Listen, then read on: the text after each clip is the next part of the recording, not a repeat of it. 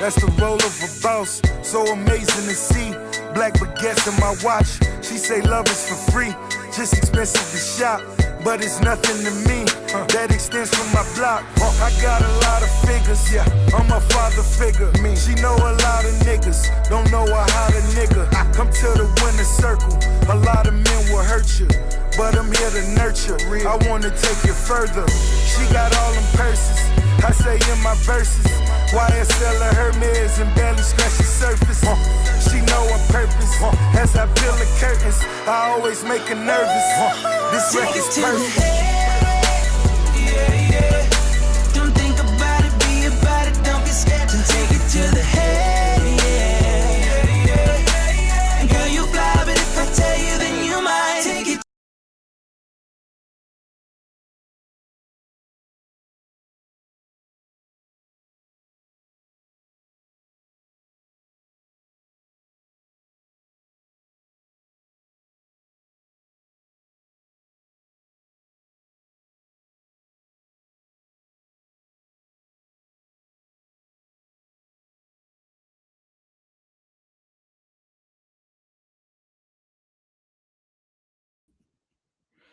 So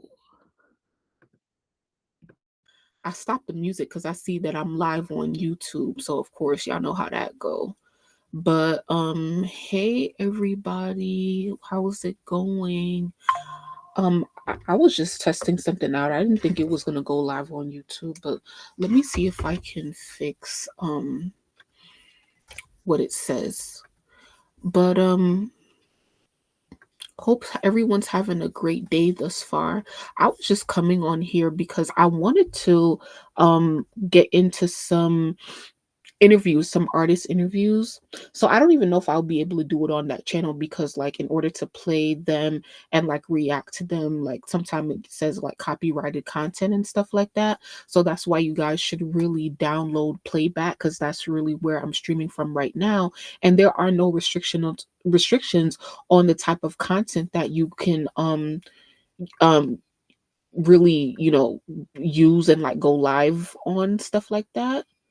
So, yeah. Okay, I don't see anybody on YouTube. So, okay, I might be talking to nobody. Cool, cool, cool, cool, cool.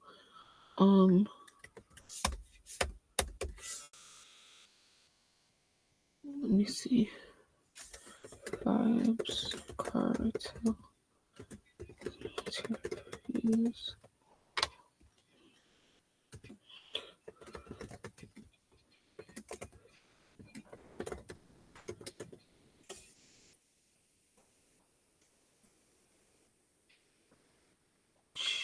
Change. 1 second. I'm just changing the details of the stream on YouTube so that I can it shows accurately like what we're doing. Comment moderation. All right, save. Okay, let's see. Let's refresh YouTube. All right, cool. It still says nobody is there. That's good. Okay, nobody's here either on playback. Okay, lit.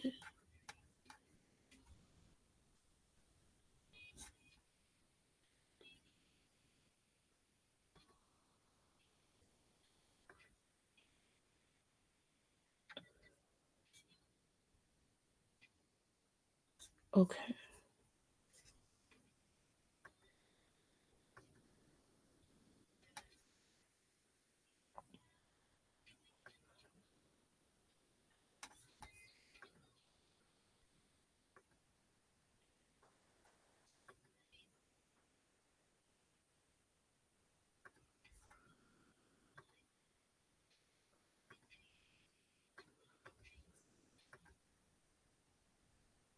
Okay, period.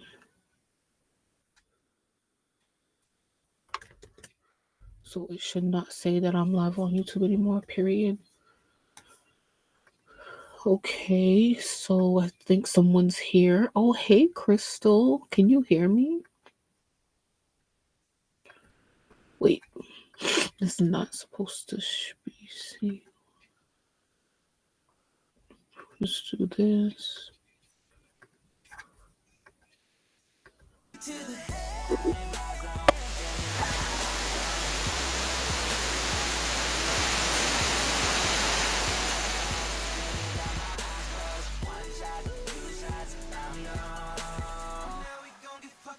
Excuses, no apology. No reputation for busting, pussy open is nothing.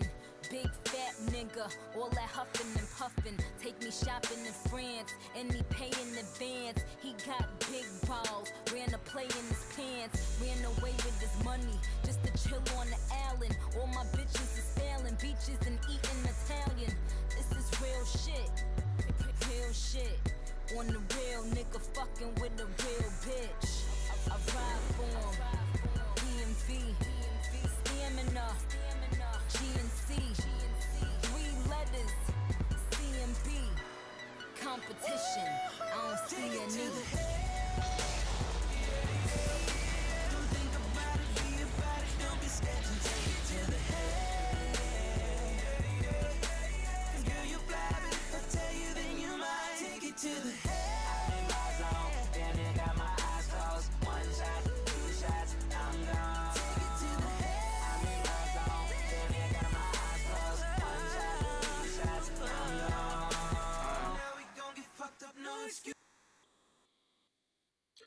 Okay, so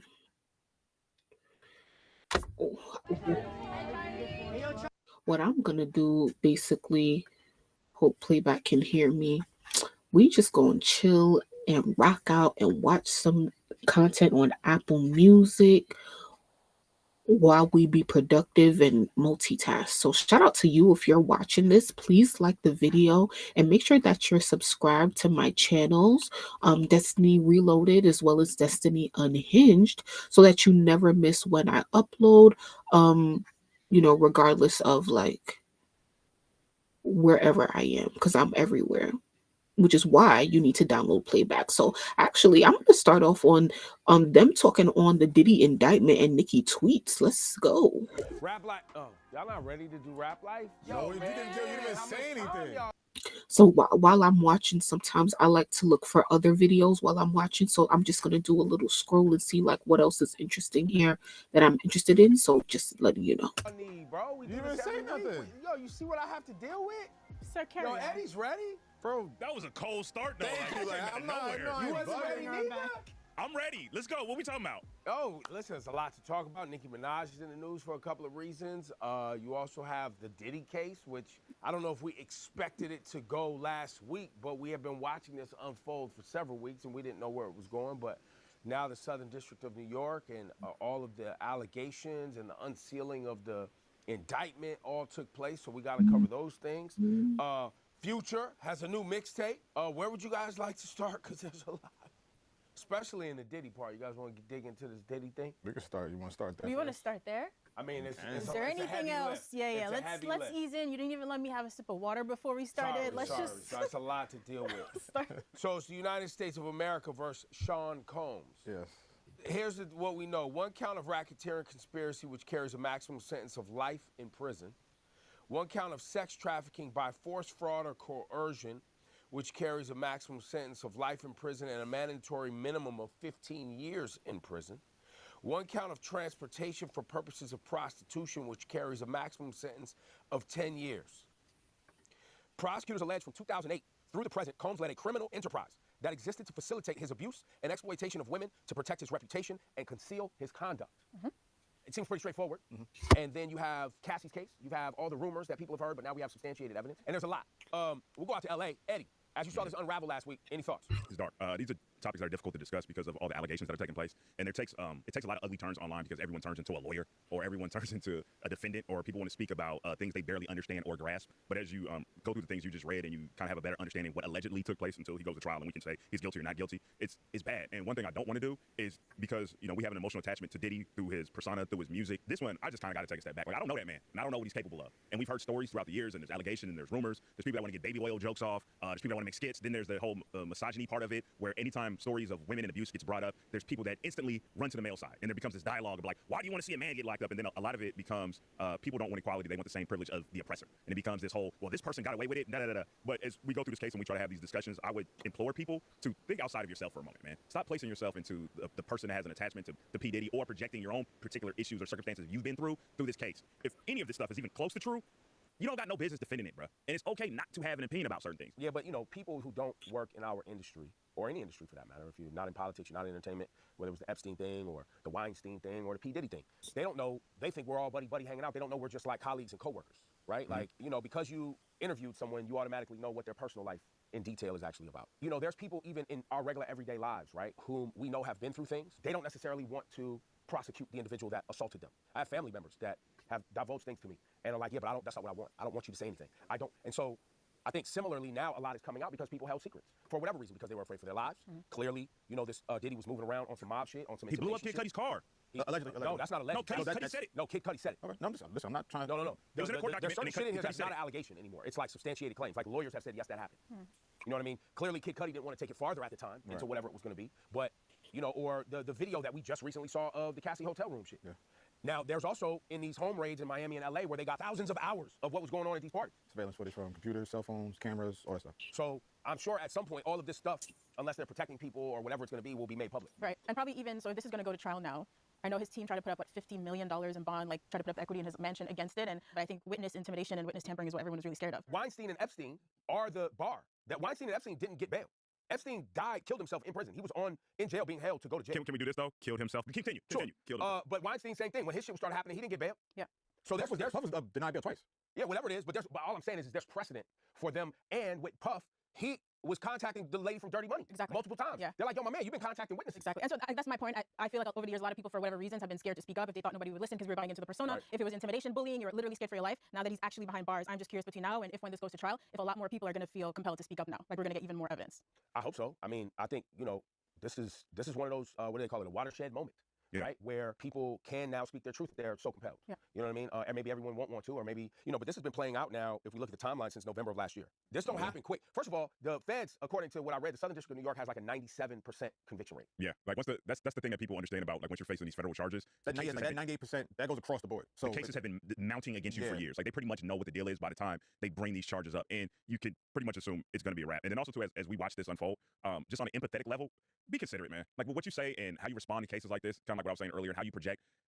Women in this world, bro, they are facing sexual assault way more than we can even fathom or understand. And how you respond to this is a window into your own soul. Another thing I found really interesting, when they arrested Puff the other day, they found bags of ecstasy. And like ketamine and all whatever, drugs. Yeah. If Puff knew that he was going to get arrested, why did he have all of that in his hotel room or whatever, where he was staying? It could be a two thing. It could be how everybody speaks about him being lawless and him not giving a fuck and him not caring about the law or him not caring about anybody around him, telling him like, hey, that's not the right move to do, or you probably shouldn't have that shit, because that's clearly how he's been carrying himself. But that's addict behavior, right? And so I read an article that's like basically they're putting in, I read an article that he's on suicide watch. I read an article that he's in some addict treatment, whatever, which I'm sure will be a part of this whole story arc, right? Which will be how addicted he was to drugs, whatever shit he's been going through, dealing with. Doesn't excuse any of the behavior, but I don't know his criminal history, but I'm sure there's the defense, his attorneys are going to try to use that to hopefully mitigate some of these life sentences. Yeah, hopefully, because so far the things they're saying are a little bit nuts. Diddy's a religious man. He watches a sermon each day, and he was an altar boy as a child. Like, what does that have to do with That has nothing to do with anything. The horrible person you've been for the past 2 decades? And then they tried to also say that his relationship with Cassie, that's really the issue here. That was a consensual relationship, and infidelity fractured the issue, and now we're turning it into this long drawn out thing. Yeah, so far the defense is it's weak. But they're going to try. I mean, that's their job. It's a job, of course. They're going to try all types of shit. I think too, and Eddie, listen, I hear you with everything you're talking about with people conducting themselves in a more mature fashion as it pertains to the victims in this case. Unfortunately, I think you're talking about the internet. So I don't see the internet not being cracking jokes about 1,000 bottles of oil in somebody's house. Which unfortunately is the focal point. Because I also said on Twitter, 1,000 bottles of anything in someone's house who's not running a business out of their house, you got a problem. My boy, if you had $1,000 bottles of barbecue sauce in your house, I'd be like, yo, my man, listen, what are you into, dog? If you told me you had 100, if you said 100, hey, look, man, you got 100 bottles of baby oil, I'd be like, damn, dog, why do you need 100? 100 is kind of a lot. Envision 100 bottles. He had 1,000, fam. That's insane behavior. I mean, I got to say, I don't even know if they counted to 1,000. I don't know why. Why is that important? Why is it important? Like, who gives, of all the shit we read, why is that? Because I think what they're trying to build is the fact that this was an operation. The baby oil operation? A criminal enterprise, a criminal enterprise to create these parties, right? And because remember, I think it's important to discuss, consensual adults deciding to go to whatever sex parties they want to go to, that's not a crime. No. Drugging, forcing, intimidating, making people holding their employment or their record contracts or the payment of said contracts over their heads if they don't participate Is a crime. is a crime. And transporting people against their will for the purpose of participating is a crime. Right. So I think, look, jokingly, we got caught up in 1,000 bottles just because it sounds nuts. Wow. Yeah. But I think the piece they're trying to build is that this was a criminal operation. So much so that they had prepared oil. And that's why, I know to make sure. No, I get it. Yeah, come on, I get it. Yeah. It makes so sense. stop getting hung up on he just a man having a freak off. Fucking read, guys. It's all there for you. you. Eddie, you see what you're doing? You see what you just did? The expectation that people on the internet are going to read. Another fail, sir. What I said before. Another fail. What I said before. They don't listen. They don't comprehend. They don't. 1 + 1 don't equal 2, bro. And by the way, I hate to generalize. It's not everybody on the internet. It's watching right now who leave great comments. It's mostly y'all. It's too many. Let's go with too many. It's too many. It's too many, man. It's too many. So I think we're going to be watching this play out. And there's going to be new breaking news and new headlines. So this is just the instant reaction or the most recent reaction to what we found out last week. Did we leave anything on the table? I want to say this. This is how I'm going to end it for me. Okay. I don't care who's involved. If I got to lose my favorites, and I've always said this, if this is what you're doing and you are misusing people, sexually assaulting, you're doing it, everybody can go that's involved. I don't care, bro. I am not hung up on my relationship with famous people, fame, music, art. Well, I think it's important that you articulate too, and most of us, I think we've said this on this program. We don't really know these people, bro. They entertain us. They make content that's entertaining. You don't really know these people like that, fam. We don't have relationships. We don't have friendships. We don't have. You know what I'm saying? You don't unless you were in one of these, intimate relationships, which most of us are not. You don't know these people. We don't know what they do when they go to bed at night. We don't know what they do on their private time. And so I love everybody can go. I'm with you, Eddie. I don't care. I'm over it. I'm done. I have no more heroes. I have no more idols. I look up to nobody. I'm done. I'm over it. What's the point? Bro, since the show started, we've lost a lot of our heroes. Or we've seen our heroes in a lot of different light. Don't sit there and try to act innocent. I lose Andre 3000. I love Andre 3000. I didn't lose 9. I mean, he was on stage playing a flute. Lauryn Hill is, hit and miss with the being on time. Yeah, you're right. We need some. I'm just saying, I'm not okay. Lost is. We need some flutes right now. We've seen our heroes in a different light since the show started. I'll say that. Yeah. I don't know. Look, I like Diddy. Diddy was never my hero. What does this do for just the music itself? I think here's the real thing. Diddy as a rapper and as an artist, I don't know anybody in hip hop that was like, yeah, Diddy's my favorite artist. Nobody. I've never met you before. Maybe there was a person who's like, nah, Diddy as an artist, that's my dead nice. Nobody. Diddy as a producer, as a marketer, as a persona, that was the thing. Like the ideas guy, the energy dude, like putting records together. That was the thing. There's no one. I don't know anybody that was like, nah, did he spit that on that verse? All about the Benjamin. It's not a thing. That wasn't mine. I know that wasn't what I'm saying. Like, I don't think. My point is I don't think anybody's gonna like. I don't know, whatever Diddy records you liked as him as an artist, people may still enjoy those, or his verse comes on Benjamin's. Yeah. Like, I'm just saying, like, I bring that up because, like, there have been conversations that have been had. Like, yo, there's a thing where I'm like, okay, there's a gray area where how do I feel about this person? What Eddie says up to the individual. Yeah, no, I was just asking. I think you might be at an event and you hear that ad lib, take that. Everybody gonna be like, yo, hey, yo. Which you hear on every fucking record, but you definitely gonna hear the Rap Life Review, the episodes you can't afford to miss. Nicki Minaj is on the socials. We needed that transition. Thank you. No problem. Nicki Minaj heavy on the socials. She was going at Hove, which we talked about over the Super Bowl. Here's Steve Stout talking about Nicki Minaj on the podcast The Pivot. When people who open up doors as black people get shitted on publicly like that, I just don't like it. I think in that case, what Nicki did was wrong. To bring up Tidal, his streaming company, that he gave you equity in, that you didn't sign the fucking paperwork, and that's the reason why you left millions of dollars on the table. That man didn't do nothing to you. To be talking about somebody who's putting, whether it be Kendrick or Wayne or Drake or Usher, he's putting them on the biggest stage. That's what we should be applauding. That's growth. But the crabs in the barrel thing, oh, not him, fuck him, da-da-da-da-da. We can't do that. Clearly, Steve Stout didn't like it. He made no hesitation in that. He held back no punches, I believe. He clearly said he likes Nicki Minaj. I think we all agree talent-wise and all the things with Nicki Minaj. But come to find out, after Nicki saw that clip, she tweeted this with regard to passing up the $1 million that she could have got. Hey Mally, hope you're having a good day. I'm just here watching some stuff like on YouTube. I'm watching this Ebro and Apple Music, and then I'm gonna probably get into some interviews. So yeah, like really just chilling out here. So feel free to stay around or go if you want. Like it doesn't matter. But I'm here. Just on mute.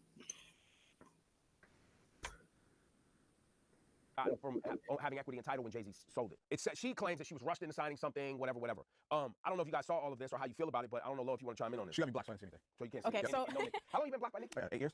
7, 8 years. Going strong. We'll do something for your 10-year anniversary. We really should. So she's explaining that this is the root of her issue with Jay because I felt like Steve Stout. So I know Nicki will go at almost anybody. She doesn't care, but I personally thought because of her relationship with Jay and Beyonce over the years, she's worked with them both. I thought she had good relationships. I thought Beyonce even sent her like a welcome your baby to the world kind of gift. Shocked to see her going at Jay in that way. At Jay, I was surprised. I thought maybe something had happened behind the scenes that I wasn't privy to. So is this the root of the problem here? Yeah, that was my question too. Was this the root of their issue? I think the root of it was the Super Bowl. No, that can't be the root. But that's all this started. No, that's when she started going at Jay. But the way she was talking was actually saying that Jay was like disliked her, Wayne, and Drake. So this makes sense. Like this is like if you piece this together, it kind of makes sense. So the title issue is what started all. Because this would be like me having an issue with Ebro being upset at you, and despite our history, I would just go on the internet and shit on you for no reason without like talking to you. Something really deep behind the scenes that had happened.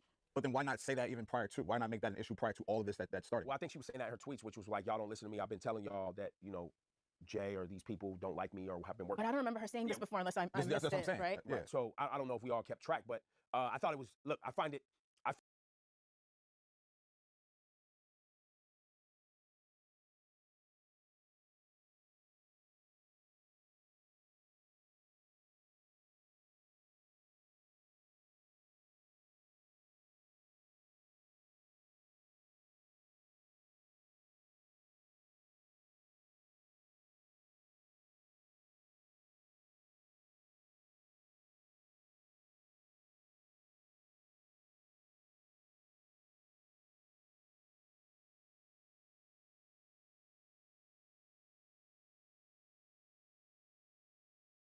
very interesting, both what Steve Stout is saying and what Nicki Minaj is saying, just because when Tidal did roll out and they all were there, right? I guess I wasn't pocket watching enough, and y'all know Did y'all hear any? Come into that to see who's making. Damn, E, you be pocket watching? Y'all, did y'all hear anything that I just said? Because I was talking while it was paused, but I was on mute. I'm dead.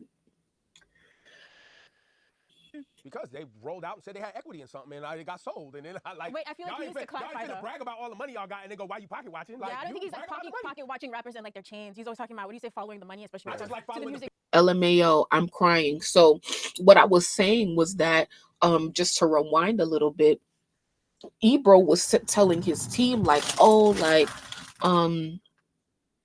well, they were telling him that they don't remember, like, you know, like fans, like regular fans. Like, it's crazy because it's like I'm sitting here and I'm looking at this and it's like, yo, how we as fans know more than these professionals? Like, they literally like have no idea what's going on between Nicki and Jay-Z and Rock Nation and stuff like that.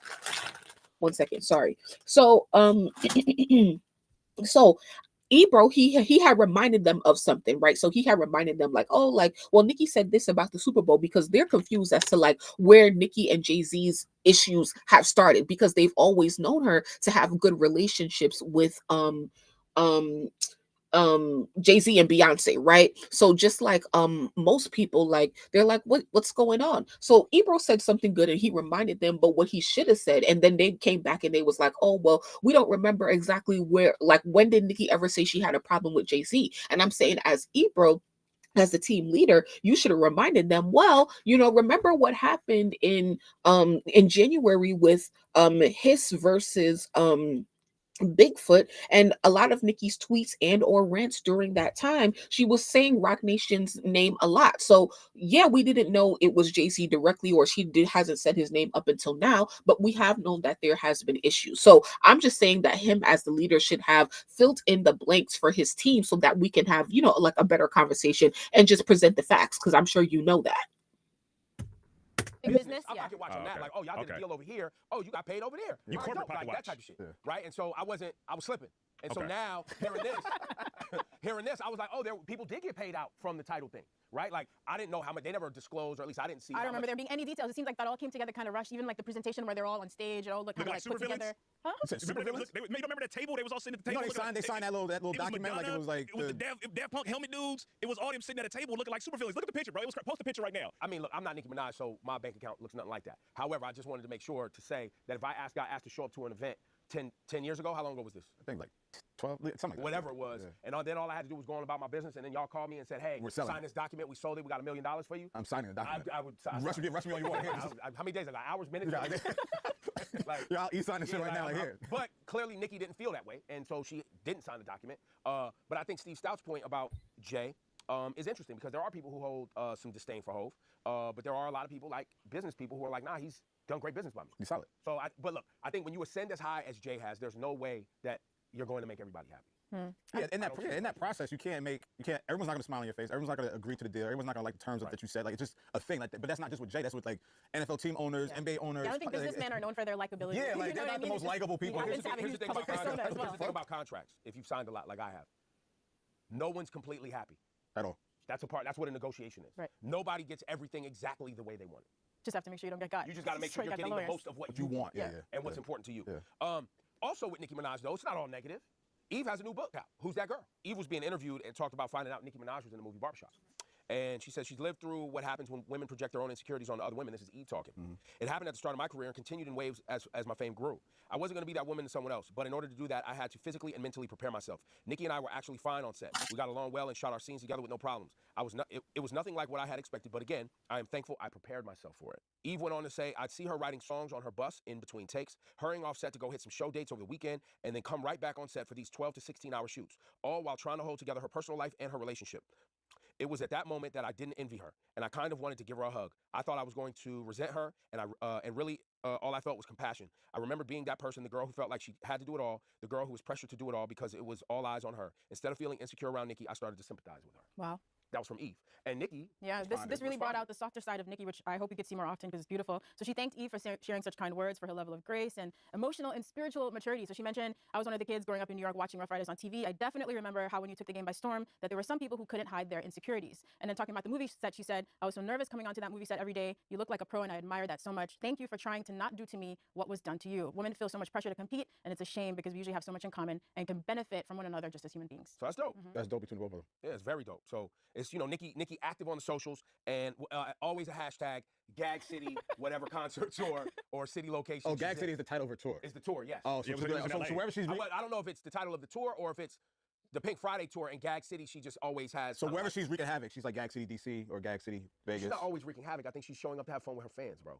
No, I just... sometimes when these things happen... It sounded negative what you were saying. You know how the left side of the couch on this show and the bar. Very positive, but I'm just saying... You're blocked. So she's not going to see this. No, she's going to see this. The Barbs will make sure. They will clip this. They'll aggregate it. Yeah, no, listen, man. Nicki, let me say this before this goes. Here we go. Here we go. Here we go. Here we go. Unlikely. No, like that was beautiful to read from Nicki. And despite, certain things she may have done in her career, I do believe that had she gotten some of the love that Eve had gotten, or some of the compassion, or some of the, the fandom that Eve had gotten, I think Nicki might have had a little bit more of a easier transition, more of a, more friendlier. Nicki didn't get love? Well, no, Nicki got love. But it was a lot more pushback. No, it was different because Eve had the Rough Riders. Oh, and D and Y and Swizz and the Rough Riders and DMX protected Eve. She had no protection. And Eve talks about this in her book, yeah. Right? Even so much so, like somebody like Jay called Eve when her first album dropped, and this is also in her book, and let her know, like, yo, it's about to happen. It's a challenge out here. It's tough for women rappers, and she was thankful for that and took that as like a challenge, like, yo, I better be ready, and it kind of set her thing. So Eve came in the game, and the game was just in a different place. I think when Nicki came in the game, she didn't have the level of quote unquote protection. Yeah. I think she had Young Money and Cash Money, but not to the level of that. I think the internet created a different level of exposure that artists before that. Like, imagine being a woman artist like Nicki Minaj in 2009 when there was already a lull for women.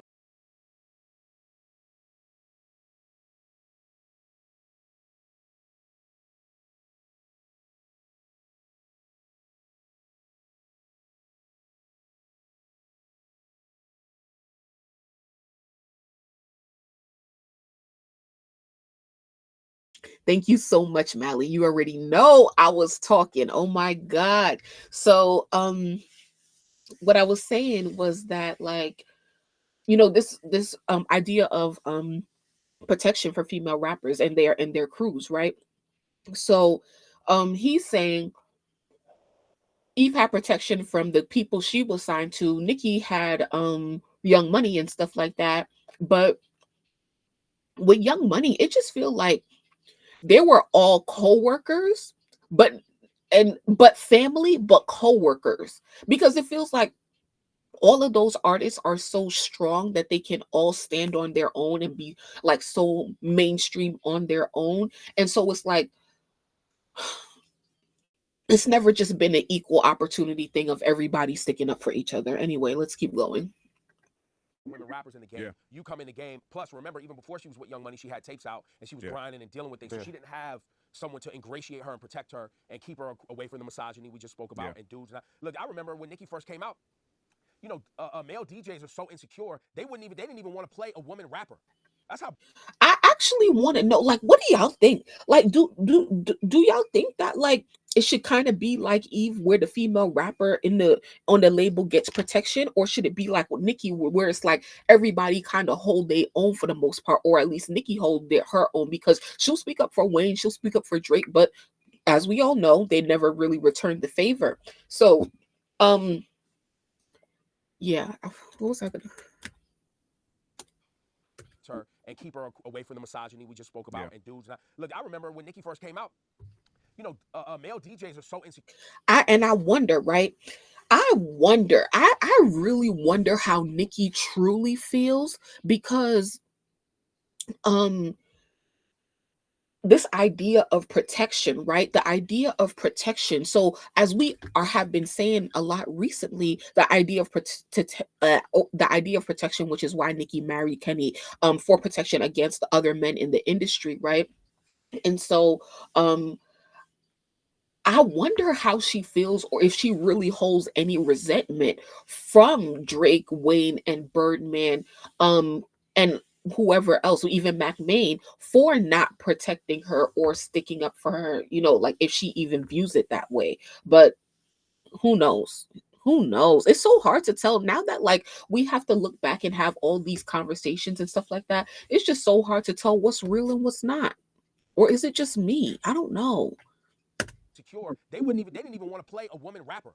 That's how bitch made a lot of these DJs are. It's like, I don't want to play this girl song. It's like, grow up, bro. Like, there's girls at the party too, fam. Like, what do you? That's like a real thing.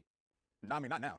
Well, they ain't got no choice now. Yeah, at all. Because the girls done took it over. But Nicki had to usher that in. So as much as, yes, we see Nicki be wilding, but I think a lot of it comes from the place of the damage that took place prior to young, Yes. very young, in a game that we've seen damage a lot of people. I'm glad you say that because personally, I would like to hear those stories from her. I'm sure a lot of it is very hurtful. It's not things she wants to relive or talk about. And the way she expresses it is how a lot of us do when we're hurt. It's like your defense mechanisms come up. But I think it would be beneficial for us as fans, for other female rappers, for men in the industry, for people to hear these stories and we can talk about it. And like, Nicki, I think the fear, and I see this with all rappers, men and women, in being vulnerable.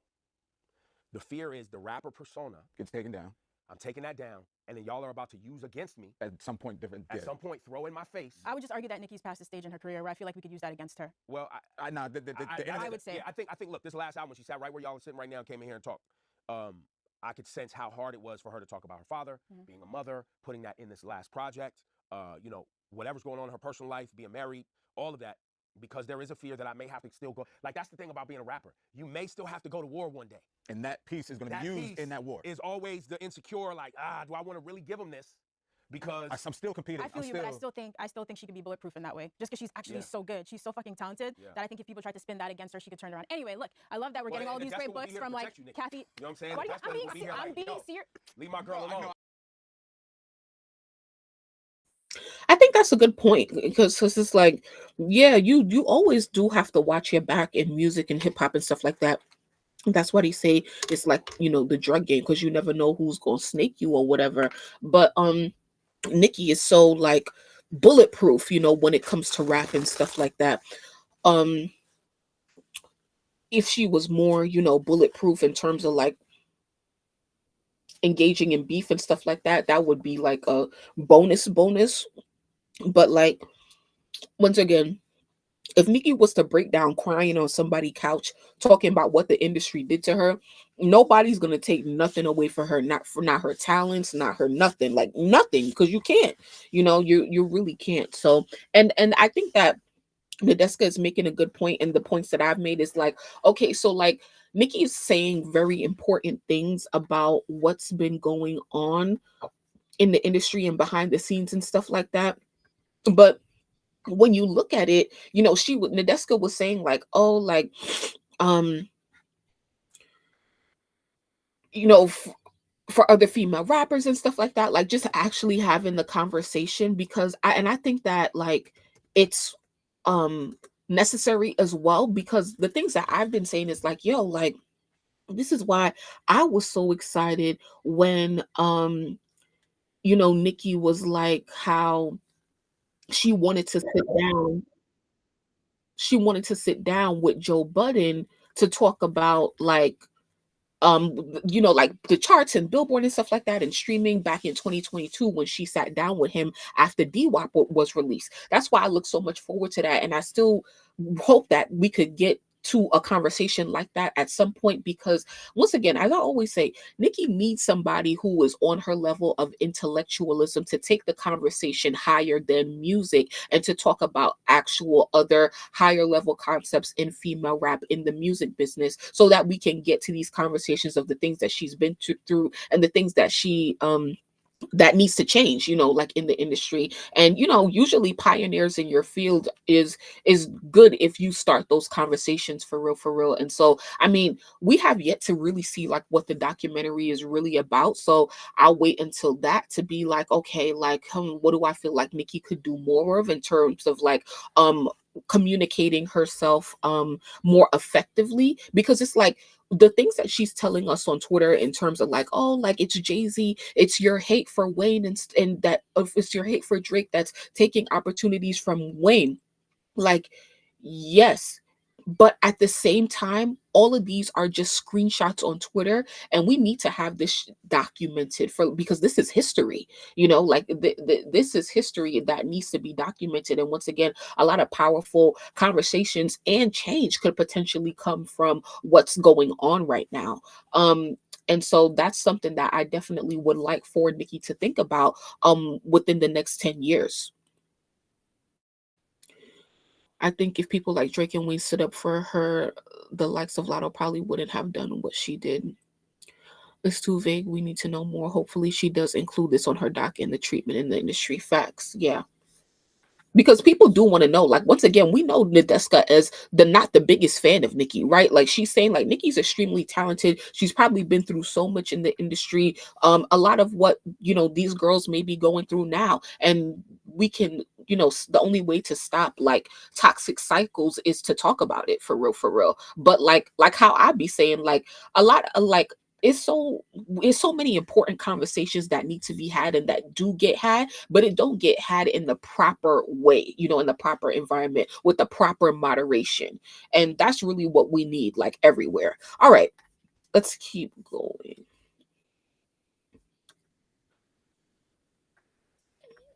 I was about to know. I respect that. I'm being serious. Absolutely. Kathy Andoli, she wrote the Eve book. Congratulations. Kathy, like amazing job. a lot of Amazing great job. female journalists out here. Nikki, you should do the bio at some point. Like I think we got to hear those stories. Before we wrap, I wanted to ask y'all a question. Future just put out mixtape 2. That's how you feel about it? That's how you feel about it? Hey, dog. Future Hive is they winning. They winning right now. Well, and as we talk, it's dominating the charts. Yeah. Because the answer to your question is yes. Carry on. So after he dropped this, I was like, wait, hold up, bro. Had 2 projects Both that went number 1 with Metro Boomin. A tour. Weeks The apart. tour facilitated, because of like that in that album, the biggest rap battle we've seen in the history of rap. And then dropped another mixtape all in 1 year. And then he's about to pop out at the Super Bowl probably next year. No, I don't know for a fact. I'm just saying that could cap We it don't off. know. Okay. Who really won 2024? Kendrick won the battle and had the biggest record. No question. Yeah. But if we're just for just for shits and giggles having a conversation about who's going to win the year as just for fun, did Future win 2024 on the low, like low key, high key, however you want to Like real casually, he did it Like too. super That was casual. so effortless is why he wins the year. He didn't win, Yeah. but he's winning.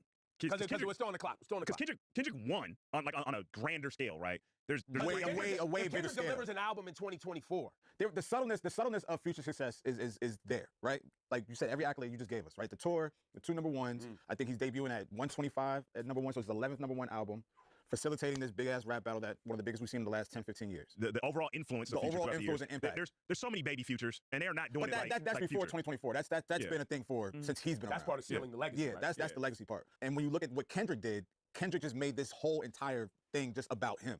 Didn't need an album to do it. He did it in so many different ways, in different capacities, and started so many different conversations, which walked him into one of the biggest performances we're going to see in his career at any point. Yeah, Now, Music Super Bowl had Future, that like you said, Future is winning.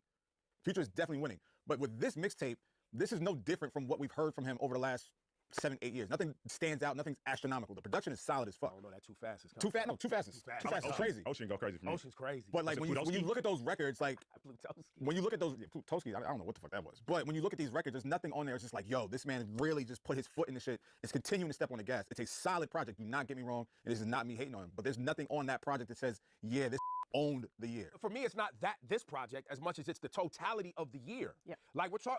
Bro, I get that, but I don't think this project does that. I think everything you're saying is I don't think it does. Forget how big them Future Metro Boomin albums were this year, bro. I'm not saying that. That's not what I'm Yo, saying. them albums dominated, dog. I'm not saying They that's were not the what I'm biggest albums saying. of the year in hip hop. Those 2 albums, yes, they were. I'm not saying that. What I'm saying is I don't think Mixtape Pluto puts him in the category of saying he won 2024.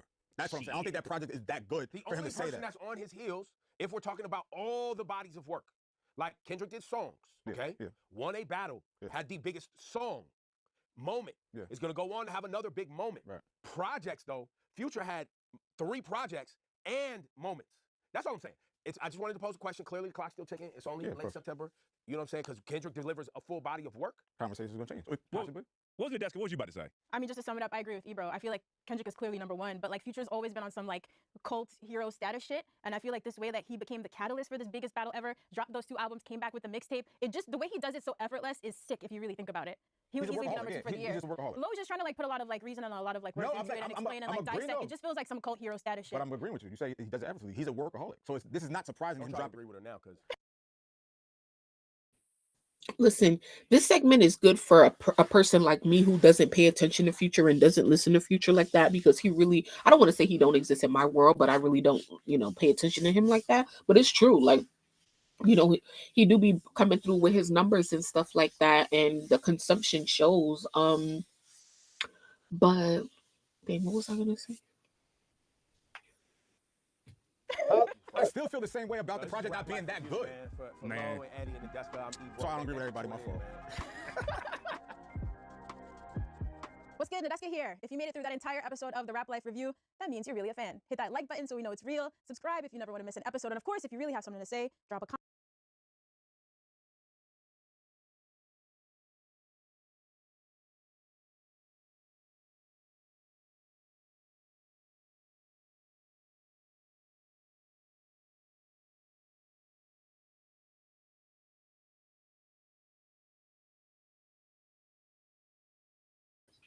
Yeah.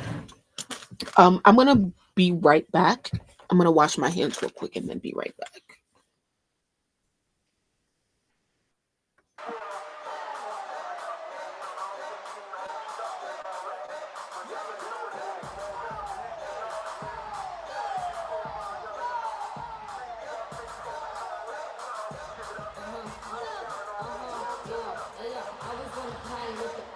You can call me Whitley, I go to him. Listen, I'm the baddest in the school, the baddest in the game. Excuse me, honey, but nobody's in my lane. When you was in New York, you was fucking in. Hold on.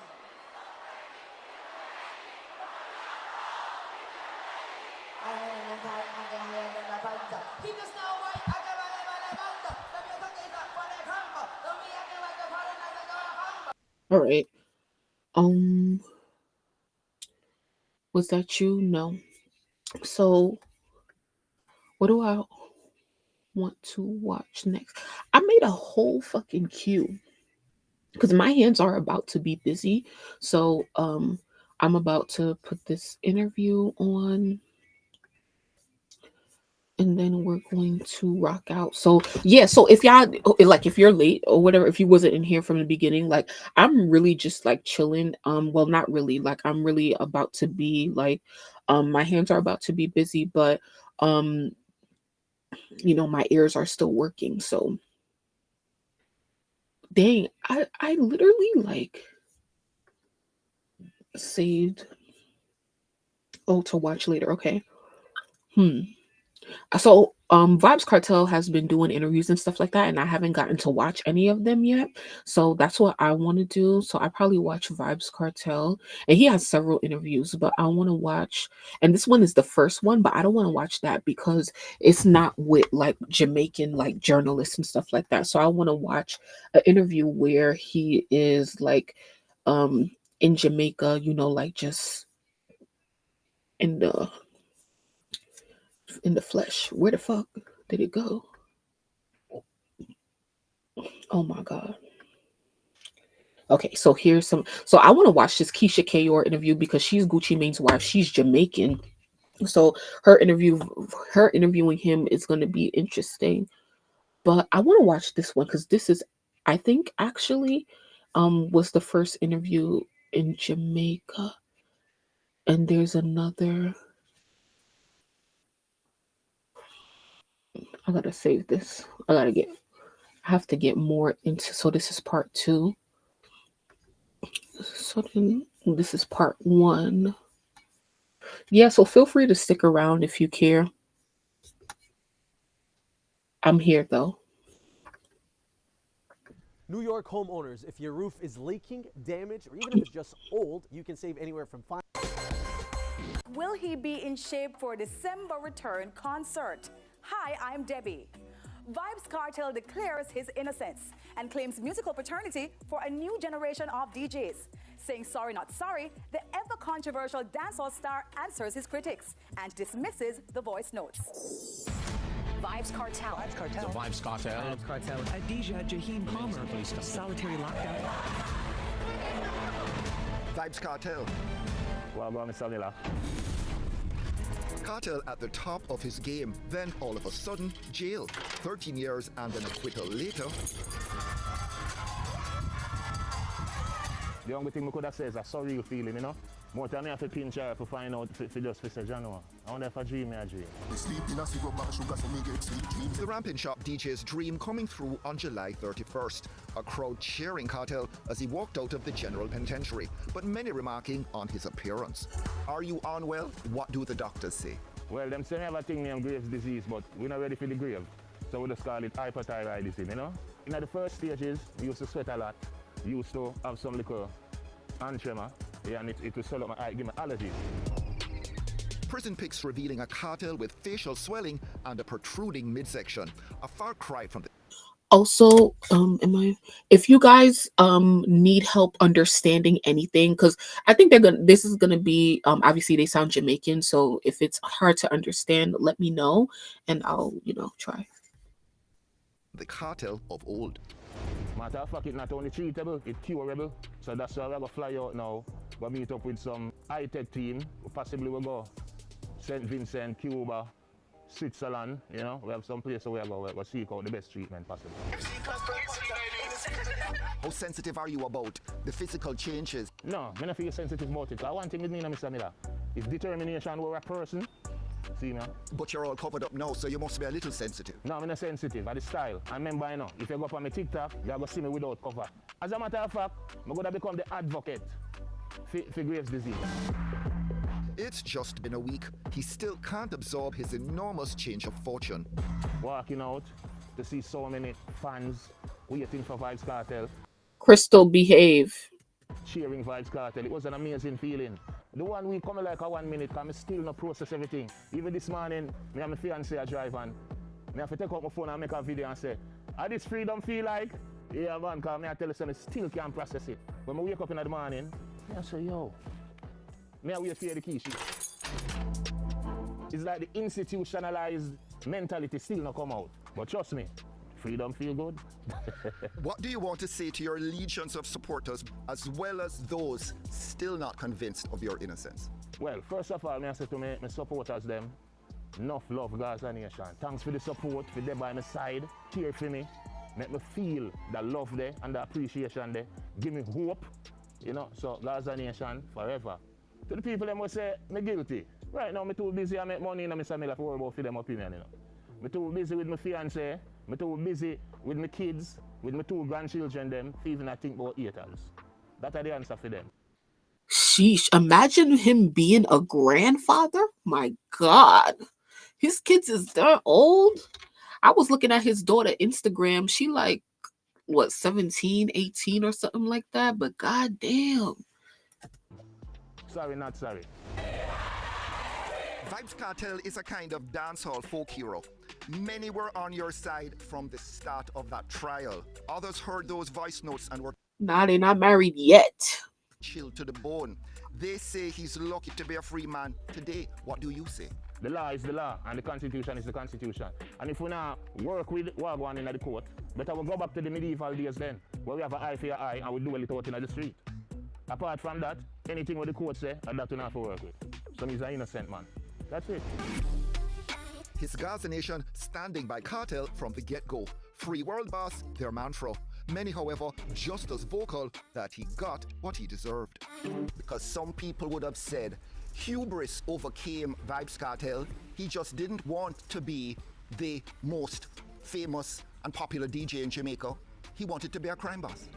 No, I don't want to be a crime boss. You know what I mean? Remember, at Portmore we come from Waterford, so we've been grown rough, But so it has nothing to do with crime boss.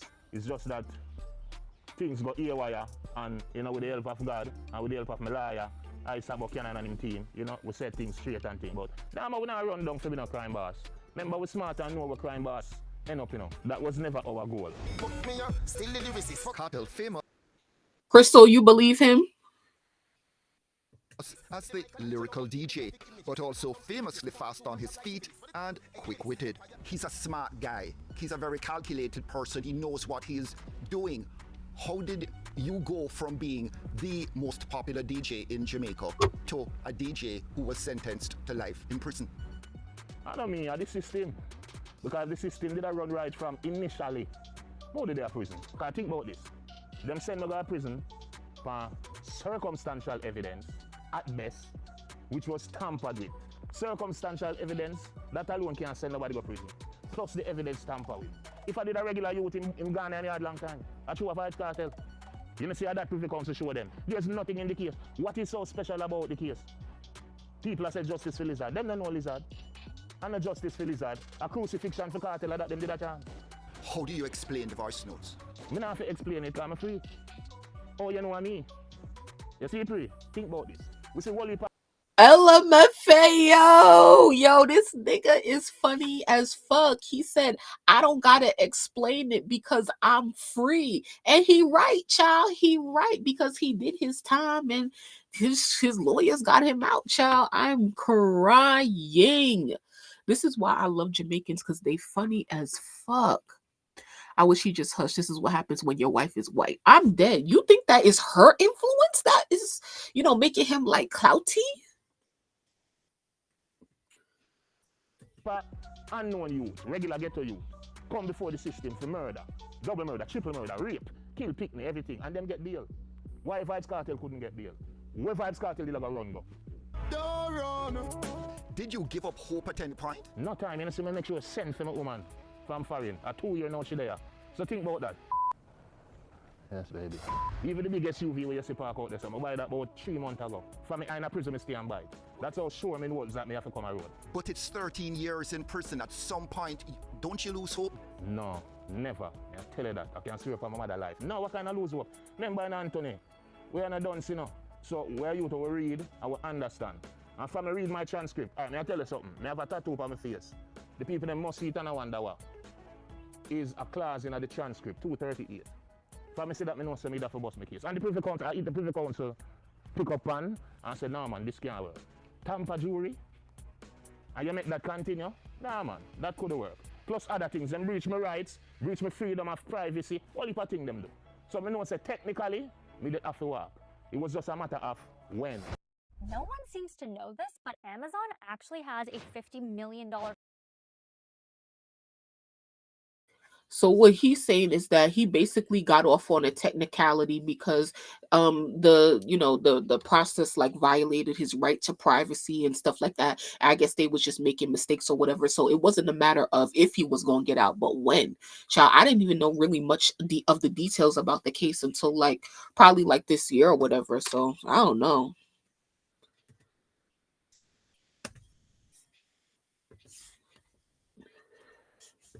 We did have to work. It was just a matter of when. The haters and the bad mind people is just as much motivation for me as the fans. Because me, now I'm going to make nobody laugh off a cartel, so cartel live in a prison, or dead in a prison. So the bad mind people then was just as much a motivation to Vibes Cartel as the fans were. We never have one day where we despair. How did you fill time otherwise though? Because what do you do in prison? You wake up in the morning, them fly you about 10 o'clock, you come out on the block, you hold a bed. Yeah, you're bridging them there, they are reason and I will have vibes till 12 o'clock, you lock down. Then 2 o'clock, you come out back for your next hour and a half. And then when you lock down 3 o'clock, you now see back outside till the morning again. So you don't know. We have to just find things to do. Read, write, watch TV, listen music. Sheesh, he said the last time you get to go outside is 3 o'clock and then you can't come back out till the next day. That's how prison is. But he didn't have like a whole goddamn throne or whatever. Talk to my loved one them. That was it. That's how I spend my time. But what was your worst moment in prison?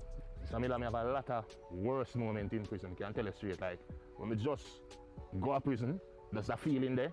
It was a wicked feeling, you know. Then when we lose my appeal, that was also a wicked feeling. My grandmother dead when we were in prison. Cairo Jones' grandmother dead when we were in prison. Angie St. John mother dead when we were in prison. So it was just all my dog dead.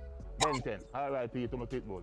And every time my woman come visit me and she go away, the feeling there, yeah man, hot. Cartel's lady mopping his brow during the interview. So them asked Turka. Bruh, she's literally wiping his face. Would y'all be doing all of this? And this is what I think. Crystal, what you think? Do you think that their relationship would be so high profile and so followed, and like it would be all of this, like, you know, B-rolling the camera during the interview? Like, would they be doing all of this if she was black?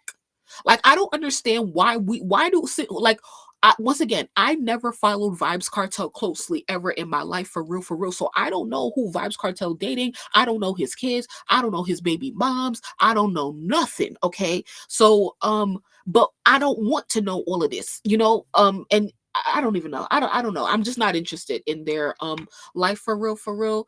So, I mean, it's interesting. Like, I'm gonna probably check out their YouTube channel at some point, but like, do I really care? No. Vibes Cartel is an artist, and we're here for his music.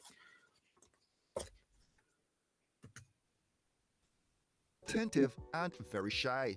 A fan from afar. She come from England, London. They really called her a fan, because I mean, she really must be a fan. I don't know how, like, and Crystal, you said, is she white? She looked some type of Indian to me. But like, I don't know how, like, I I want to hear her sing one of his songs, child, because what she know about patois? Like, what's she singing in patois? They're very enamored with white women. Interesting. And to be exact, born in a Turkey, so you know she have my Thanksgiving. And me and her have chat from a longer time, and my sister, she real to the thing. I finally convinced her to come and she can, you know, she pack her bags and she lift up. Even though our family, now them supportive and them call them sister, me a real would. But them time there, understandably, any family would have be like, you go to Jamaica to a man who in a prison? Nah man, so that's why I love her, so cause she, but I tell her she have faith. Fear faith move more than mountain. I don't know. Fear faith move on solar system. Marriage in the stars? Definitely me have to put on the ring for her. She deserve it. You know what I mean? Because I give her my trust and she preserve it. But Cartel not preserving his cool during a live Thursday with Isat. Don't blame me, Sending some choice words in the direction of his Turkish delight and not realizing everyone heard. Delete that part. Right now, I have one burner. One, see them, I never two. My kids, them and my grandkids are my biggest priority, and my fiance. So she pretty like Beyonce. Comrade Kamala. Interesting. Part 2. Boss regained his crown in a changed musical landscape. 13 years, a long time in anyone's life. Sure. 13 years in dancehall, a lifetime. Sure. Can you still be the man, although the sound of the music has changed? Yeah, the sound of the music changed, but who set the trend? Think about it. Most of the youth them what you see now, them bleach out, them full of tattoo. Who that? You! I can't tell. Anyone do a DNA right now, half a dancehall I might pick me. Now he said they bleached out. Yo. Yes, and they said Turkish to, like, these Jamaican people, like, their mouth is fucking reckless. Reckless. And the funniest part about it is that, like, they don't see nothing wrong with it. Like, that's the funniest shit. Them can't trick me. I remember we adapt, you know, because we always a change with style. We always a change with sound. You see when they walk out of prison in an orange kerchief, in that style, and right now kerchief raised from $120 to $1,000. Just think about it. We are the trendsetter from day one. But the kids who always listen to you, they've moved on to other people though. Yeah, they move on because on to other DJs who have a different sort of vibe and flow. Yeah, but think about this. If you go up on TikTok right now, who are the biggest trending artists? Vibes Cartel. Who run TikTok? The kids them. So you find you have some 15-year-old girl and some 16-year-old girl a dance to all. She said she want shatter. She now want a repatter. Them song they are 20 years old, you know, Mr. Miller. Them song they are 18 years old, 21 years old. And that the kids them have vibes too. Because if you compare me to the nowadays youth them, remember Vibes Cartel that same way, the scale got tilt like this. In the same way Bob Marley did from 1981. And when we look on iTunes, that was his state up. One. So that's how it go. Good music can't dead man. And great man live forever. So yes, up to the time, you know it's Vibes Cartel. So what did you represent to the system for them to view you as a kind of threat? Them I say, me mash up the picnic them and I lead them astray. Okay, so Crystal, Who do you think? Like, I really need to understand what's going on in Jamaica because I want to know, like, who should Vibes Cartel collaborate with, like, male wise, like male dance hall artists that is out and popping right now. Skilly Bang on tour with Nicki. You got Skang and stuff like that. Like, I feel like I think I would like to hear like Skilly and Vibes on a song because their voices is a little similar. Them I say, me mash up the picnic them and I lead them astray. So basically what he's saying right now is that, like, I don't know who's saying this that he's saying, but he's saying like they blame me for like not being a good example to the kids and like leading them astray and stuff like that in terms of like his lifestyle. Some I say me have too much influence. So me feel like it's a combination of that. It's not the entire system, you know. Because I mean, not the system, because the system does work. That's how it goes, you know. See me, them used to fight Bob Marley. And Bob Marley never sing a gun song yet. So it was never about the lyrics. See me, them fight Bob Marley, and he never do a gun song. He never tell the girl them fi wine pan them head top. So what them da fighting for? It was always about the influence. Some people will take offense at the comparison with Bob Marley. No, you no man no more than a man. I can compare myself with all Jesus. No man no more than a man. When you walk on the earth, you no more than me. What do you think you represent to the youth today? Legend. Uncle. I'm fucking dead. Did he just say, Crystal, did he just say that he would compare himself to Jesus if he wanted to? I'm crying. Then they said, what? Man no more than a man. I can compare myself with all Jesus. No man. He literally said, I can compare myself with Jesus. I'm dead. No more than a man. When you walk on the earth, you no more than me. What do you think you represent to the youth today? Legend. Uncle. Godfather. You did go. That's true. Go to prison for 13 years, but the fascination preceded your incarceration. Why are people so fascinated by you? Because I do things my way. I think of that.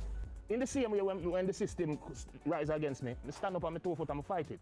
People respect the underdog who can fight back and win, you know. And people respect a youth to come different. So it's just a combination of a lot of things that make Vibes Cartel so appealing. Because remember, I stay a prisoner and sell gold and silver, you know. And get artists of the decade, you know. Which that decade they are prison there. You were busy in prison churning out music. They want me to do Anthony Miller, I couldn't bake. Me are no baker. So music me that feel right through. As the comedian say, you have to do a one line and a peep if nobody a come. Fever! And I look if the you know, but yeah man. Plus some people were on your side in the institution who were representative of the institution. No, I don't know about that. Did you have to hide and do it? Yeah. But you entered prison a star. Did you get star treatment? I never get ill treatment. Mr. Reed, you can't take on my phone again. Please. I don't believe him. The return show, set to pull tens of thousands of cartel-staffed fans to his first post-prison performance. He says it will be in December. Or is that too soon? Mentions a couple names he'd want alongside him on that stage. I like people still, you know. So, I don't know. Spice. Yes. Skilly Bang. Offers coming in. Can you even take some of those calls? Yeah, man, I take the call them. I love money. The first show in December, Jamaica. We have Trinidad, we have Bahamas, and we are negotiating right now for Grenada and Barbados. Oh. So we'll be spinning there like tornadoes. Well, I'm not give you the location, you know, but I think you know what the promoter. Come go one man campaign, you know. Guys, Crystal, you going when he come?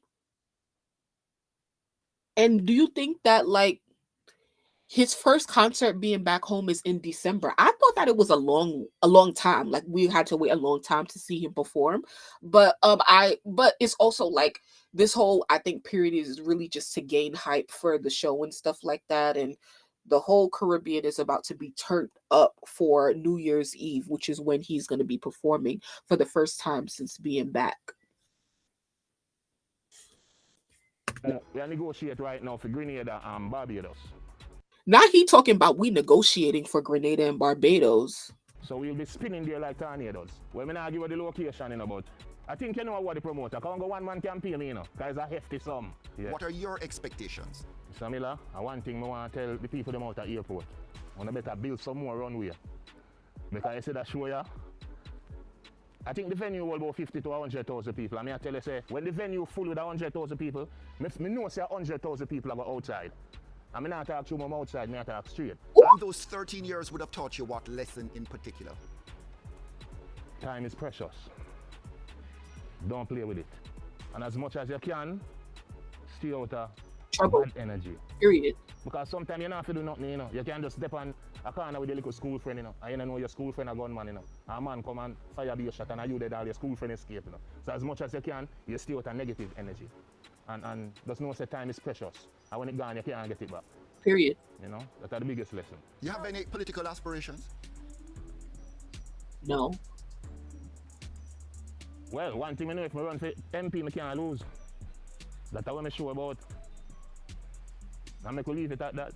What would be the first thing that would occur to you to say to people based on the accumulated experience of 13 years in prison? Time is so precious. You can't get it back. You can't get back money. Because I say if I come from prison, the amount of money when I get back. Although I never broke, the amount of money I have to spend to fight that case. Yeah. As enough as it is, I almost make it back already. But to me, the money not evil. I say just for evil hold my granddaughter in my hand and them things there. Them things there right now important to me. Set me free. Hey, here. Y'all run down the Gaza youth. What you expect me to do? Love them. Tender touch them. But I see them every day. I'm out.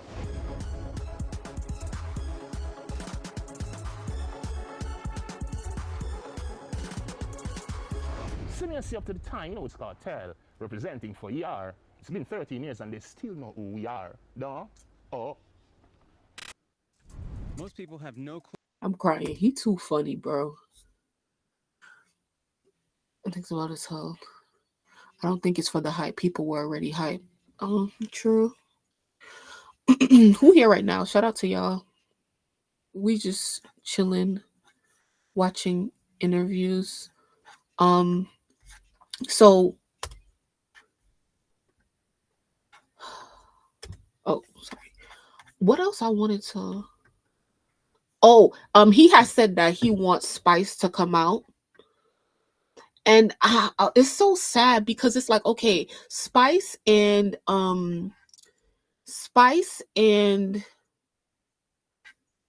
let's watch this. Spice and Shensia, they kind of like pieced up their issues or whatever, which I feel like they didn't. But here, look at this. Spice and Shensia confront each other. Hold on, let me slow it down. If y'all can't understand, let me know.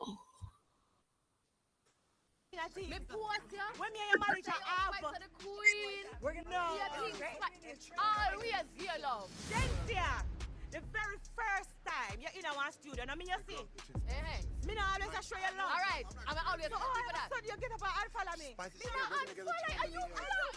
Me put there, you unfollow me. Jesus Christ. So we follow each other back. No, we are. I said this here. She knows she's. They said you. They said you guys have growth. Growth. They said the growth. They love this. I love it. You know what? Guess what's next? We need a record next. We need a Shensia. She knows she's there. Spice, why you black me for? She knows she's there. Of course, it's going to show some unfollow you if you block me. No. It automatically I got unfollow you. I remember saying me put you unfollow me. Me, I know who wanna dance and leave a problem. So that would even bother me for. But everybody know the story goes. So yeah, story. Boom. All right. This is how I be hating. Like, sometimes I hate how Caribbean people argue because it's like, bro, y'all did not go. Y'all didn't get anywhere. Y'all didn't get anywhere with that whole thing, which is why I feel like it's still fake because it's like, I don't even know.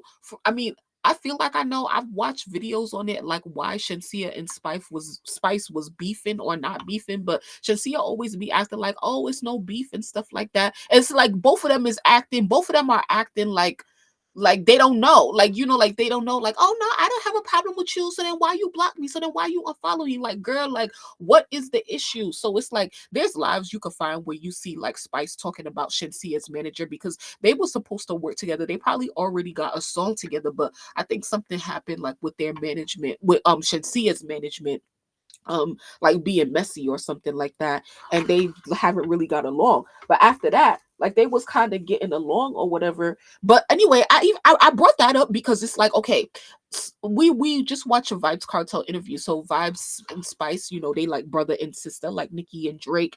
And but Vibes Cartel, he like Nicki, he give features to everybody in dance hall coming up. So all of the young artists got features with Vibes Cartel. Shensia included. One of her like first kind of like bigger songs or whatever in Jamaica was with him.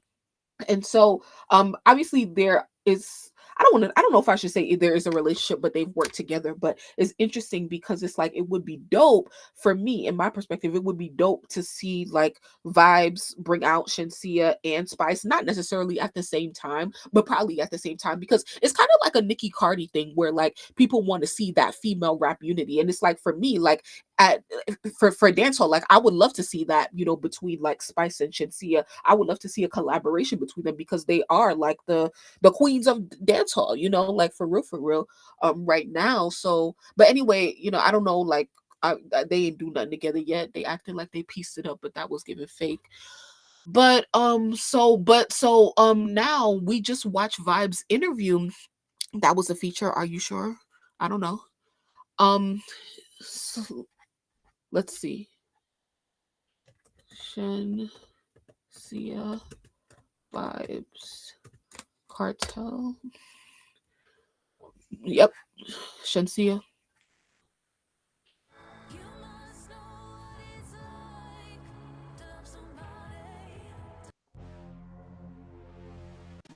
Shensia.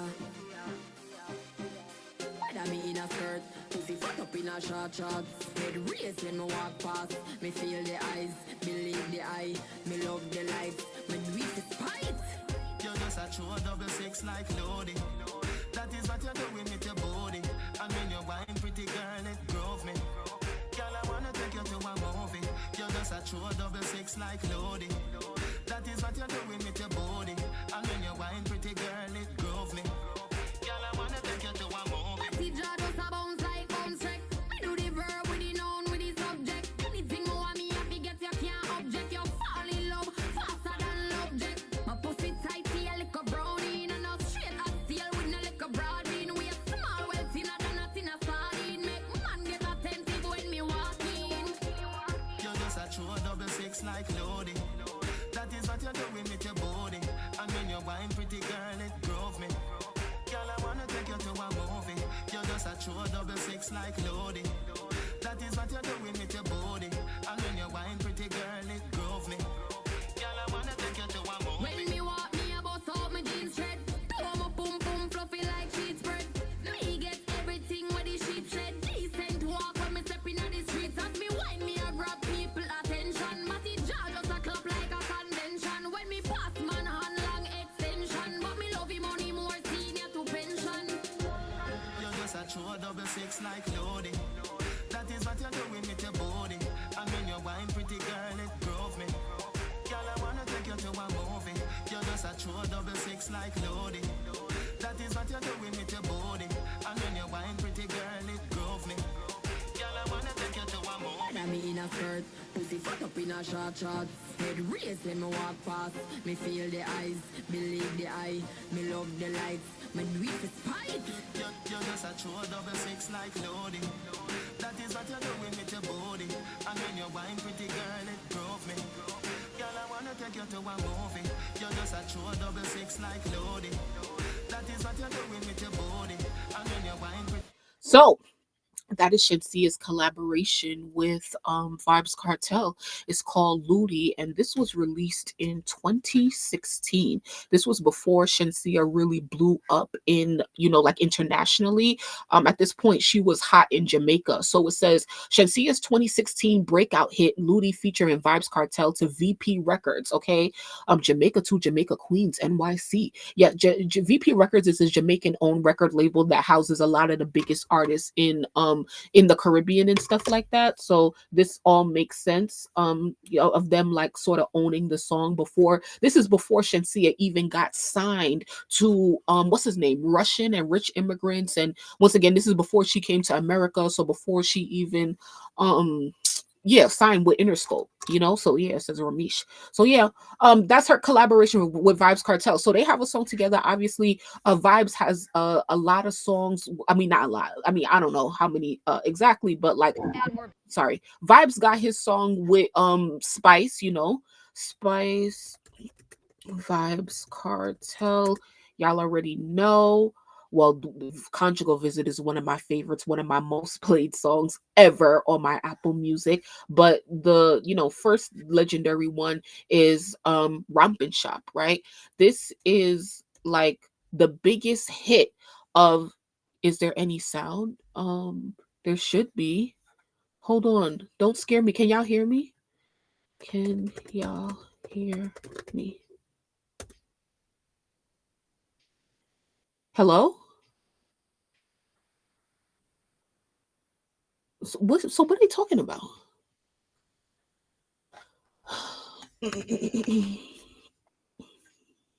I'm confused. If y'all can hear me, then what's the problem? Let's try this. Anyway, let's keep going.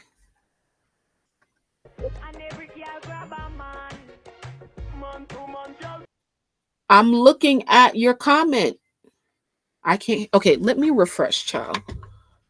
Let me refresh. Because I don't know what's going on.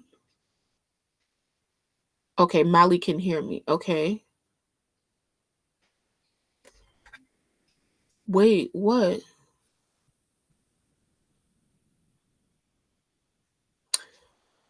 I don't think it's a feature. It is a feature.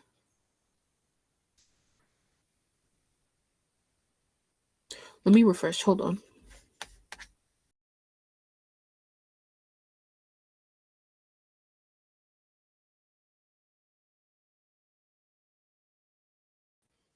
Okay, I'm back. I'm back. I'm back. I'm back. Molly said that she can hear me. Okay, Lizzie can hear now. Okay, cool. So everybody should be able to hear me now. Anyway, Crystal talking about that wasn't a feature. Yes, that was a feature. That Shensia song featuring Vibes Cartel.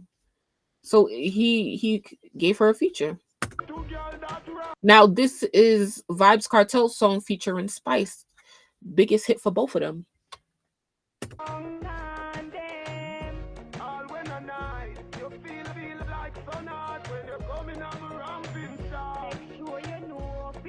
I'm not playing the whole song. I'm just like, girl, no, he didn't. So then how you okay, let's go. Let's do this.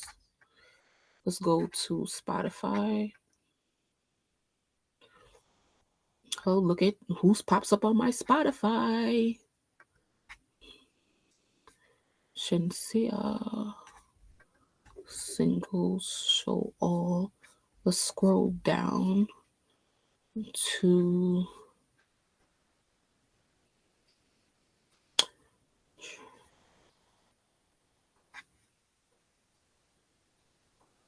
$2017. Okay, so it has to be Ludi.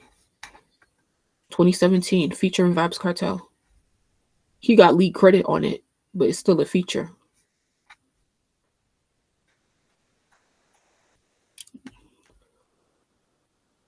He uploaded it to solo. Where on his Spotify or YouTube? You know, this is what I'm gonna do. Ludi Vibes. Let's look at songs. So Fever, Vibes Cartel, Shensia Vibes Cartel. So on this one, it's on this album called Reggae Gold, various artists. It seemed like this person just re-uploaded songs that are from VP. So okay, they could do that because it's from VP. So VP Records made a compilation album for 2017, a reggae compilation album, and they just put like songs that they, I guess, like or whatever. Interesting that Tory Lanez is on this. Let me see this real quick. View credits. Tory Lanez Written by Benny Blanco. Source VP Records. Hypnosis. Songs Group. What?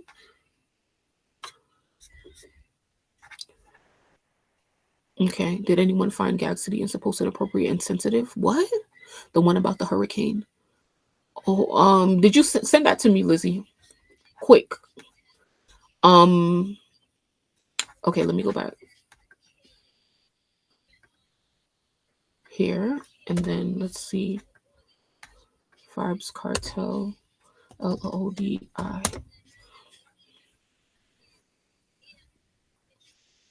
Okay, 244. Vibes Cartel, Ludi, featuring Sensia. Okay, provided by VP Records, featuring Sensia. That's his thing.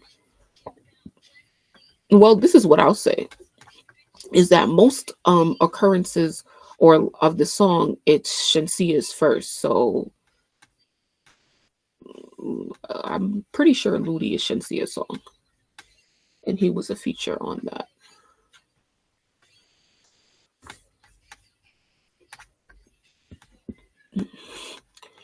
That's super confusing though. The way that Caribbean people do business in music is like, oh.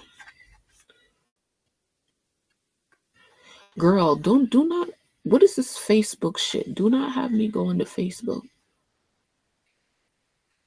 What is this? I can't.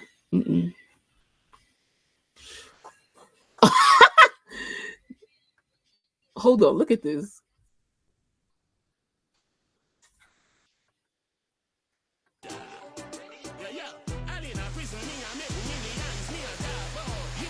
When was this? What?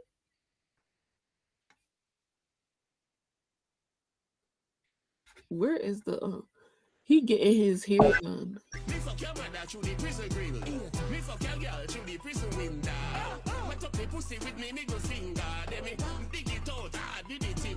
I think this looks better. Is this a new song that he previewing? I'm crying.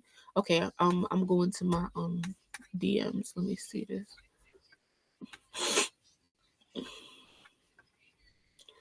Okay, so the Gag City. Okay, so let me go to Instagram. I need to stop because I'm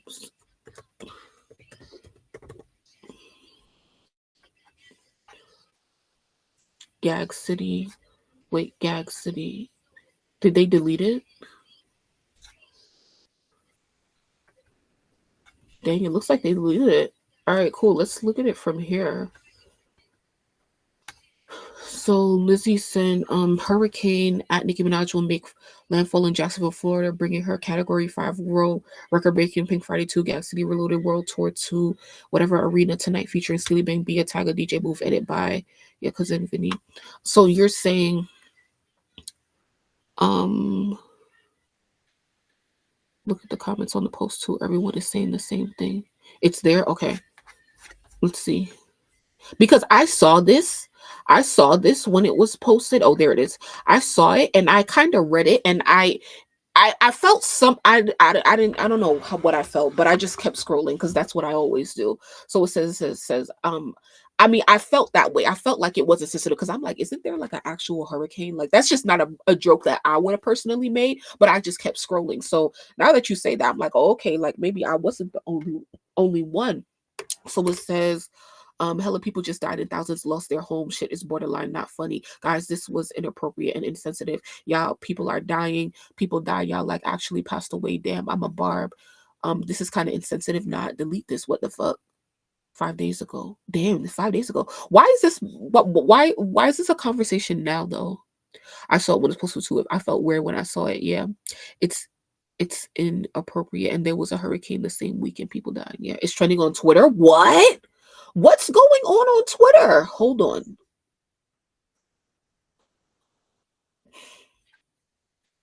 What is going on though?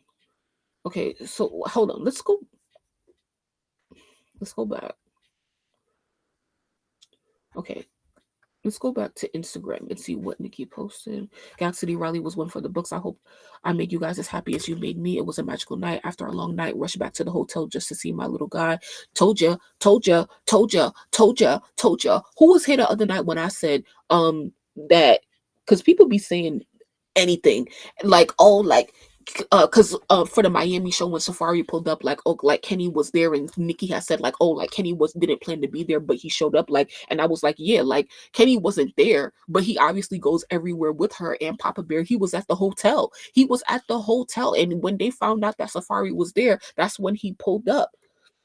So once again, this is just confirming that Kenny and Papa Bear, they be staying in the hotel of whatever city that they in while Nicki goes to perform. Period.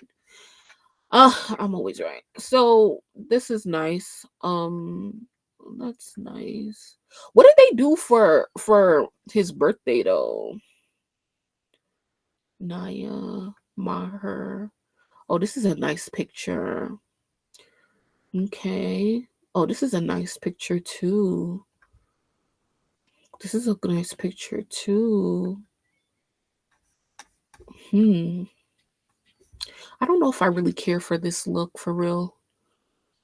Oh, nice. City Cinderella. Now, this is a cool picture. This is some shit, yeah. All of my money's in yen. All of my work is selling. Thank you, and please come again. Look at Patty Duke. What the fuck does Patty Duke be doing? Hey, Abiomi. Okay.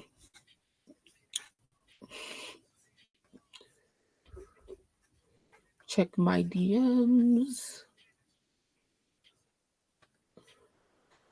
Ludi, yes, I seen that. From this is what we just looked at. Right here. This is that. So that's his version or whatever the fuck.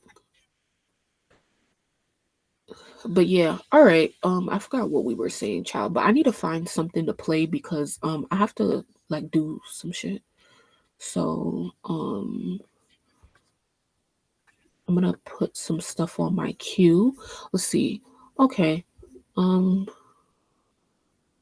be here for another hour or so. So if you guys want to talk, or like if you want to like be here, feel free to stay. Meet. Oh, let me watch this. Add to queue. Oh, I didn't watch Love and Hip Hop.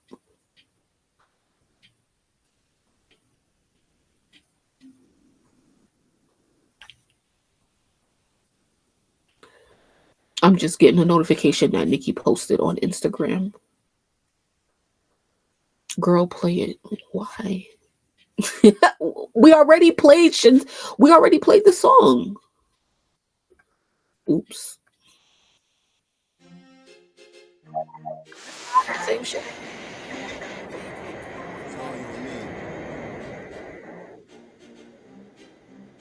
When that in a skirt, our jeans are short shorts. Head raised when you walk past. Take you to a movie, you just a show. It's the same song. Distributed by, produced by. See, why they don't have no distributed by who, bitch? These credits are incomplete. This version is softer and tastier, respect-free War Boss. This sounds more like a reference track. You can also feel it in the mixing and mastering. But in terms of the other two songs, she did a really good job with Luli. The only thing wrong for her is that she didn't ask permission to use the Jenna song. Loving the original Luli as well. So is this supposed to be a sample that she didn't get cleared? Should she have just sent over the lyrics then bus? There must be some more to this song that I don't know about. If they say Shansia just sang over it. Was her verse not written by her? Anyway. Don't care that much. So, what's trending on Twitter? That's what I was kind of gonna look at. Let's go to search. What's this? Oh. Hurricane Milton, Internet Archive, Jay-Z, Praying for Florida, Travis Scott, Gag City, Raleigh, Goku, School Entertainment, Kanye, Kendrick, Joe Budden, Met Gala. Since you got your degree. What did I forgot what I said.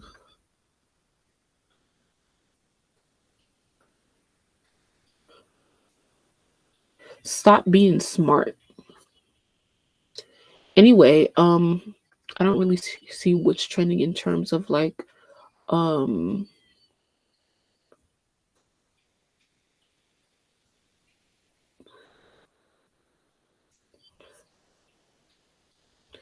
Taylor Swift donated $5 million to Hurricane Helene. Oh, that's nice. Shout out to Taylor Swift.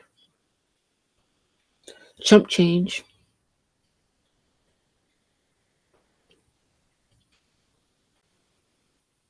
Twitter just a whole bunch of nonsense.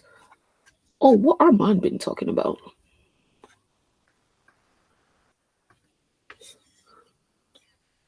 Banshee Bar you today. It was trending on my For You page. Oh, okay. Gotcha. All right, let me go back here.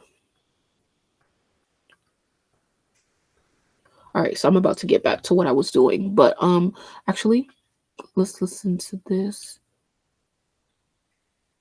Actually, let's listen to Cartel Fiance, and then let's go into Cardi, Potent Pondering, Never Pandering, and then Tinashe. Once again, y'all don't have to be here right now. I'm just chilling. So if y'all chilling too and you're multitasking and doing something else, but you need something to listen to, this is exactly what this is. So if you hear me moving and stuff in the background, apologies. I'll mute, but I'm still right here. I'm working as we speak. Okay, cool. Same. All right. Let's do this one. Guys, you need better hair care. Pros is a personalized, made-to-order hair care that took my hair from this. Dancehall star Vybz Kartel. According to a recent US-based Fox 5 News report, the British resident of Turkish descent gave up her job in London and moved to Kingston to pursue her romantic interest in the Jamaican world boss. Sile, welcome. Thanks for coming. Okay, and Jamaica for you. She actually did an interview while he was still in jail. Let me show you guys real quick before. I want to show you guys. This is my song, Vybz Kartel.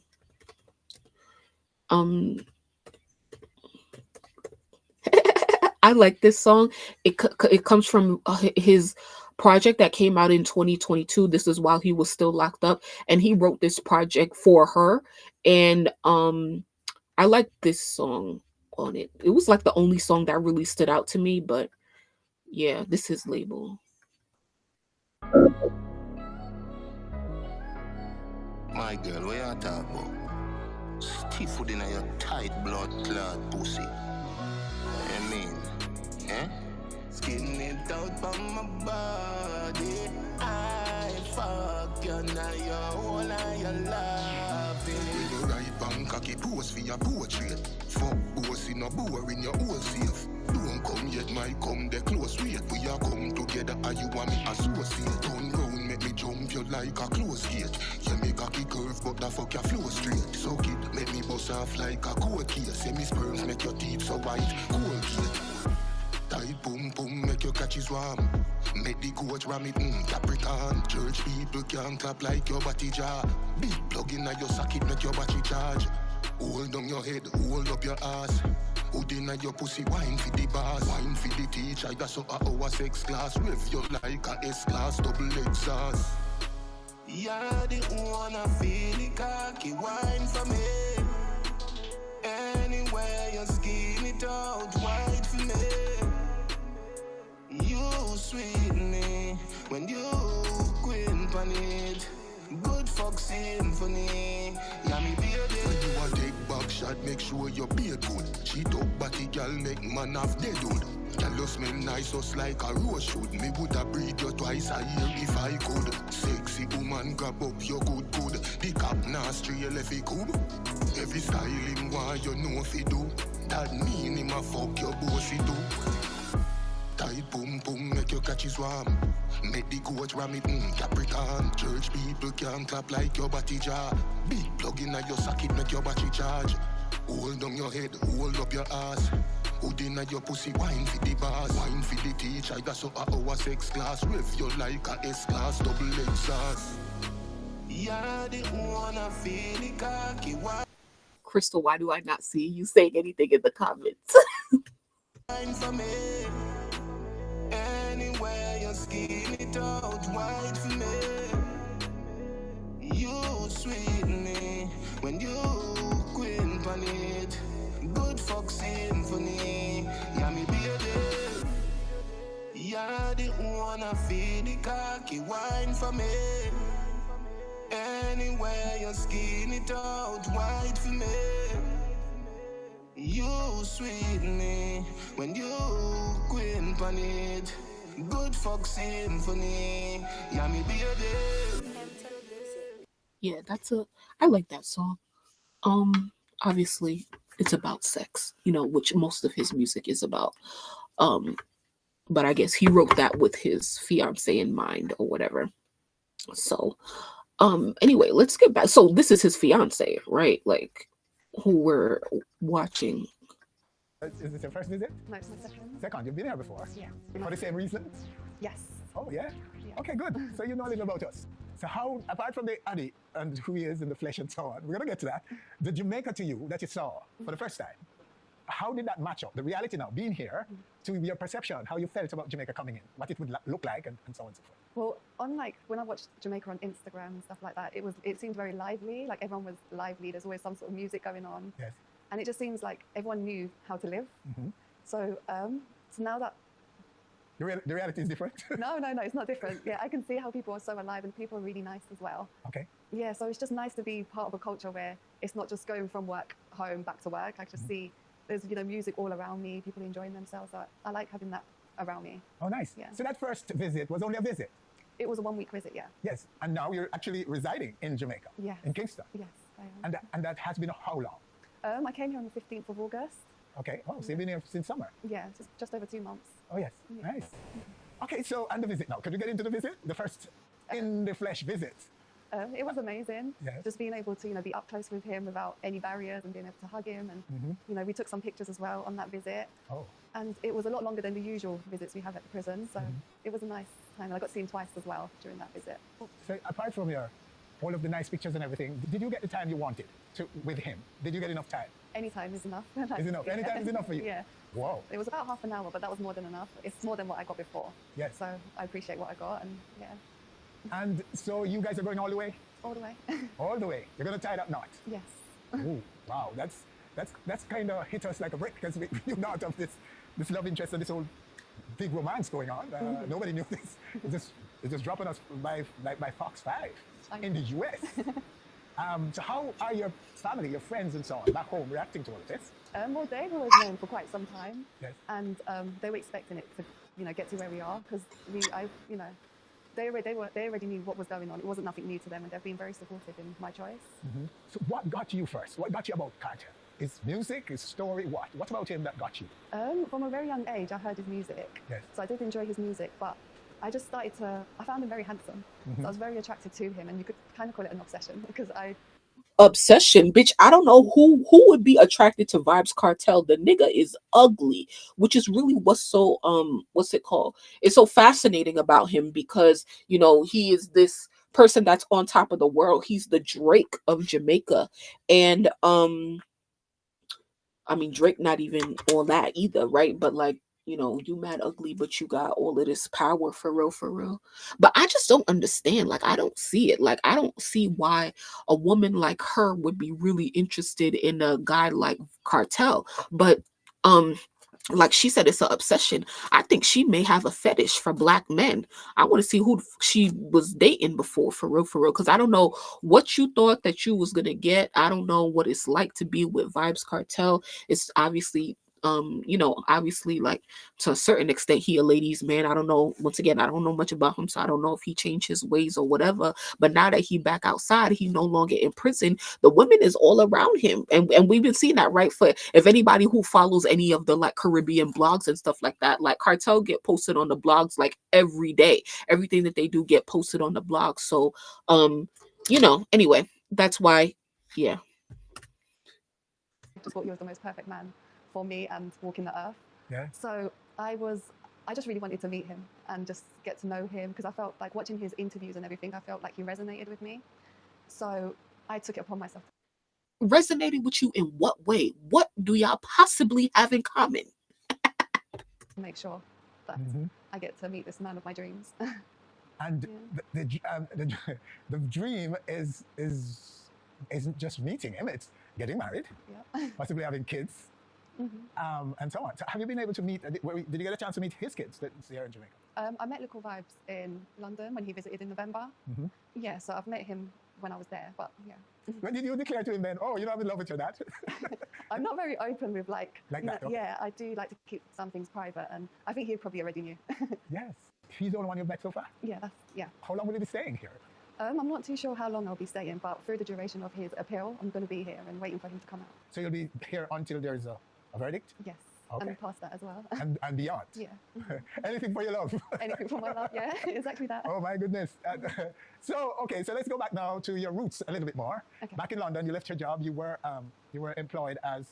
I was Go ahead. Tell us about your job that you had in London that you gave up to come to Jamaica to pursue your love interest. Yeah, so initially I was a support worker for children under the local authority, and then I changed over to a housing officer within the Jewish community, and that's when Addy and me decided that we were going to move me over to Jamaica. And Oh, so he was a big part of that decision for you to come to Jamaica. Yeah. Closer. Wow. So that job, how did they react to your sudden? Was it sudden? I did suddenly leave, yeah. You suddenly left the job? I gave my resignation, but yeah. And did they know why? No, they didn't know why. But now they do? Now they do. and the reaction? I'm not too sure. I haven't really spoken to anyone since. Yeah. But love is love. Yeah, love is love, and love I follow my heart, so. Have you lost friends? Do you gain new friends and so on? Are people pursuing you like us for interviews and so on? Yes, there are people pursuing, but we're very limited with who we go for as well. And in terms of friends, I haven't lost any friends, but yeah, they've just been supportive. I've got a close knit circle of friends, so I've just kept it as that, and yeah. So, any particular date set on those things for the big event of marriage? We're just waiting for the Privy Council. So after that? Yeah. So there's no date set yet? But no date yet. But after that, you'll decide when? Yes. Oh, wow. So we're just playing it by ear at the moment. New York homeowners, if your roof is leaking, damaged... Shut up. When was this? Music by you or any of the arts, yeah? Are you interested in music, producing music? 2 months ago? I Managing? can't say husband to really, be? yeah. So I do manage him sometimes, yeah. There are points. Oh, you do management work for him? Yeah, so there are times I step in. Oh, you are? Oh, nice. So did you have experience in that? No, but Addy has a good way of teaching people and training people, so yeah. Oh, really? So that's interesting. So how do you feel about it? Are you comfortable with doing that? Do you think you will continue to be a supporting or an actual manager and manage him in the future? Yeah, I'll support him in any way necessary. Okay, so it's my understanding that the album True Religion, Vybz Kartel's latest album, was inspired by you? Yes, it was. Yes? Oh, so tell us about that. So it's just like the trials and tribulations he's kind of gone through and how we've become stronger. So it gives a little insight into how we relate to each other and how I have helped his process and transition during this time. Yeah. So the album is addressing those issues. Yes. Some of the struggles that he's had and so on. Yes. So you were helping to write some of it or anything like that? Do you have credits on it on the album? No, I don't. I wasn't helping him to write it, but I guess I helped him by being me. By being you. Yeah. Just a big inspiration. Yes. Okay. So I did inspire it, and yes. Yes. How is it doing? It's doing well, definitely doing well. And a lot of people, I've got a lot of good feedback from it. And the tracks on the album, like there's different people that pull from different things, and they've liked and loved the album. Through iTunes reggae charts, #1, and in the general charts, it was #2. Oh, nice. So it was doing well. Oh yeah. Yeah. Your inspiration is working. I guess so. It's all about making sure that he's good and what you can do to help that. Exactly. So anything. This is such a dry ass interview. Like what?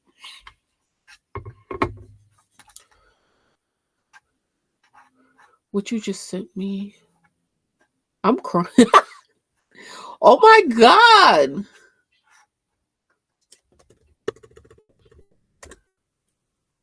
Let me see what. Oh, that's.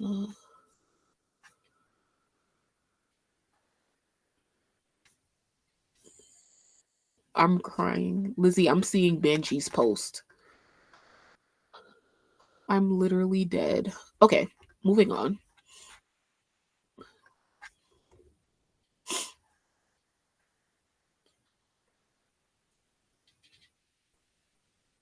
Did I tell you my god sister? Yeah. I just seen your DMs. Okay. All right, cool. Moving on.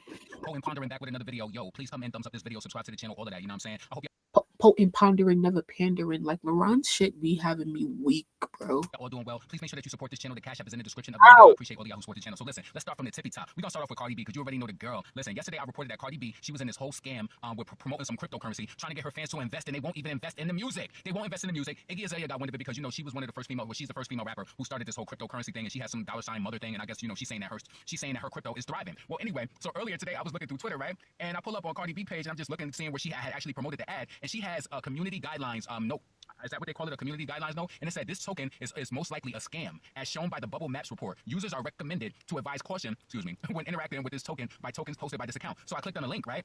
To see where it took me, and it's from Wise Crypto. It said her name is Crime. Quote tweeting Cardi B. So she out here trying to run scams, trying to run shams. You know what I'm saying? That is so crazy to me. Like, Cardi, I don't understand like why somebody who's supposed to be a female rapper of her caliber is even mixed in on some shit like this. You understand what I'm saying? It's like ever since she had her baby, it's been one thing left after right. It's like Cardi B itself, the whole Cardi B brand is in a conundrum right now. You know, it's album season, and she's trying to get everything just amped up. She's trying to put everything into sports mode. And you know what I'm saying? So y'all also know the thing I want to talk about too is that Cardi B was on that space. Was it last week where she was talking about you know, music and all that, and DJ Academics was on there? I told y'all when he was on that live that she was going to speak to him, and then this shit was going to get blown up even bigger, right? Well, DJ Academics exposed, you know, he gave some hints that she was speaking to an NFL nigga, and then, you know, I think like a day or so after, he said that she was speaking to Stephon Diggs, but she ain't have SEX with him and all of that, right? Listen, we don't know what she did. If you was a stripper, hoe, club hoe, or anything like that, we don't know what you did. Well, anyway, Stephon Diggs had some accuser come out today, some male. So listen, Cardi, you know what's so crazy? Cardi spent all this time tearing down JT, trying to like be funny and try to talk about. You remember when she came out with that song with that girl Fendi the rapper?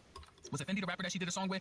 Or who was it where she was trying to like basically say that Lil Uzi was gay, right? And she was like, I got T on they mans and all of that too. Well, guess what? The guy you was creeping with or talking to, we don't know, you know, in your 8th month of, well, was she 8 months pregnant or whatever she was in June, right? When she was 7 months pregnant in June, some man came out exposing him today by the name of Chris Blake Griffith. So what? Chris Blake Griffith accuses Stephon Diggs of drugging him and trying to have sex with him. Claims it was played a part in getting him jumped by Stephon's brother. They likely wanted my mouth closed about the closeted receiver. What? Listen, when I read this, I immediately thought of Cardi B drugging and robbing men. I said she knows how to pick them. So listen, I want to read this post to you that this guy said, right? He said, "This is my life. We talking about. I don't know what you do with yours, but I'm doing something with mine, and so it means something. I'm speaking from a perspective of fact. So to denounce spreading any misinformation, here's the synopsis. I'm familiar with Marshawn because of his half brother. I was designing Liam Homey, his half brother's clothing line that resembles of the Forever 21's line. Let me tell you something. Not all. I don't want to say not all because just because you were a designer and all of that, you know what I'm saying, doesn't mean that you. But from my experience, a lot of guys who are into that fashion and yeah, he's right up the alley, but he ain't want to give him no quick cat. He ain't want to give him no boy butter. So Cardi is drugging and robbing. Stephon Diggs allegedly drugging and robbing. You know what I'm saying? She used to have her head down in a lap bobbing. You know another reason why I like to watch shit faster? Because it's even funnier when somebody's speaking fast, and they passionate about what they talking about. Like, it's just funny. Listen, so what boy Adam stayed him near him. So he was helping design Marshawn, and Marshawn used to run my errands per his half brother's demands as I worked on his line. We didn't work in close proximity, but he was around. Them other guys I don't know. The derivative of all of this is that Stephon tried to drug me and then have sex with me. Wow, Cardi, y'all really drugging and robbing? See, this is why you like Stephon, and this is the type of shit you want. All right? Ooh, this is crazy. He tried to drug me and have sex with me, and I escaped unscathed. Thank you, Jesus. But I knew his secret, and that didn't sit well with him. Weeks later, after his failed sexual attempts on me, because I don't play like that and never have, Marshawn realized that I was no longer affiliated with his half brother, and because he's broke, not even being funny, but like actually doesn't have any money, plus has 3 kids, plus Stephon doesn't even take care of him because he didn't meet him till he was 12 years old. He saw a gap in what was once strong relationship between his brother and I, and he tried to rob my crib for my Chrome Hearts collections and more. Jacket with 100+ crosses, multiple bags, etc., etc. First thing he said, I got off the elevator like, "What's up? What's up with all that Chrome-ish?" Him and his 2 crash outs, he tagged in to help him. Didn't give a damn about no cameras because they likely wanted my mouth to be closed. And about the closeted receiver. You mean about the closeted receiver who had Cardi B on the phone like she was a believer? Had tried to get up in a midsection while she pregnant. Listen, we don't know if she did it. We don't know if she did it. Damn. Cameras was likely because they wanted my mouth to be closed about the closeted receiver and wanted to kill me and leave me in the apartment after they cleared it clean of my valuables, which was a chrome heart. And that ain't even all the tea. Come on, he's talking about the tea. You know, listen. But guess what? Just because he might be a cake boy, don't mean that he want to give him no goods. You know what I'm saying? Just because he a cake boy, it don't mean he want to give him the goods. So, and he said that ain't even all the tea. But everybody knows so much, they gonna run with the narrative about the theft and protect the fact that he drugged me and then tried to have SEX. Bro, I don't even know what the fuck he's talking about, and I don't even care. Like, Nah, she's so sweet. Nicki was on her Instagram, right? So Nicki posted, she posted up in her pink dress where she had that ass fat, right? And she was turned to the back. Well, a fan commented on the post, and they said, can you gift me this pink dress for my graduation? I actually looked this person up.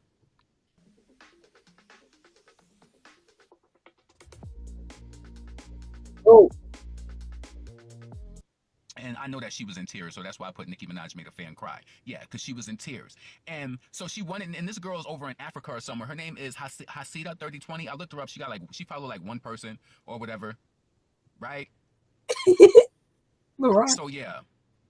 What are you doing? Like, that didn't even make no sense. Yo. Anyway. LeBron is just so funny. Oh my God. Like, oh my God. So she followed like one person. I think she over in like Africa. I hope Nicki is able to get her dress. So Nicki was like, not mine. She'll get her a new one. When would you need the dress by, babe? So the blogs posted it, and people were so happy because, of course, Nicki is such a great person. You know what I'm saying? She's really a sweetheart, and that touched my heart. Nicki is on the Gag City tour right now. We got 3 nights left. So tonight she's in Raleigh, North Carolina. Tomorrow she's going to be in Columbia, South Carolina. And then on Friday she's going to be in Queens, and that is the final show. She says there's going to be some tricks. She's going to have a bag of tricks, a bag of things. So listen, I'm excited to see what Nicki is going to bring, you know what I'm saying, to the table while she able. So listen, another thing I want to move on to, I want to talk about Jay-Z, Piers Morgan, Beyonce. Now, I knew that this was coming. I was saying it the other day as that Jaguar Wright interview, as the views went up by the millions. I said something is going to happen. They're going to have to bring out that video. Now, I personally didn't check the video to see if it was edited out or whatever. But listen, one thing I want you to do, please, make sure that you check out this clip. I want you to check out this clip from Piers Morgan. Well, Jaguar Wright unexpectedly made several serious allegations about Jay-Z and Beyonce during that interview. As I said, in the moment, they were not present to respond or defend themselves, but now they have. Their lawyers contacted us to say that those claims were totally false and have no basis in fact, and we've therefore complied with a legal request to cut them from the original interview. Editing interviews is not something we do lightly at a show called Uncensored, but like the proverbial cries of fire in a crowded theatre, there are legal limits on us too. And we apologize to Jay-Z and Beyonce. So yeah, tell me what you think about it and all that. You know what I'm saying? So Piers Morgan issues apology to Jay-Z and Beyonce after Jaguar writes explosive allegations in his show. So I'm reading this right now from Baller Alert. Morgan has publicly apologized to Jay-Z and Beyonce following the explosive interview on the show where Jaguar Wright made serious allegations against the power couple. She said putting people on planes. Yo, and I tell you, Jaguar Wright, her inflection in her voice and all of that while she did that when she did that interview, she knew what she did. Jaguar Wright, it was like she was trying to buzz. She was. And let me tell you something, Jaguar. You better be extra careful. Now, I don't know if Jay-Z and still dabbles in the streets and all of that, but you better be extra careful because I'm pretty sure, I don't think it's going to be worth it to him to sue her, but you better be careful because they got sharpshooters. I don't want nothing bad to happen to Jaguar, but you know how people be sending somebody to do something. Jaguar has multiple enemies. So I'm going to tell you this to be completely honest, right? A situation like this, when a person has multiple enemies, they could send a person to get the job done and you won't even know who it came from. You won't know who it came from. So Jaguar, be safe, And it's like, she going extra hard. We already know how she feels about Diddy, but then bringing up Jay-Z, like just going hard. I think she even mentioned and said that Jay-Z had her pregnant before too, right? So that's a very interesting thing. So listen, leave your comments below. Let me know what you think about that. The last thing that I want to touch on is Diddy. Diddy is still trying to get out of prison. out of the detention center. I'm sorry. So I read this article on TMZ. So it said exclusive. Prison, detention center, same shit. Diddy files a new appeal. So Diddy is taking another bite at the apple, trying to get himself released out of bond 3 weeks after he was arrested and thrown behind bars. So he's still trying to get out. I personally think that Diddy is trying to get out. He's trying to get to the money. Yes, I think he's trying to get to the money. He want to make. Listen, I think the feds got all of that tied up anyway. I don't know what he's really trying to do. I think Diddy just doesn't want to deal with the conditions that he's in right now. That's just the point blank of it all. He feel like he's above it. No, you gonna sit your ass right there, just like any other person will have to sit their ass right there. I don't understand why you think that you could just get out. I don't understand this shit. So. What this shit say? So the rap mogul's attorney just filed a new legal docs obtained by TMZ appealing the most recent order denying his bond. In the docs, Diddy's legal team argues that he poses no conceivable flight risk, contrary to what federal prosecutors have been claiming. He want to get out to get to that Tucci and try to do that shit like Lil Tucci. That's what you want to get out and do. Listen, sit your ass there and go through detox. You need to detox your body from all them sins and all them damn drugs. So his lawyers argue that the $50 million bail offer has enough restrictions to address any possible concerns about witness tampering and flight risk package. As reported, Diddy offered to have no female visitors outside of his family. You worried about the female visitors, you need to be worried about the men too. Because listen, he like boy butter too, just like Stephon Diggs and Cardi. That's a trio. I'm crying. That's a trio. So no female visitors. Listen, so your mama ain't coming?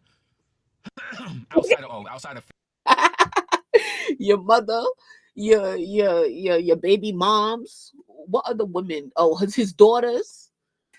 I'm crying. Family as he awaits trial from inside his Miami mansion. So you think that you should have the luxury of sitting up in a mansion lamping while you done did what you did? You got some serious charges against you. No, absolutely not. All right, so he want to sit up in a mansion just prancing, huh? Diddy also says that he would be willing to sell his private plane, wouldn't contact any of the known grand jury witnesses, and agreed to submit weekly drug tests to prove that he had a Tucci. Now listen, you know that when you got an addiction to cocaine, a lot of people told me when you do cocaine and you do like that things like Tucci, I think those substances only stay in your system for 24 hours. So yeah, they need to do random tests if they let him out. I just don't think that they should let him out. I think that he should have to deal with the situation that he's in. Point blank. There's nothing special about you just because you got more money. So this marks the third formal attempt to secure Diddy's release from jail as he awaits trial in the federal criminal case. TMZ broke the story. Diddy was busted on September 16th by federal agents in Midtown Manhattan at the Hyatt Park. So listen, I want to know what y'all think about that. Do you think that Diddy should be able to get out? I don't think that he should be able to get out. You know what I'm saying? I don't. Nigga, do your time. You did the crime. You gonna do your time. You know what I'm saying? Like you think you better? I think that this situation will humble him. Who knows when the trial will start, because this is the feds. That trial could start next year. It could be 2 years.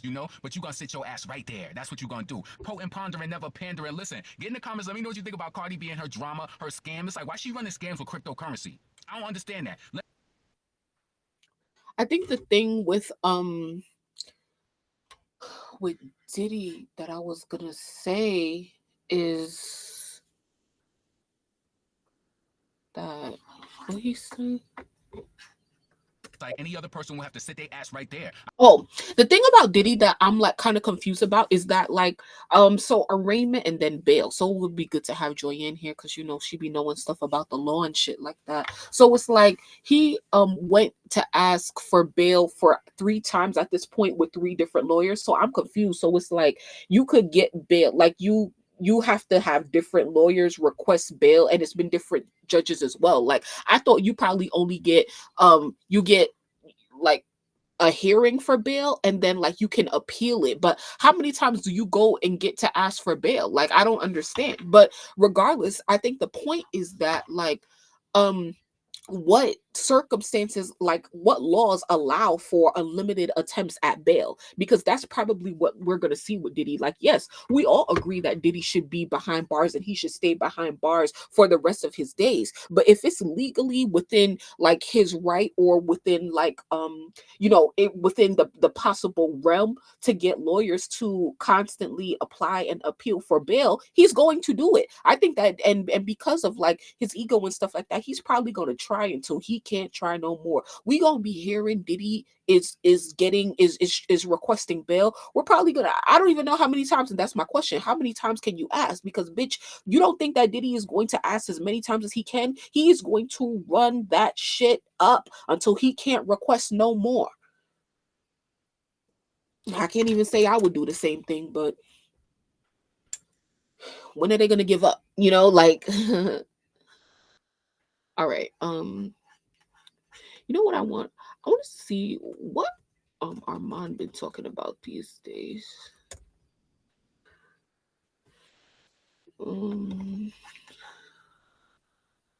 This Cardi B shit, like I literally could not care less, bro. Safari goes to Gag City.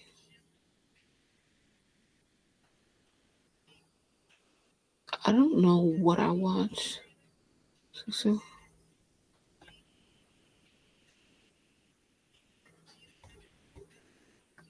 I'm gonna watch this and then.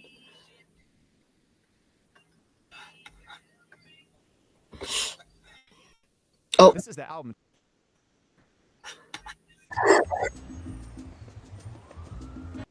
Was our mom really crying in what video? I'm so upset I missed you live last night. Oh, it felt a little fake. I don't know. I have no idea. No idea what Armand been talking about. What's poppin', everybody? It's your boy Armand. We're back with another video. Get in here, get in here. It's time to get into some things, okay? So, okay. Safari pops up to Gag City, Miami.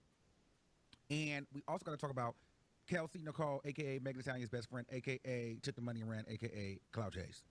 Guys. I know we talked about this like 2 times already, like for the past 2 days, but because I don't remember what you guys thought about it, and I was listening to something like earlier today before I even came live, and I wanted to ask, like, do you guys believe Nicki when she said that like she did not hire Kelsey, her and Lochi didn't hire Kelsey? Do you believe her statement? Just genuinely curious. Let's get into Kelsey first. So apparently, Kelsey Nicole is Cloud Chasing, all right? So she posted a picture in Nicki Minaj's new shoes, the Nicki times Lock. I don't know how you say that name.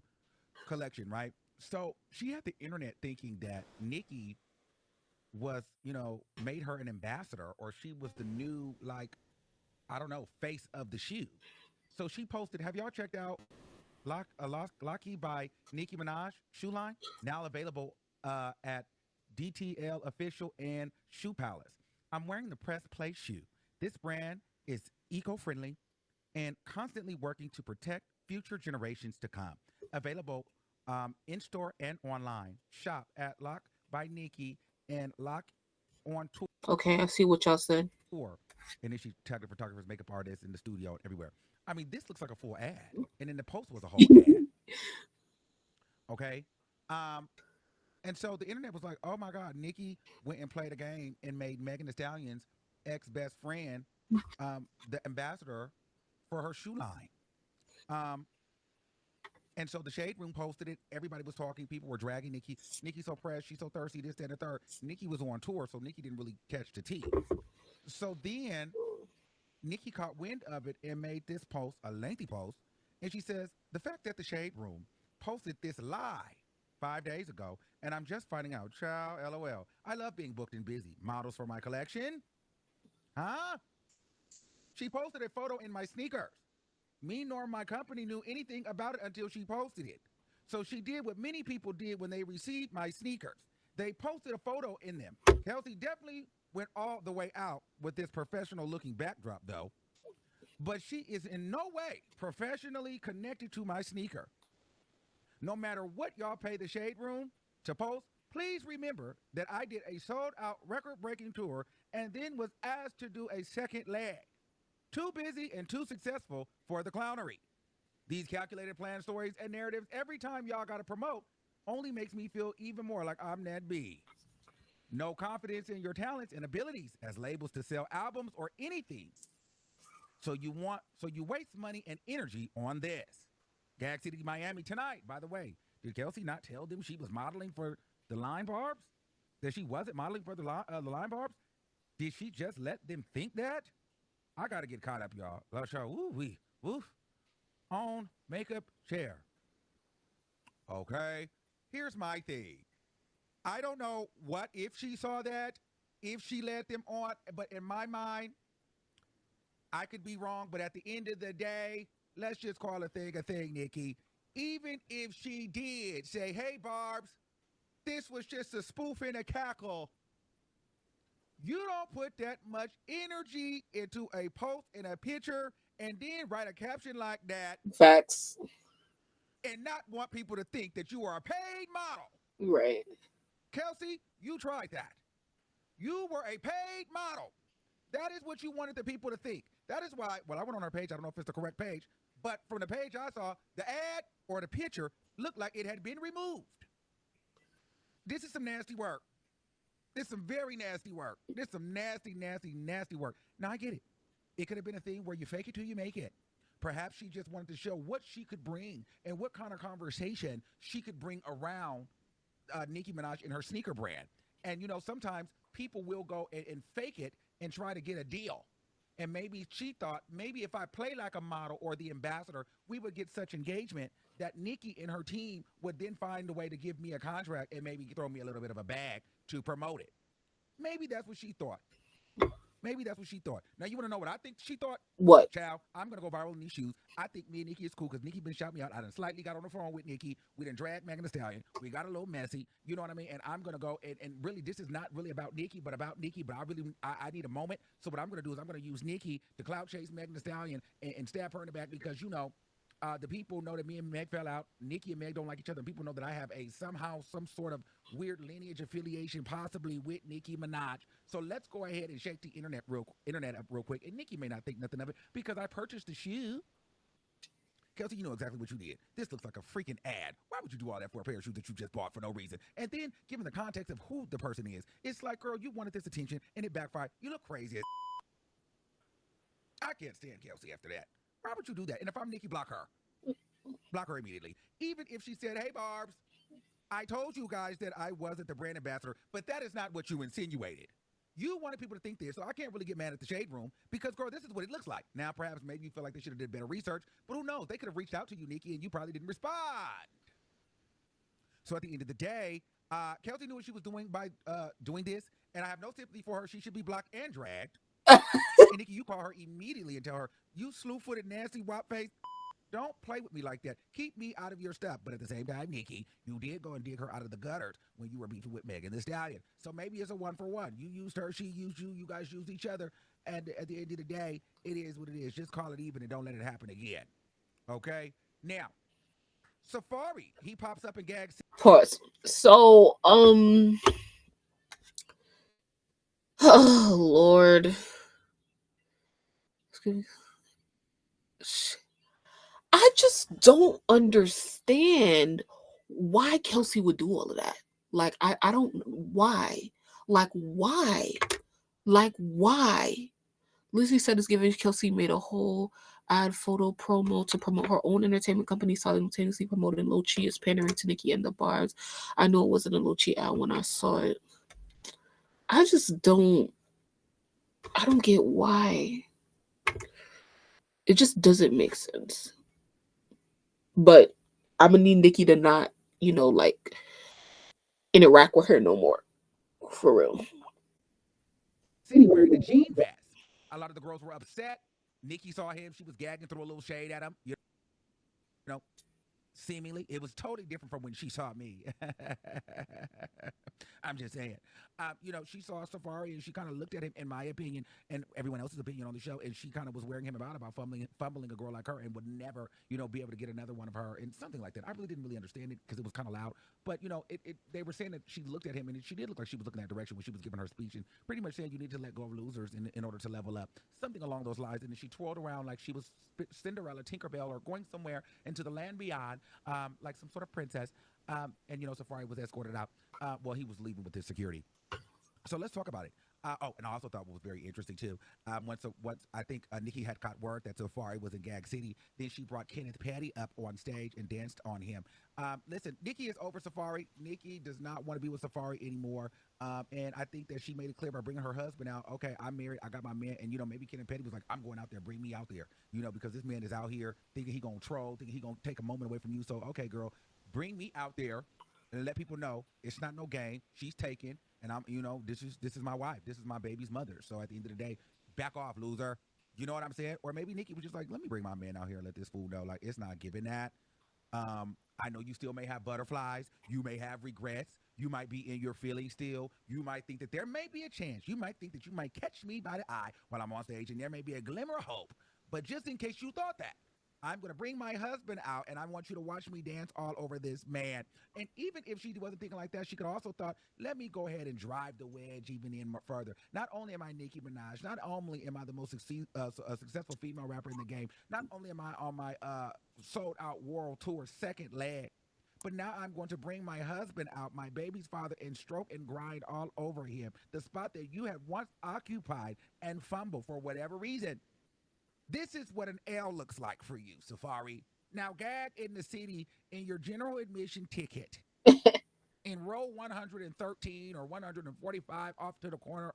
I started using custom hair care from Pros because I was starting to feel like I wasn't using the right products for my hair type. My hair is always up in the back. You know what I mean? I feel like she could have gave that too. Now, when it comes to Safari going there, Safari absolutely knew that he was going to draw a lot of attention. He absolutely knew it was going to be a viral moment. That's why he had 3 security guards. He just knows his name was going to bring a lot of attention. So he definitely was trolling. But at the same time, I watched his vlog too. And even with all the trolling, I didn't mind him going to support because he was a big part of her earlier career, and he was a huge fan of her. And what I can appreciate outside of the trolling and attention seeking, I like that it feels like he really wasn't a hater. You never really heard him badmouth Nicki in a nasty way. He always bigged her up. So whatever. Are you? Is he what? Is he slow, or what? Whatever he did or wherever they went wrong, you know, I could tell that he regrets it and he misses her and he loves her. You know what I mean? And he wishes that things would have been different.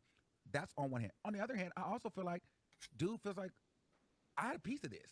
So, and I want to see how it manifested as well. Like I went through my ish. I've slept with my women. I got my kids. Like I'm over the BS. Now I want to get to the point where, you know what, I feel like we're at such a space. I'm at a place, she's at a place where it's like, girl, we made great music together. You're on tour. I'm hoping you play one of the songs that I was on or I wrote with you. You know what I'm saying? Maybe he wanted to see if she would play some of the songs that he was on. Did it on him. I don't know if she played Did It on him. Why would she do that?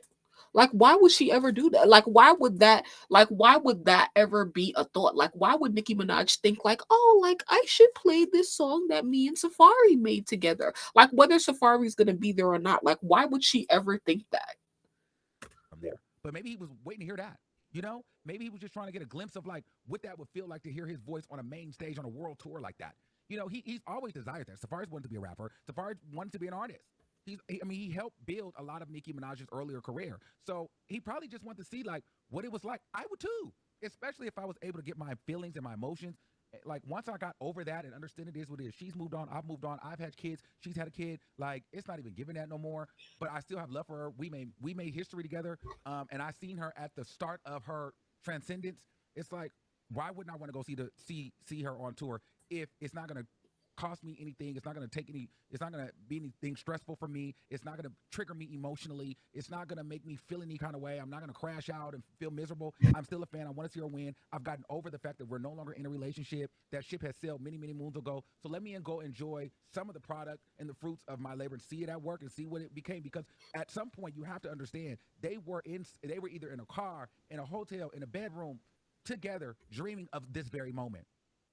Dreaming and fantasizing about this very day, and you got to see it in real time. And so whether he was backstage, on stage, or in the audience, I still feel like if I were able to get my emotions in check and involved and not be able to take it personal and just enjoy it for the work and the craft of the surface level value that it served, then I would have went too. And I think that Safari honestly is there because while he may not be in Kenneth Petty's spot, Safari is still a celebrity. He got something out of it. He may not be Nicki Minaj. He may not be an A-list celebrity, but at the same time, he was able to benefit something. He's got money. He's got social status. He's got a career. So I don't see the man really just being pressed because it ain't like he's a nobody. You know what I'm saying? He's got his own lane. And, you know, Safari's a quirky set. You know what I mean? He's a quirky man. A little goofy, corny, you know? So I think Safari is right where he needs to be with his personality type. So I don't know. It was actually cool to see him there. Now, I'm not going to sit here and lie. I do feel like him watching that, you know, he does have a little like, dang, like, you did it. I remember that day we talked about it. And this is what you wanted. You're here. Wow. And a piece of him feels like, we did it. We did it. It happened. But you have to imagine, like, you even with all that being said, there has to be this thing like, it happened. But would I have wanted it to happen if I knew that it was going to end like this? You know? Because it's almost one of those things like, in order for it to have happened, they needed to split. And so now it's like, you were in the mud, you've seen her cry, you helped her write, you did this, you were there, you were background vocals, you were the biggest fan, you were the biggest bar, and now she's one of the biggest household names in the world. Everything that you dreamed of, everything that you guys talked about and manifested has come to reality, except the longevity of your relationship. Now you're getting to see her be the Nicki Minaj, sold out world tour with another man and a child. Not only with another man, married. Now, you have no connection to her anymore. You are just now in the crowd watching someone that you helped build with, got music with, was there from the beginning. And you're having to watch her live out her dreams without you. That has to really hurt, though. That has to really hurt. And for all we know, this could have been what Safari really needed to, like, all right, you know what? I'm at peace. I don't know. I'm getting a little tingly and teary-eyed because I just kind of feel like. Is he serious? Okay, hold on. I was trying to see if I was going to cry, but I was like, girl. Oh, I see this. I do. Like, I'm really feeling like some type of way right now. Hello? Because that is a lot. That's a lot. And then to watch him after she spun around and went down, then he walked out. I don't know. That just you just try to think about, like, building something with someone, and then when it all happens, the end of your. This is it, folks. Oh my God. We need you to send a donation to help elect. Relationship, like, in order for it to happen, it's almost like that person has to die, or that relationship has to die. You know, it's almost like you knowing someone so well, like the back of your hand, from their favorite color, their favorite food, the way they think, the way they move, the way they talk, the way they're feeling in this very moment, to going to being someone that you used to know. They used to know, like, you don't know her anymore. She doesn't know him anymore. They will never be able to talk about what it feels like, what this was like, things that they dreamed and they planned on discussing when this moment came. I'm sure there's times where he's like, damn, I really want to call Nicki right now. I don't know if she feels the same. But I don't know. I think that she does a better job with hiding it or concealing it or pushing that to the over there. Because, like, number one, she won. She's the winner in the situation. So yeah, there's some things that her and Safari are like the only one that they can relate to, or they remember the plans that they made together and all the late night conversations that she had. But Nicki could reflect on those times with anybody, which is what she's doing now with Kenneth. So of course, so why would you expect Nicki to be like, dang, like Safari, like, no, like, she moved on. He did what he wanted to do. And like Armand said, he needed that, but also that's what he wanted in the moment. But you see, like, man, yeah, let me just shut up. But I don't think she hates Safari. I don't think she's in love with them. But I think that she knows that, like, I can't even do it. Like, I can't even engage with you even a little bit. And I think it helps for her, because even if there was an inkling of a feeling there, Safari is just too corny. Right. He's too corny of a man, okay? And he's too talkative of a man. He's too glittery and shiny of a man for Nicki Minaj. Does that make sense? You know, some women like colorful men. And I don't mean colorful meaning like fruitcake. I mean colorful meaning like you got to be the center of attention. No, I don't like colorful men. I like the exact opposite, okay? Shut the fuck up. You're dancing, you're doing the snake, you're gyrating, you're crumping, you're slithering around like Michael Jackson. You know, you're singing, you're dancing, you're comedy, you're loving hip hop, you're with Erica Mena. You know, it's just too much chaos. It's too corny. I'm over it. Even if I care, because that was a moment like, damn, you know what? Some niggas out there, I see you. Yeah, I remember. But moving on. Because you get in your mind, that for that little bit, you might feel like, I'm here. Yep, it happened. But then you snap back and be like, this fool's a loser. Gotta go. Don't get caught in it. But I think he went to show like, I still love you. Like, I don't care. And whatever, you never know. You never know. They could have had a powwow 10 years ago when they was in. They said, if we ever break up and it goes bad like this, I don't care who you with, whatever. When you become this, that, third, I don't care where I'm at. If you got kids, this, that, third, I'm going to come. I'm going to let you know I ain't never going to be too far away. You know? Shut the and fuck even up. in that mood, maybe she was crying, he held her and I told her, and they knew it was going to come to an end. And that was him signaling back from 10 years ago. I'm never going that far. If you ever need me. But for Nicki, who knows? Armand, shut the fuck up. This is where I can't take him seriously, and this is where it's like, bruh, it looked like he just literally talking like for YouTube, just like to like let the time pass by and stuff like that, so you could keep people watching for longer. Because what the fuck are you talking about? Like how? Oh, let me. Oh, that shit may sell, but for him, I think he needed that for himself.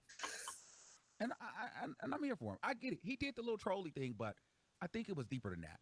I think it was a little bit more personal for him for that, you know? And so I'm not mad. And it was a little bit of sentimental for me because I just know how that feels. I just feel like I understand on both ends where that feels, what that looks like. You feel me? Like, damn, that has to be hard for both of them.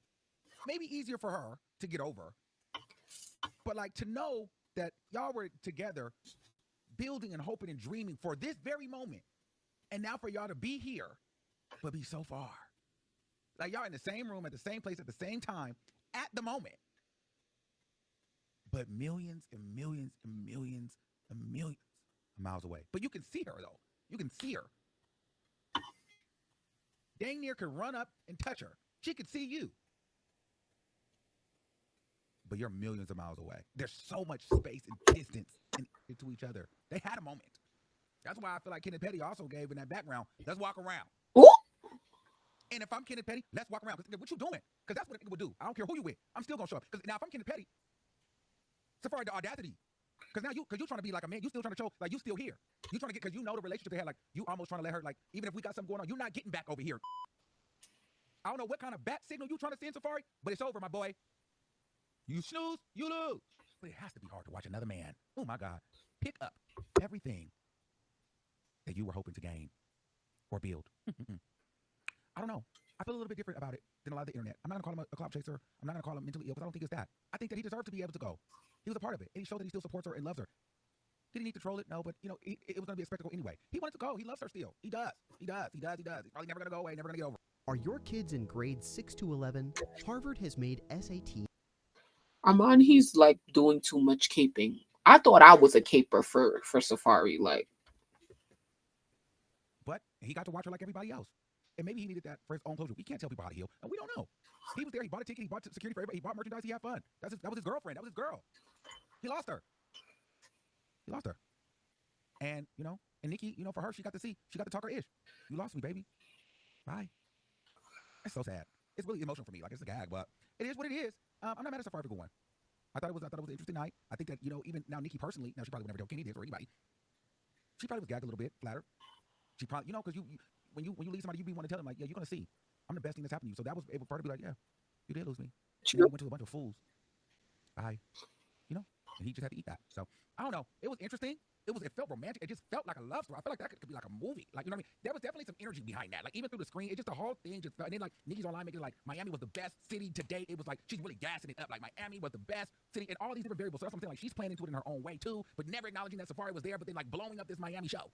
You know what I'm saying? Like, it's just a whole thing. It's like, Let's not. Now he doing too much. Armand acted like they both didn't have multiple relationships. Yes, right. He acted like they both didn't have multiple relationships after they broke up. That's what he wanted. And granted, you can realize that, oh, I made a mistake. This is not what I wanted. I didn't want to be out in the streets. But once again, Safari has had time and years to heal from that for real. This is not the first. Kenny is not the first man that Safari has to see Nicki with. You know, like, and you know, it's been mad people since Meek. I mean, not mad people, but you know, like, he has to be referring to personal experience because he's doing too much. Like, this nigga is delusional. it's a lot going on with that Miami gag city. In my opinion. So I don't know, guys. I don't think anything else will come from this, but it was just an interesting whole little situation. And I mean, first of all, Miami was a legendary show. It was a great show. You know, she had Sway Lee out there. It seemed like Miami was one of them shows for real, for real. So, and plus, we already know how Nicki is. She big up every city, like every city, every night. So it's just like, bruh, shut up. Like, shut up. You should be using the whole point about this is that you're supposed to use the knowledge that you have about the situation in order to make an informed opinion or whatever. And your opinion is fine because this don't matter in the grand scheme of things, but you have so much information. We all do of like it's documented the things that Safari has said about Nicki after their breakup and stuff like that. So for like, I understand how you could forget about it in the moment for real. Like when you see him, it's like, oh my God, like it is a gag to see him, but it's like, wait, you gotta like stop and think like, wait, like, and that's what your dumb ass should have did. Sorry. All right. Lisa, we had to say about this.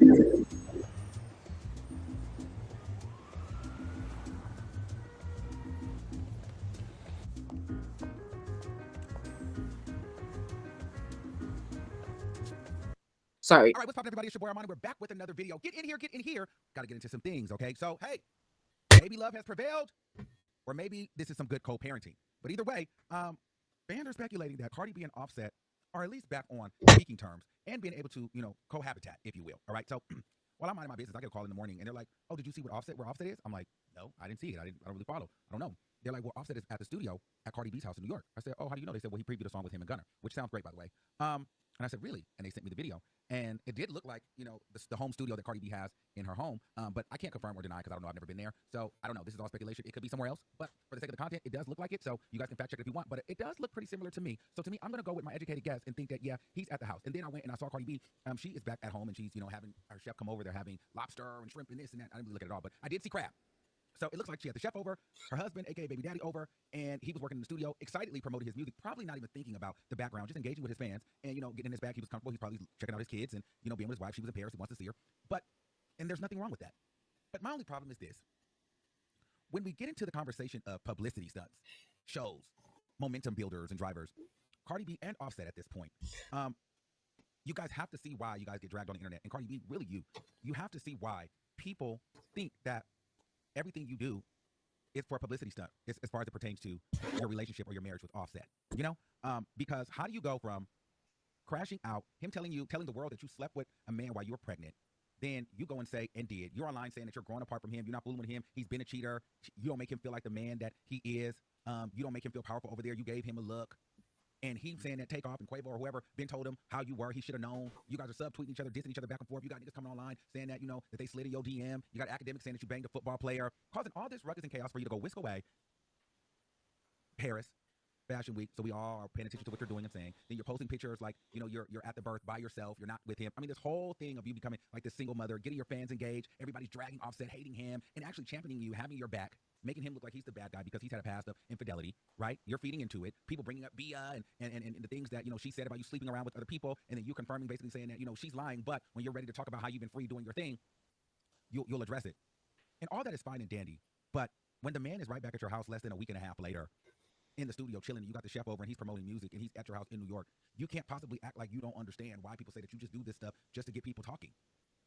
Now, some people will say, well, they have a kid together, so he probably wants to see his kid. That's what that's about. They have a newborn, and all three of her kids are his kids, so rightfully so, they should see their father. And I totally agree with that. Absolutely. They have a right to see their father, and he should definitely be in their life, and she's made it very clear that he is a good father to those children. But my thing is this. They're both too sensitive when it comes to the press and opinions of the media, so they should keep their relationship off of the internet.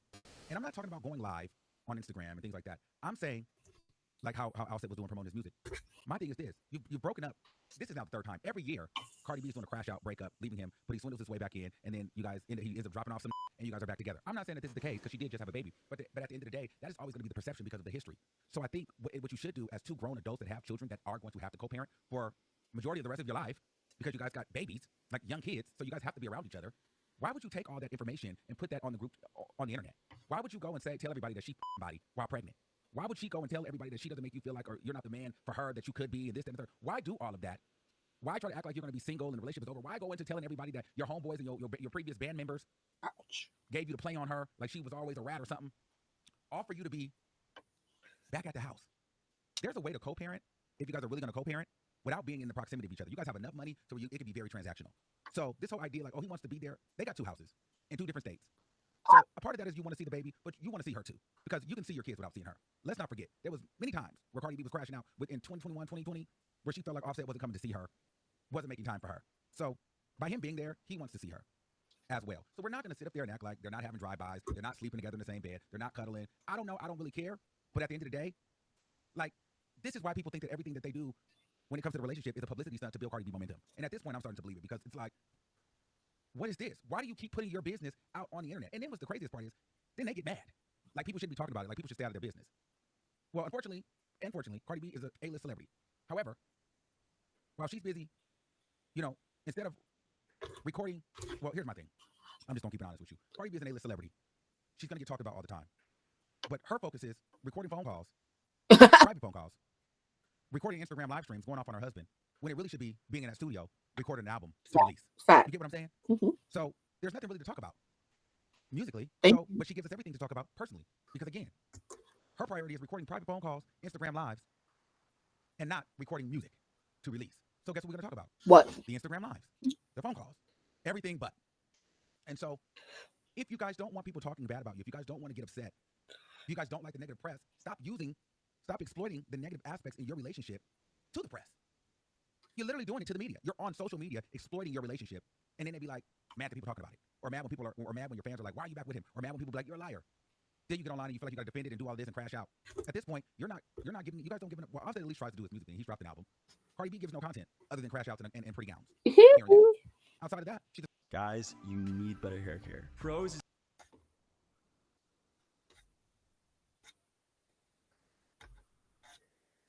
Fuck. She's a media personality. And so this is what we're talking about, and this is why people end up dragging you. Because you and your man go off, exploit the relationship, in less than a week he's back over there with no explanation. Which is totally understandable. He could be over there and they're not actually doing anything. They could just really literally be co-parenting. But the problem is, why put all the other stuff for people to judge and have an opinion on, especially when you have a history of pump faking the divorce? And listen, don't get mad at me. You guys can keep your threats. I don't want no DM threats. I don't want no phone calls. Keep your threats. You know, they get mad and they want to send you threats in the DM and shit like that. Keep your threats, please. Because at the end of the day, it is what it is. If you guys don't like what's being said, if you guys don't like the negativity, if you guys don't want people feeling like you guys are, it's all a show, it's all a lie, it's all a stunt for sympathy. And Payola. For Cardi B, for people to look at her like she's some victim, and poor Cardi B, she's been going through so much. This made up stunt for her to get, you know, at Offset's expense because, you know, he's done the dirt, so it's easy to make him look like the bad guy, and he's willing to fall for it because he already knows the play here, and they need you to be back on top because you're the breadwinner, you make the most money. So if she wins, they win, the family wins, it's all over here. Because, I mean, does this look like a person that's mad at his baby mama? Well, maybe that's not a good picture, it was a screen grab. But he definitely was smiling in his picture. So to me, in this video. But if my baby mama was sleeping with somebody else while I was married and admitted that she did, while she was pregnant and admitted that she did and bragged about it, I don't know if I would be over at her house eating crab legs, playing my music. I probably would go get my kids and be at my house doing it at my Atlanta house. I'm just saying. If everything was that bad, I probably wouldn't be in the DMs of bloggers threatening them just 4 days prior. So let's be very clear. So I don't know. Do you guys think that this is a stunt? Or do you guys think that they're just co-parenting? And do you see why people feel like anytime something happens with her relationship, people don't take it serious, but then people also go and drag her and him, but mainly her, because it seems like she's the most to benefit from the relationship drama because Offset has the dark past. You know what I mean? So let me know what you guys think in the comments below. To me, it does give a little bit of a PR stunt. To me, it does give like, let's get the people talking, because then we're going to do some sort of reveal, whether it's Fashion Week, whether it's a pregnancy, whatever it is. We need the moment. You know, it was given, I'm going to reveal that I'm my pregnancy reveal. Then it was going to give like, oh, I'm dropping my album. Then it's given I'm in Fashion Week. And it's like, okay, why do you always have to argue with him publicly to start rolling out? Just for him to come back. People are not dumb. And if that's not the case, why do you guys want to look crazy? Keep your business to yourself. You don't like when people talk about you. You don't like when people talk about your business. So why do you put it online for everybody to talk about? And then be looking in the back of pictures and stuff like this. So now this man can't even comfortably do a drive-by on you because you got people sending the background of the damn ceiling to bloggers. But this wouldn't matter if you wouldn't have both went online and exposed each other for being terrible spouses. So be mad at yourselves. keep some of your business private, especially your relationship stuff, because at the end of the day, you guys do have a full family. And word on the curb is, I don't know, I didn't care to look it up, but some people said that the divorce filing never even got filed. So I don't even know if there's a real filing. I didn't even care to fact check or research it. So I don't know. But you guys can do it and let me know in the comments below. But let me know what you guys think in the comments. Do you think that this is a publicity stunt? Do you think it's just co-parenting? And what advice would you have for Offset and Cardi B going forward when they know they're going to still be intermingling together, but also, trying to play into this we don't like each other thing? Let me know what you guys think in the comments below. And until next time, keep that same energy. We'll see you. OMG. I had to use the bathroom so bad. Okay, so how are you guys doing? I know we've been here for a while and stuff like that. So yeah, I am halfway done straightening my hair. So I have the whole other side of my head to do. I'm going to be doing this for a while. So okay. Maybe I'll play one more thing, this Tinashe interview, and then I'll go. So that's why we're just chilling here and stuff like that. And then I'll go, then I'll like eat and stuff like that. Is something happening today?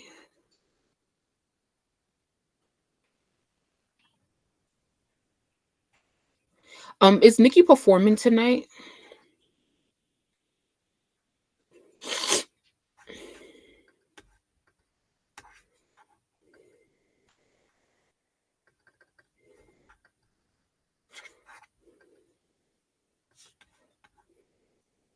Oh my God.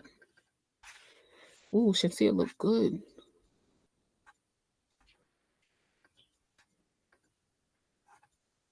Sheesh. Did who submit? A hurricane? Wait, what happened? What are you responding to, Lizzie? What did I ask? I'm sorry. Tinashe. Okay. Did she submit? Yes. Tinashe did submit for the Grammys.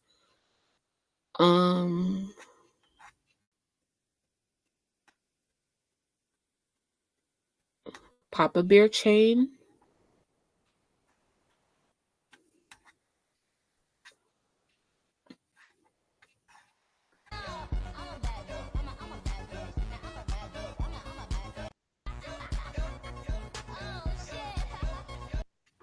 Okay, so pop up in New York this week. I hope we don't run into any porn on here. Shansia is in Australia. Sheesh. Okay. Tinashe Grammy. So here's what Tinashe submitted. Stop scrolling. Yes, I'm going. What's it called? What's going on today? Oh, okay. My bad. So yeah, I'm going. But okay. So she submitted Best Progressive R&B Album, Quantum Baby, Best R&B Song for Nasty, Quantum Baby Album of the Year, Record of the Year, Nasty, Song of the Year, Nasty, Best R&B Performance for Nasty, Quantum Baby for Best Engineered Album, Non-Classical, and then Best Remix Recording, Watch My Chic Remix with K Tronada, Best Music Video, Nasty. Now, she did have some good choreography in the music video. Okay.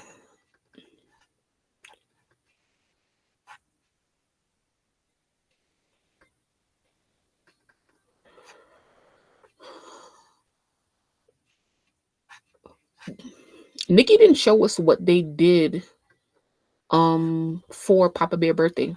Kamala Harris has raised over $1 billion in 3 months as presidential candidate, according to the New York Times. That's dope. All right. Yeah, let me know if there's anything y'all want to talk about at all. I'm gonna play this interview.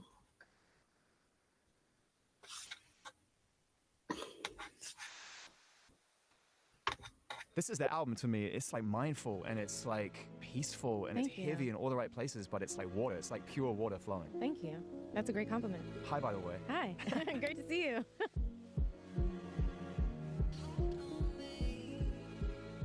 I think we've spoken on every project multiple times now. I'm so happy not only that we're both still here and everyone's here, Yep. and we're all alive, let's not take that for granted, Yep. but that you're just making your purest work. Thank and you. clearly in the best headspace, making Yeah. it It's just effortless vibes. You know? effortless, right? Tasteful. Just there are some songs, like there's a song on here, Red Flags, which is just you and an up, Mhm. and it's so captivating and it needs Yeah. nothing else. I mean, Tom York does that. Yeah. You do that. Yeah. But I don't know a lot of artists that do that. Yeah. I mean, I love being able to take, I mean, the different elements that you can take away also add so much. to a Reduction is song. important. It is. So it really is.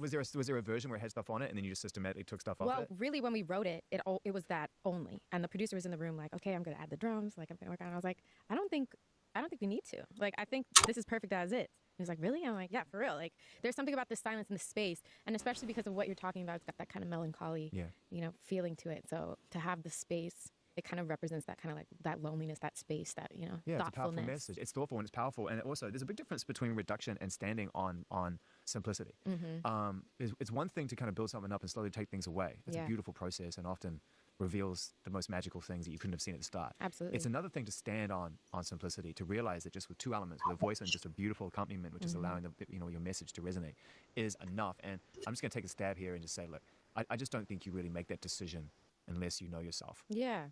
Yeah, I mean, it just feels like an instinct thing, especially with this entire project. I feel I was really tapped into just kind of following my instincts and just finding the path that was kind of, I guess, like the world, the universe was cultivating for me. Yeah. Because even with the beginning of this project, I made it intentionally to put it out in 3 parts. And BB Angel was like a little bit more up and a little bit more bright. And I felt like with this project, it naturally kind of evolved into like a little bit more of a deeper, darker place, a little bit more nuanced, like a lot of even, I think, the minor chords and the way that the songs feel. They feel very classic, but they also feel like it's moving in a new direction, which is always my goal. Totally.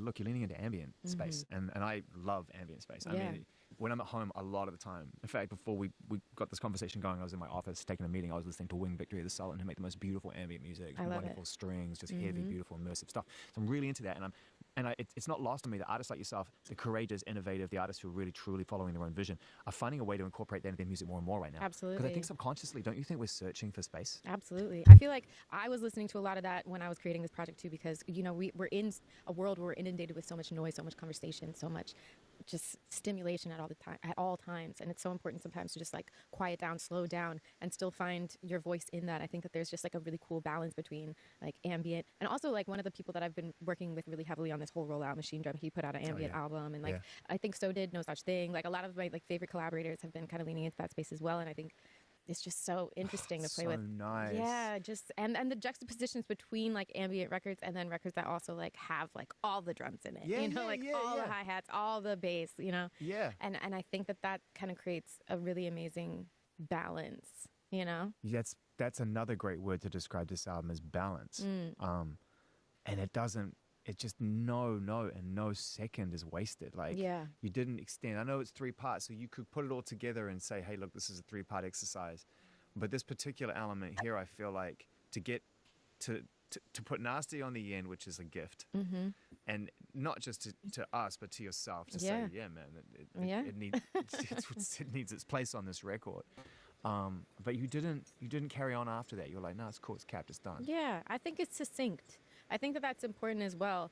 I think the intention with this project to kind of do something that felt very intentional every step of the way is important, just because I think the world, again, that we live in, so inundated with so much content. There's so many releases, and really people's attention spans are crazy. And we drop these projects, and within 3 months, we're on to the next, and we've moved on. And I really wanted every single part of it to feel so purposeful and succinct and like meaningful, so we could really like sink our teeth into every element. So let me make this statement that I've made to a few of my other friends who are artists at this point in their journey, and I'm going to share it with you because I consider you the same. We've known each other a long time. Yeah. I think that you and your generation of artists are the most important generation to the arts in my lifetime, and I'll tell you why. Yeah, why? Because, and I was literally saying this to A.G. Cook before you left when we were chatting about this, and because I think that before before the marriage of the democratic distribution of music, the streaming era of the internet, when it really took hold, and the way that people were getting their information, which is obviously through timelines and feeds and everything else, and that becomes algorithmic, and then we're just being told what to watch and what to think, right? We were building on something. Totally. We were building on a previous model, trying to make it a bit better, a bit fairer, a bit this, a bit that. It became the Wild West real quick. Real quick. And you all had to figure out how to navigate through a world while the people who are supposed to have answers lost their fucking shit. Everything changed. They didn't have any answers. No. No one I had don't any think anyone answers. was expecting it to be the way it is now. No one honestly. was. But the reason why you're so important is because 10 years on, you've made your best record. You love what you've made, and you're supporting it, you're working it, you're making sure people know it exists, and you're going to keep it alive. Yeah, absolutely. Billie on album number 3 could have sat on her hands and sold out stadiums. She's promoting that thing like it's 1995. There you go. Charlie You got XCX, to. it's a Brat Summer, because Yes. every day she's doing something else to keep Yeah. a Brat Summer going. And so it's like you figured it out. Like, we can't work for the feed. No. It doesn't work for us. No. My motto, and I'll leave it here for the algorithms and the feeds and all that stuff, is if you're lucky. Yeah. And I think like Nasty's always a smash, but Of you got course. but you got lucky with that, and now Yeah. you know what to do with that. I and felt that's like, the again, it was like that preparation meeting the opportunity of having laid the groundwork of creating a project and also focusing on the importance of a rollout of a project, of being able to give people the opportunity to see it, discover it, really sink their teeth into it, feel an era, like feel like they got a well-rounded, like something that just doesn't feel so fleeting, like so many things in our universe. And I feel like, like being an artist who like has been in the industry since before streaming was what it is now, and to now, you have to adapt. You absolutely have to. Like, you have to learn how you're gonna navigate that space and how you're going to be a part of pushing it forward, and still also keeping the elements that feel really important. Like, I feel like bodies of work are still so important. So important. So it's not like striking No, those. everyone's like, do albums matter? And I'm like, you're asking the wrong person. Yeah. Ask Tinashe. Ask the artists that are making them whether they matter. They absolutely matter. They matter. Mm-hmm. Why? Because you get to say something. Yes. And with one song, you don't get the same. You just don't get the same experience of being able to tell your story and being able to like really make a mark and make a universe and make a world that people can like dive into. I think that's so important. It's so much more visceral than just hearing a song on a playlist, which is cool too. It's cool, and I make a ton of playlists, but I treat them like albums. Yeah. Like I'll brain dump you, like, thousands. curate Oh my gosh, the keys, order, everything. Yeah. So many things. So many things I want to say, but one of the things I'll say is that like with Tinashe, what it was talking about her project, like she did this thing where and I would show you guys, but my hands are busy, but like the last album she released at the end of summer 2023, so it's been a year. That was BB Angel. And so what she's doing is basically I think she made like a lot of songs like an artist, like any artist does, with the intentions of splitting it up into a trilogy project. So like Beyonce, and that's the new wave. It seems like that's going to be the new wave of how artists put out music and projects, because she's doing a 3-album project. Seemed like Nicki is on the way to doing a 3-album or several album project, and Beyonce on her several album project with Renaissance, Cowboy Carter, and then whatever the fuck Act 3 is about to be. So anyway, the difference with Tinashe is that on the albums, both the album from last year and this year, both of those albums only have 7 songs on them. Okay, like literally 7 or 8 songs on them. And so that's really, really, really, really short for an album. And it was definitely something to get used to and a little bit annoying, even though, like, I'm not a super Tinashe music fan, for real. But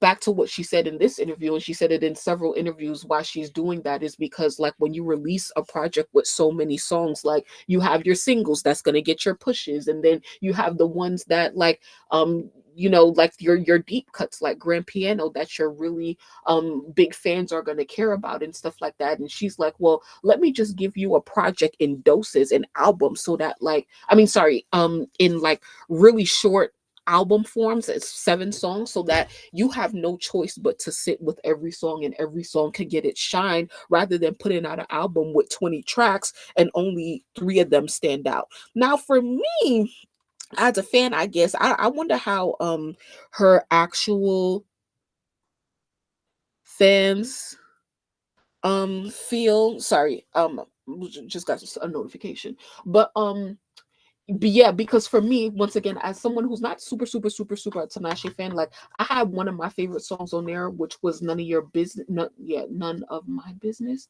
I think it's none of my business. And she had a couple of other. Treason is good.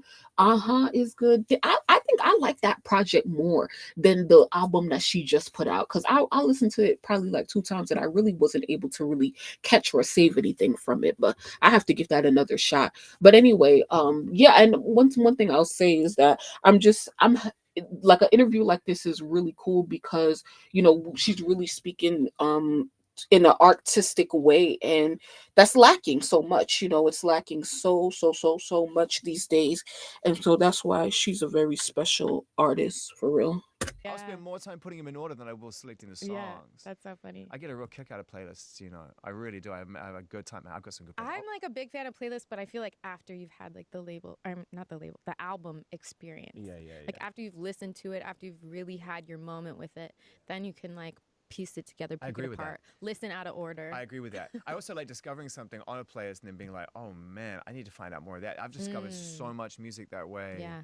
And gone into like decades and genres and geographical boundaries. Like, have you ever heard any of the funk that came out of Korea in 1973? Ooh, Holy shit. I bet it was bad. It is bad, man. It is so funky. It's crazy. So, I don't know. I'm having a really wonderful time with music right now. It's taking me places and allowing me to feel things that I haven't felt in a long time. Yeah. I think it's something to do with, to your point, what's going on outside. Yeah. My inside's craving space. So Absolutely. it's really affording that. An expression. Right. So let's talk about your safe space, the place you like to go to. What do you listen to? What are those albums that don't even have to be the ones now, because I go blank when people ask me that question, but like historically you've gone to that allow you to feel something on purpose? Yeah. Well, I mean, my number one reference is always Velvet Rope, because I feel like that album encompasses so much of what I try to embody, which is having the genre range. It doesn't ever feel like it fits in one box. It's constantly evolving. I think it's so ahead of its time. Yeah. There's so many elements that like feel one song to the next song. They feel totally different, but they all make sense in the same everybody world. had to go with her there too, because I know you've been mentioning Empty. Yeah. Empty is the most un-Jimmy Jam and Terry Lewis song amazing. I've ever heard them make. I love that song. Same. But like they have their sound, so beautiful sound, the chords and the feel and everything else, and they're adaptable, but man, did she drag them somewhere very unique there. It's so great. It's so inspiring. And I always use that song as a reference. Like, that's such a great reference point, because even like the mix of that song I think is so interesting. Like a lot of the like call and response kind of, there's this like vocal in the background that kind of is jumping from left ear to right ear, and it's really hot in the mix. It's not like tucked in there like a part of the beat. It's like really, I just love like you all did those. that on your album. I just love all those elements. I love how that. you did that on your album. There's definitely moments in there where I feel like there's conversations going on in the background. Yeah. I mean, literally on No Bro Boys, but I mean, like there are other bits where you definitely are playing around with it. And we talked last time we spoke about Nasty and how it wasn't lost on me the way you position that so dry and up front. I think the mix is something that we don't talk about a lot, but it's something that I put a lot of effort and time and like focus into, because it changes so much of like how we experience a record. And these are just, again, the things that you can really experience when you listen to like a full body work. That's because you're a producer. Yeah. That's because you're a producer. And I think you become such an effective representative of your abilities as a performer, as a singer, as a dancer, as a choreographer, that I think it's really important we just take a second to acknowledge the fact that you put this shit together. And you work with people, but man, it's your vision. And so I just want to talk a little bit about that. And can we just divide the disciplines up and just talk a little bit about the love of production, the love of the nerdery of it? Because you're in the right room. That's my jam. Yeah, no, I love it. I think being able to find all of the feeling within a track. There's so many different ways that you can evoke it, whether it be through, like you said, the minimalism, the lack of the space, whether it be through, I love like a bass, like always does something to me. There's something about like a rumbling, grumbling, like an 808. And then there's something also about like, I've been trying to avoid like too much high end a lot of the times on Yep. these records. Yep. So because I feel like my voice kind of floats in kind of that area. Yep. And it just kind of, I don't know, there's just so many ways that, you know, you you're can. super frequency in touch. Like you Yeah. definitely figured out where you sit in the realm of warmth and space. Mhm. Because I hear that on Thirsty, right? Like I love the way that the bass subtly changes key in the chorus just once and then comes back up. But it's so subtle. You almost Yeah. think it kept the key. Yeah. It's such a subtle shift. And when you recognize it, you can't shake it. Yeah. So you get the same emotion every time it goes there. Whenever I hear that song and it goes Yeah. down, I'm like at the same place. But it took me 2 listens to figure out it had done that. Totally. So Also, I think it's like, crazy. as a vocalist, you think a lot about how you're going to like play with your vocal performance. And that's something that I really love to do as well. Like use my vocal, obviously as an instrument, having these like really softer, higher, you know, floaty, almost like whispery elements, as well as being able to do full voice things, which, you know, creates, I feel like, an entirely different impact on the audience when they hear how, you know, I'm singing on a track. So being able to play with those elements and juxtapose that with the music, I think that's where the sweet spot is. That's the chef's kiss Yeah. right there. Is that your, Yeah. I mean, like I know you love to perform. I know that you love to create art around your art. Yeah. But I mean, is the studio that's the happy place? The studio is just the most raw place, I feel. Like once I'm filming a video, once I'm, you know, doing a photo shoot, once I'm on stage, that's kind of like the result. Right. You know, that's where I get to celebrate, you know, what I've done in that moment in the studio where you're kind of just like laying it all on the line. And that's why I think I'm such a huge fan of like home studio spaces or places that feel really, really organic. Like I don't like the big, like dark produced, like heavy Hollywood studios. I went in one yesterday and I was They're so dry. I was really torn up, and I'll tell you why. Because on the one hand, I want these places to stay alive. Yeah, they're you know, history. Not just legacy, but yes, legacy. Yeah. But you know, real people are drawn to them, and they are places dedicated to the creation of art. Yeah. And they are by their very nature closed off from the world. That's why there's never any windows. It's like you're safe in here. But I get it. Like I need to see life. Yeah. And there's something inspiring about those places too. So like, don't get me wrong, especially when I was like first in the game going into a place like that, you know, you're like, wow, there's something that kind of like makes you want to be on your shit when you're in a room Everybody like was that. just smoking mad weed in those places. That's what's oh my God, absolutely. I mean, there's the All other day reason why long. there's no fucking windows. Everyone No just windows, goes in there and gets fucking turned. hot boxing the studio. But yeah, like, you know, it's inspiring. It also forces you to be on your shit because you're spending so much money to be there. So that's the other things, you're like locked in. But I do think that raw energy, which for me is so important to creating like my best work, my best art.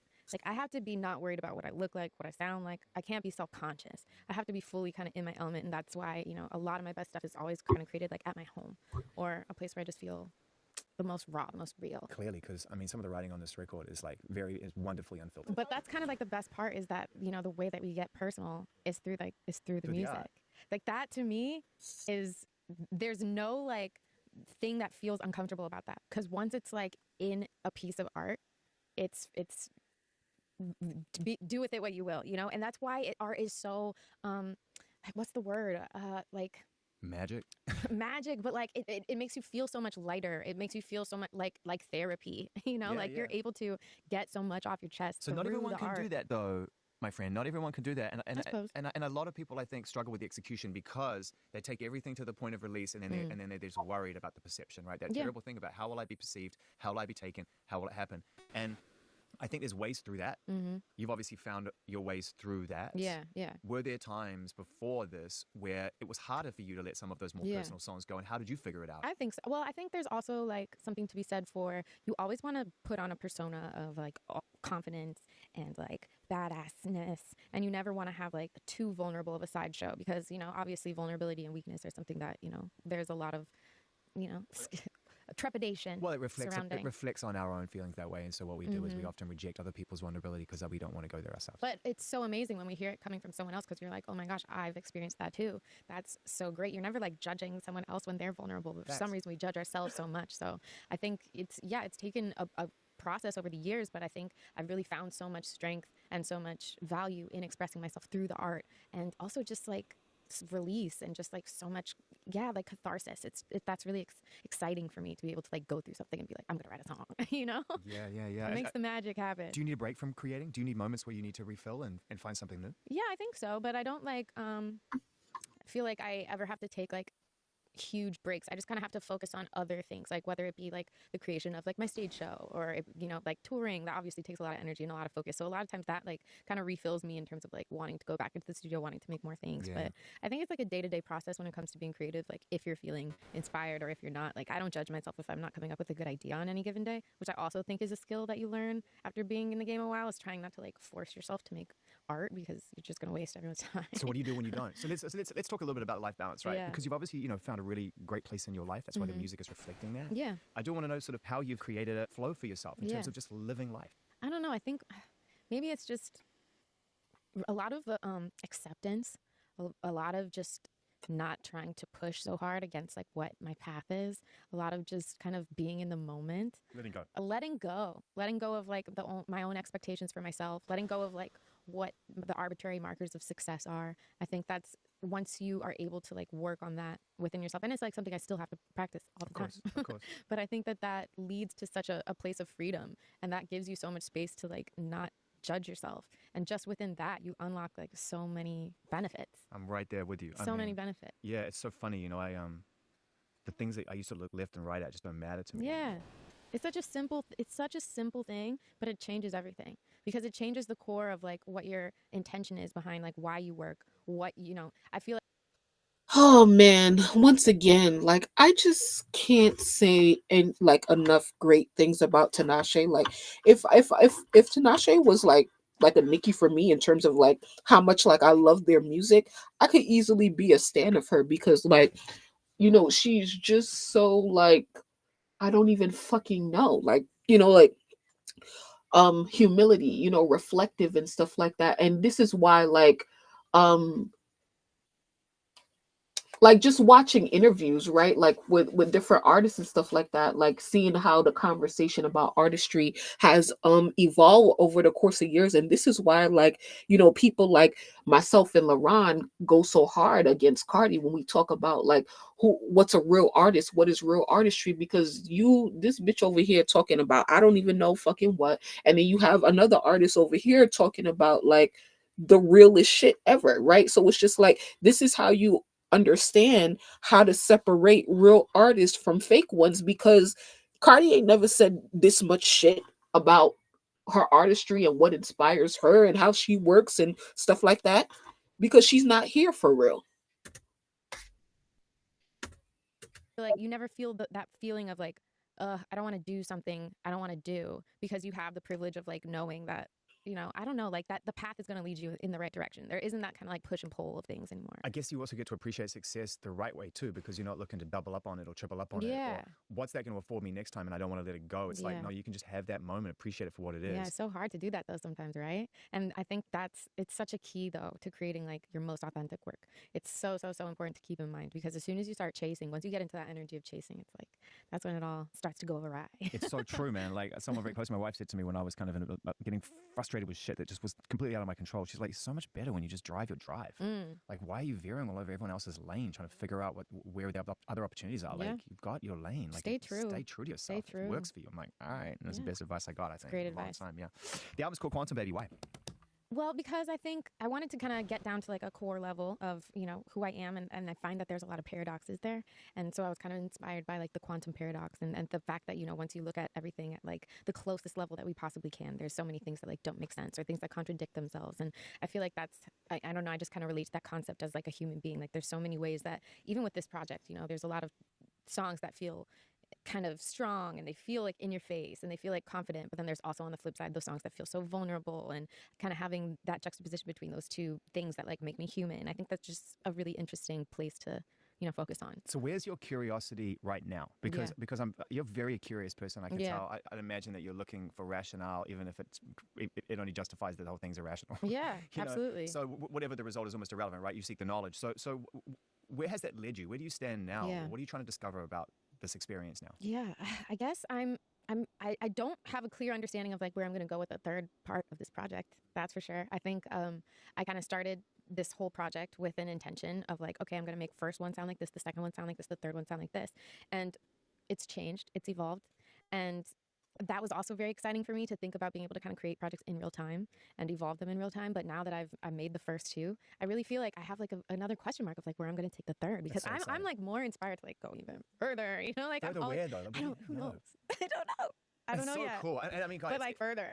It's so hard for me not to just like start to ideate with you, because this album has there's so much wide open space when you finish it of where you can take it. Yeah. And that's the thing as a fan of your music that I feel so grateful for, is that I just don't feel like you're trying to wriggle out of anything anymore. You know what I mean? When we first met, you were like, oh no, it's cool, I'll wear it. And then it was like, Yeah. the next time I met you, you were like, no, I don't know if I like it, but I can't get it entirely off Yeah. me. And now I feel like you're just like, man, I can kind of go anywhere with this. Yeah, I'm just sitting in it. It's fun. I'm having fun too. Like I think that that's another thing is never like put too much on any project. Like yeah, this could be like my magnum opus, but like so could the next one. Like it's so fun to just kind of be like, okay, this is the stepping stone that's going to take me to I don't know, maybe I'm just obsessed with like creating more work, but I love like what Don't I love stop. the idea of like, oh, No, for sure. now I And have a clean slate. Now you won't the even- world's my oyster. You won't even know when that project and what it means to you shows up in that moment in time. And to us fans, it could be Quantum Baby before that one. Yeah. And then that one. Like, that's the other things I love about, like, Radiohead or Tom or whatever, is that I have no idea how I'm going to feel about any of their records or his records or any of the bands he's in half the time until, like, a year after it comes out. Yeah, isn't that fun? It's so good. That's so fun. And it's just like, and I go back and I'm like, oh my God, why did I sleep on this shit? Yeah. This is like the best one. Yeah, and I might just do something like totally different next time. Like I might just flip the script because I love those. I love the records that people are like, I feel like even I don't know, like one of my like fan favorite records, like Night Ride. That's like definitely something that maybe like on paper would have been like, I don't know if this really makes sense, but it's like I look back on that record and I'm like, yeah, that one was so good. No, I love that record. I love that record because it was born. It was like there was this kind of like really justified frustration that bore this really strong creative energy. Totally. So it's like it's almost punk, and it's like, and that's what I love about that. And it also really that album is very important, I think, for fans and for you, is because it showed that you were just like, hey, like it was when you kicked everything over. It's kind of a tantrum, that record. In a way. Absolutely. No, totally. And that's, why it didn't get promoted. But that's why I love that project. Same. You know, I think I just want to have that energy, even if I'm not in the same kind of creative place, even if now I'm inspired, just to be able to have that fearlessness is something that's like really exciting moving forward. What else do you do that outside of making music that keeps you creatively or spiritually connected? Like, what other things do you do with your time? Like go outside, like be in nature. I think that's something that's so important. Be with my family. I think that's so important to ground me. You have a strong family strong family unit. Like I'm seeing them, talking to them constantly all the time. I think that's just having your chosen family or a family, something that feels reliable, stable in the whole world. Which is really, you know, I've got to pay respect to you and your family for that, because you know you showed interest in this at a young age, and your family rightfully supported your passion and your dreams. That doesn't always end well. Absolutely. You know, a lot of times people come out of that experience and there's some kind of resentment that kicks in, you know, because you don't know what you want at that age, and then you're like, why did you encourage me? And it's like, because you wanted to do it. You know, this book has been written 100 times. Yeah. So what's been the most important elements that you think makes your family so strong? What are the things that you and your mum and your dad and your family really ultimately? What are the poles? What are the temples you revolve around? I think it's that safe space where like no matter what, you don't ever have to like mold yourself or change yourself. And there's not many relationships that you can be so raw and so real with. Like even when it comes to like dating and romance, I feel like a lot of times, especially in the early stages, there's so much like trepidation to like get to that point. And new friendships, new relationships, business relationships. You know, you're always kind of keeping, you know, your distance a little bit from who you really are at a core level, or you're always kind of micromanaging yourself in front of other people, just, you know, maybe even subconsciously. And I think that's, you never have to do that with my family. Like I just feel so much myself. Yeah, I love that. And I never feel like I'm judged for anything I do, or like I have to mold myself into any particular direction. And so that's so special. I feel like when I was younger, I used to realize that too late. Like I would be really trusting, and then it'd be like, oh man. Yeah. Oh man. Like, you know, now I've had that experience. How's it going to affect the way I move forward with it? And now I just like, I have this whole different, I'd love your take on this. Like I have this whole different feeling about it. Like trust, don't trust. It's kind of irrelevant to me. Yeah. I just want to be present and give you my best. And if you're not ready to give me your best, or you think there's something you can take from me that's going to help you in a way that doesn't help me, it's kind of on you. Like, yeah. I'll just move on. I'm cool. That's always the goal, is to just be your most authentic self. I think that's always my goal, at least, I think. Well, you've had to probably figure that out, and we've talked about this before, but I want to know how your sort of judgment has been refined and sharpened in the years where you've been able to take control of your own destiny. It remains one of music's most inspiring stories. In fact, more so than when we started to celebrate it. And I feel we were all just kind of go, you know, when you did it. Yeah. And now it's like, oh, I've gone. Like it's a thing, and I'm a real business. I'm a businesswoman. I'm an artist. I run my shit. So let's talk about what you've learned from that experience, if you wouldn't mind, and then just kind of help us better understand how you've sharpened and refined those tools. Yeah, I think betting on yourself, trusting in yourself, taking those risks is so empowering. And I think that it's really important. It also was kind of very cyclical to how I kind of started my music career, because I started creating my own music in my bedroom and like taking it upon myself to learn how to produce and learn how to record myself and do all the things myself. And I think that now I have the benefit of, you know, not having to do everything myself, but having the confidence to know that if I need to, I have the skills, I have the ability. It's not relying on anyone else to be able to kind of create your art. It's knowing that, it's having an inner knowing and an inner trust in yourself that like your ideas are the best ideas, or like your stuff is the stuff. So how do you delegate then if you don't have to rely on anybody else? how challenging or not, how do you define the idea of delegating responsibility when you ultimately have done that before and it's failed for you? It's just, again, like instinct. Like, when you meet someone and you just kind of get to know them and you know that like the people in your corner are really in your corner for the right reasons. And obviously like there's a process that you go through when you're getting to know someone where you kind of like vet them out. And it hasn't been easy, but I think that all of the people that are on my team are people that I really trust, that do have my best interests in mind. You just like always constantly have to know. I think that's also with keeping your circle small, being really purposeful about, what you delegate to who, and just knowing that, you gotta know who to trust. You gotta know who to trust, and you gotta keep it small. I think keeping it small is a good place to start. You can go as big as you want, but you should intend to keep it small. Yeah. I think what's interesting about Tinashe is, that they've always pushed the her being independent and stuff like that, especially after leaving RCA and stuff like that. And I just wonder, especially because this year Tinashe has been experiencing so much success independently, and like this is definitely at the very least a wake-up call to the industry, the major labels and stuff like that. And I just wonder what this new wave of business in music and independence is going to be, because there are independent charts on Billboard, so you can track independent albums and stuff like that. And also even the way that like Megan Thee Stallion is being pushed, how Rock Nation is doing that, and how they're, no matter what Megan Thee Stallion does, she'll break the record for like, oh, like Megan Thee Stallion is the first independent female rapper to do X, Y, and Z. Like, I wonder how much being independent is going to be a thing moving forward. And not even that, because it's very much a thing. It's always been a thing, but it's about, these days, it's about how much is the industry going to what's it called, like accept them, but also reward them. Because Tinashe, she's in your face, like her success is something that cannot be ignored at this point, and it has been recognized, and she's been nominated for awards. And we started this conversation looking at what she submitted for the Grammys. But will Tinashe actually be nominated for awards? She got a nomination for, I think it was Nasty, for like music video something at the VMAs and stuff like that. And so now like the Grammys is in question. So it's like I don't really see like any nominations for the album, maybe for Nasty, but once again, it's going to be interesting to see how the industry rewards that. And then we also have to pay attention to how the industry is going to reward Megan Thee Stallion. We're going to see the difference in, because both Megan and Tinashe are submitting, right? And they've both had standout songs this year. Tinashe submitted her single, she submitted her project. Megan has also probably submitted a couple of songs as well as her album. So let's see. And both of them, actually, both Tinashe and Rock Nation, both Tinashe and Megan are managed by Rock Nation. So it's going to be very interesting to see how both artists play out in the Grammys and just awards that are to come. Which independent one is going to be rewarded? Tinashe been independent longer than Meg. Okay, when Tinashe signed with Rock Nation, Meg was just blowing up. So let's see. And I wonder, I fucking wonder, bitch. I wonder. Now I'm wondering, because it's like, Tinashe been with Rock Nation.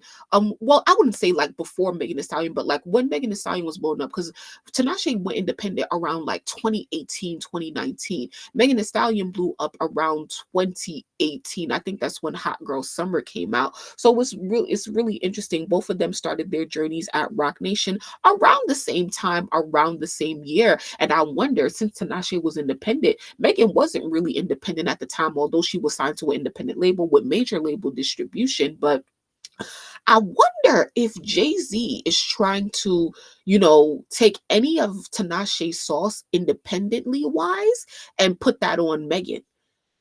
Like, yeah, they coming for Nicki, but the other thing is the independence, quote unquote, her being independent. That narrative, that's a powerful narrative to push. Because once again, Megan will never be the first female rapper to XYZ, the highest selling female rapper. She'll never be that, but she will be the highest selling independent female rapper. That's what she will be.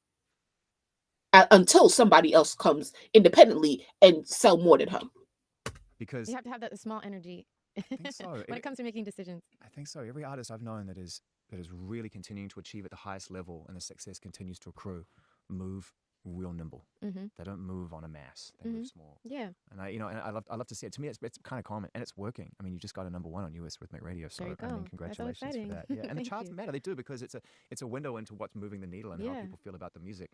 The trends will come and go, but the charts are like, no, this is Yeah. broken through. It's exciting. What does it mean to you though when you get a result like that now? It's very affirming for me just because, obviously I've been in this journey for like 10 years and just achieving those accolades isn't something that I've put the pressure on myself to achieve. It hasn't been a focus of mine. So it feels so like just kind of like a bonus, like a win, like something genuinely that, I don't need. But now that I've achieved it, this is amazing. I think it feels like I'm in the right place at the right time, that I'm doing the right things, that I'm where I'm meant to be, that all the decisions I've made have led me up to this point. Do you appreciate the impact that you're having on the arts, and can you recognize it? You know what? I think I just really enjoy being a part of the conversation.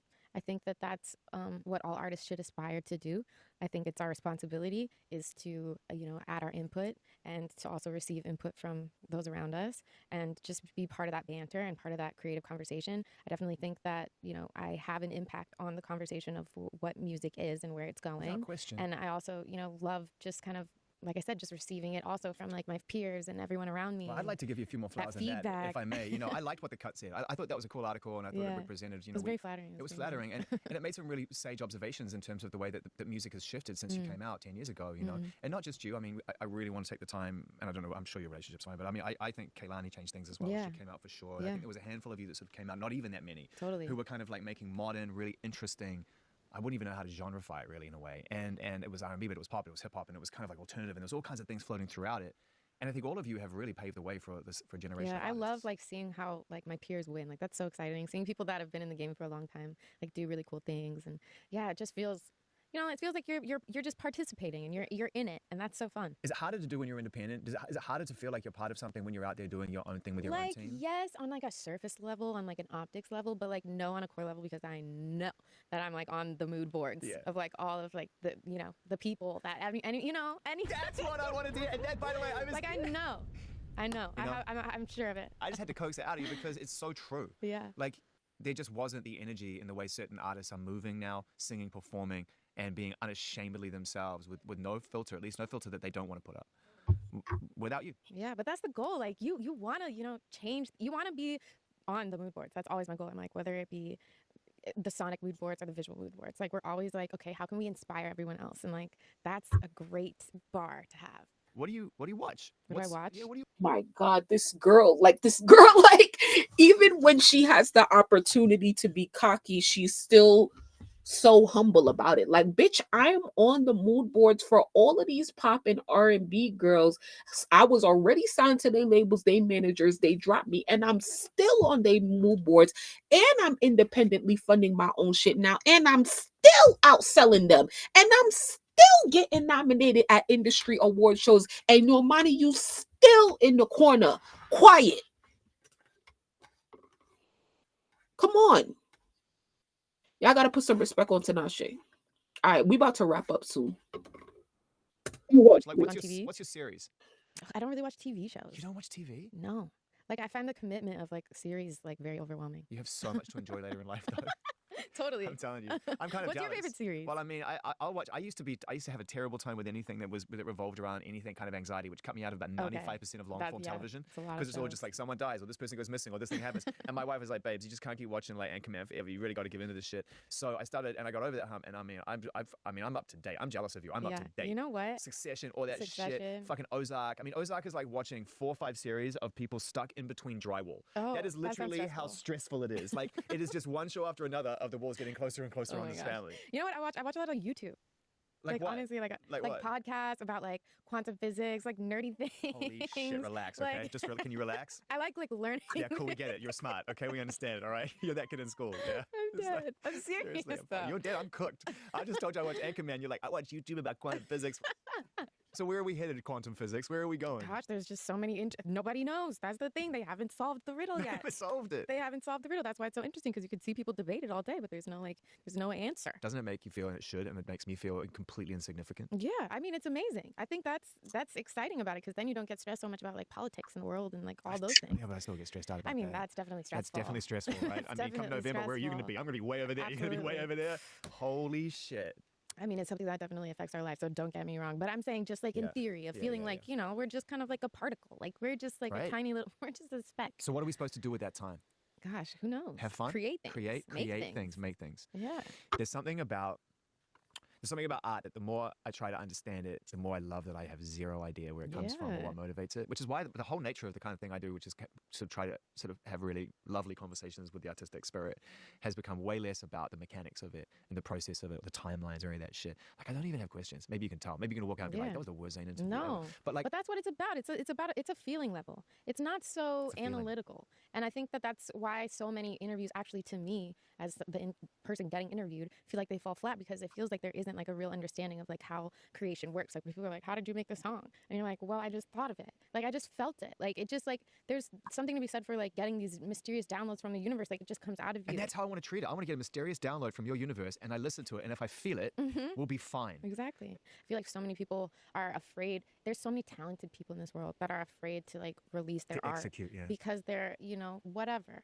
But I think that just being able to be free to not judge yourself for whatever you make is just so important. But you're an overthinker. I don't think I'm off the mic when I say that. I'm surely an overthinker. Don't get me wrong. So how do you, okay, well that's really interesting because clearly as an overthinker, you found a way to get inside your own wiring and be like, not there. Not there. Not there. How? I don't know, because I think it's just because I think because I recognize that my best stuff is when I'm not overthinking.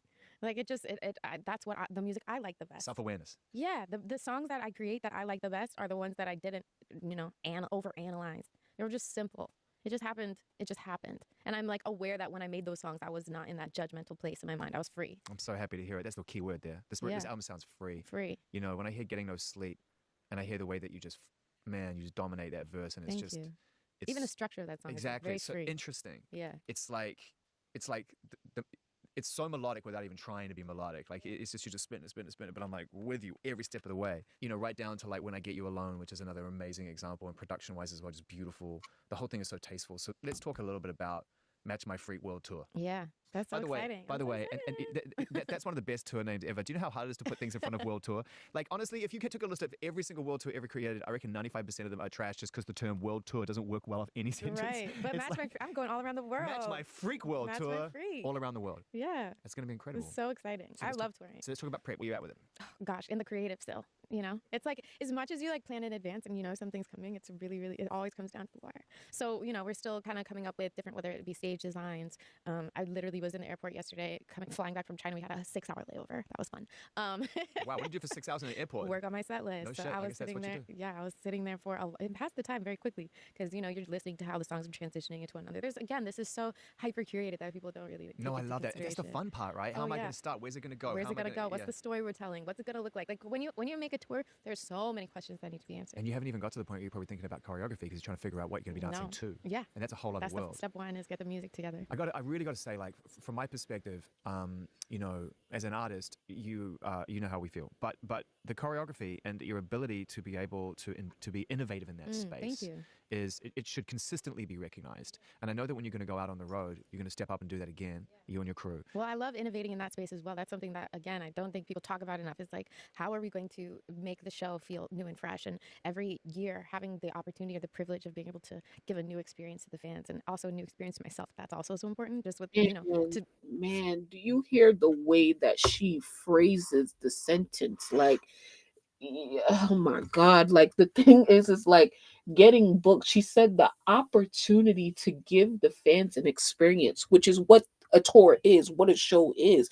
I mean, the surface level way to look at that is like, bitch, it's an opportunity to get motherfucking paid. Niggas is gonna buy my tickets and show up regardless. But nah, she treats it as a opportunity to provide an experience because so many people in her shoes would have gave up. What nobody cared, X, Y, and Z.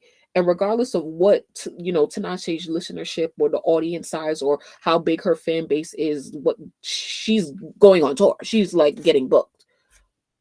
Be professional. What happened? What did I do? You had me scared for a second. What the fuck did I do? What the fuck? combat burnout. You want a new show. You want new choreography. You want new moves. Yeah, So but you burn out to do that, right? I mean, it's Yes, athletic. I mean, this totally. is it's like going on Oh, tour yeah. is like preparing for the Olympics. I mean, it's going Yeah. to be crazy. You can't go on there and not level up, and you've leveled up every single time. Every time, that's the goal for sure. But what's cool about this album is I can imagine it's conjuring up a different kind of inspiration for you in terms of movement. Yeah. Because you have a lot of songs that require like a lot of movement, and you always step up and give those songs what they ask for. But this one is an ethereal nature to this. Yeah. Well, I think I've also been working with, like, for example, I've been working a lot with this choreographer out of Amsterdam. His name is Shay, and he's really amazing. And his stuff is very like storyteller driven, very narrative based, very almost theatrical. And I think that I've been looking for those theatrical elements, you know, to kind of pair with the way that the music is evolving, because I think it's helping to build, again, like build this universe outside of just it feeling like steps, but also like what's the story we're telling, what's the narrative, building pictures In between with the bodies, steps. Yeah. in between the steps, the transitions, how these all tie in together, the feeling of it, the literal shape of the movement. I think that that's something that's so important to how I experience music. Yep. So like, why not put that same effort into how someone else is going to like visually experience the music? You know what I mean? Yeah, I do. I can't wait to experience it. Where are you going to gift us this show in LA? Ooh, it's going to be at the Greek. Oh my God. It's so exciting. That's incredible. Yeah, I'm so excited. It's definitely like a bucket list venue for me. So it's going to be amazing. Oh, you'll be. Yeah, the Greek's epic, It's so man. beautiful. That's such a beautiful 7,000 seat, just perfect. So But sick. dude, like, you're already at the bowl. You just haven't caught up. Yeah. Thanks. You're already there. I'd see it going one way. I always enjoy talking with you. I want to say thank you for honoring our request and coming in and having a conversation. Absolutely. Thank you so much for having me. It's always a pleasure. It's a story that just keeps getting better. It's people ask me, oh man, you still get a kick out of doing this stuff? I'm like, yeah, of course. I love to talk about music and connect with the people who make it. But what I really love to do is see the stories get better. So just long may that continue. Absolutely. It's good to see. Thank you so much.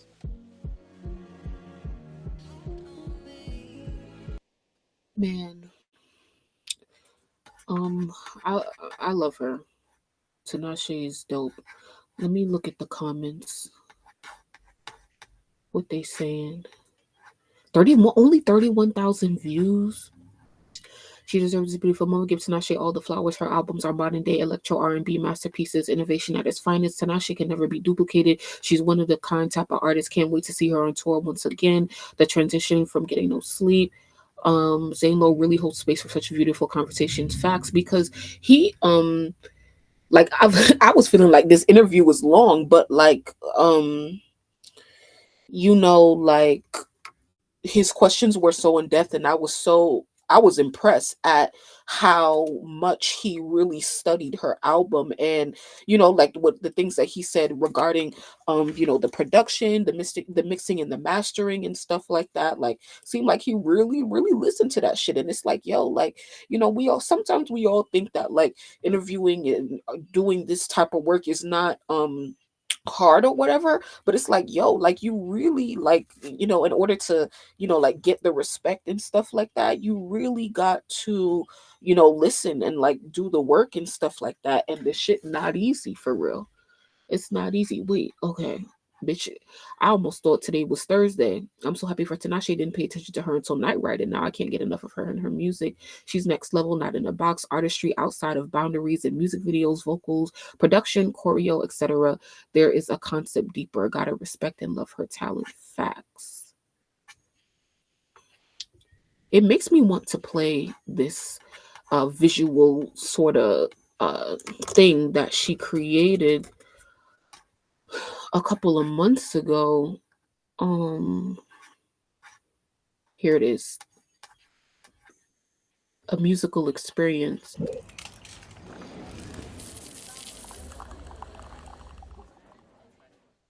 Known as a So what she did was she took all of the songs off the album of the last album, not this previous album, but the last album, and basically made like a pretty long, like kind of like music video, like production, choreography and stuff like that.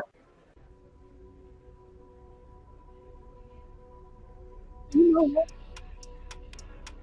Hold on, let me turn this down. So yeah, I'll vibe out to this and then I'll go. I'm still doing my hair and I'll be doing this bitch. I might have to take a break, go eat, and then come back and do this shit. At least I feel like I'm like, I only got I would say not 60%. I got maybe like 30% of my head left.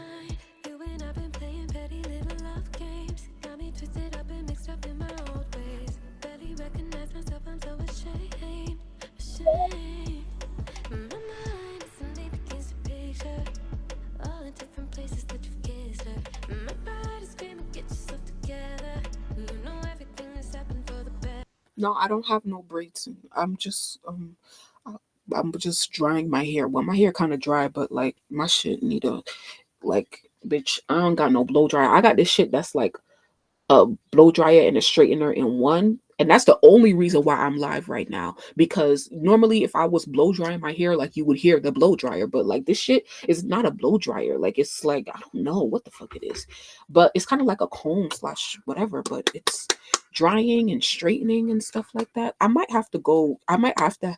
I might most likely will use the actual flat iron like tomorrow. But yeah, for now I'm just like I'm just trying to get it straight for real, for real.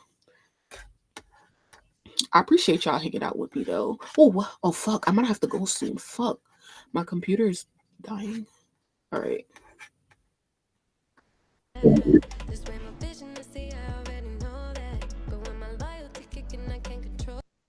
Choreography, very, very important.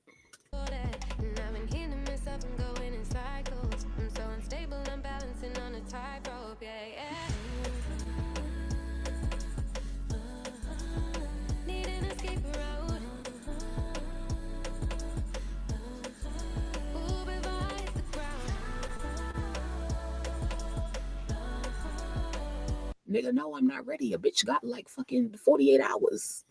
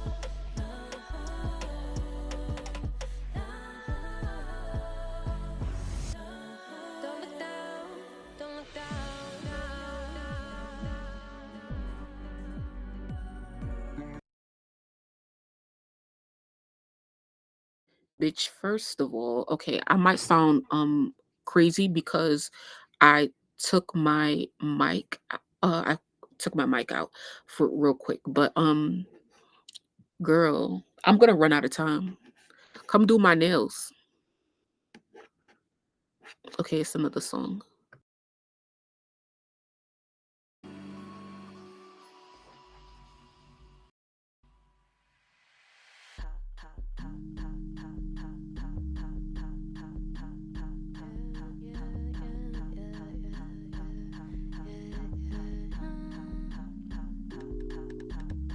Mix up my days, got me in a daze.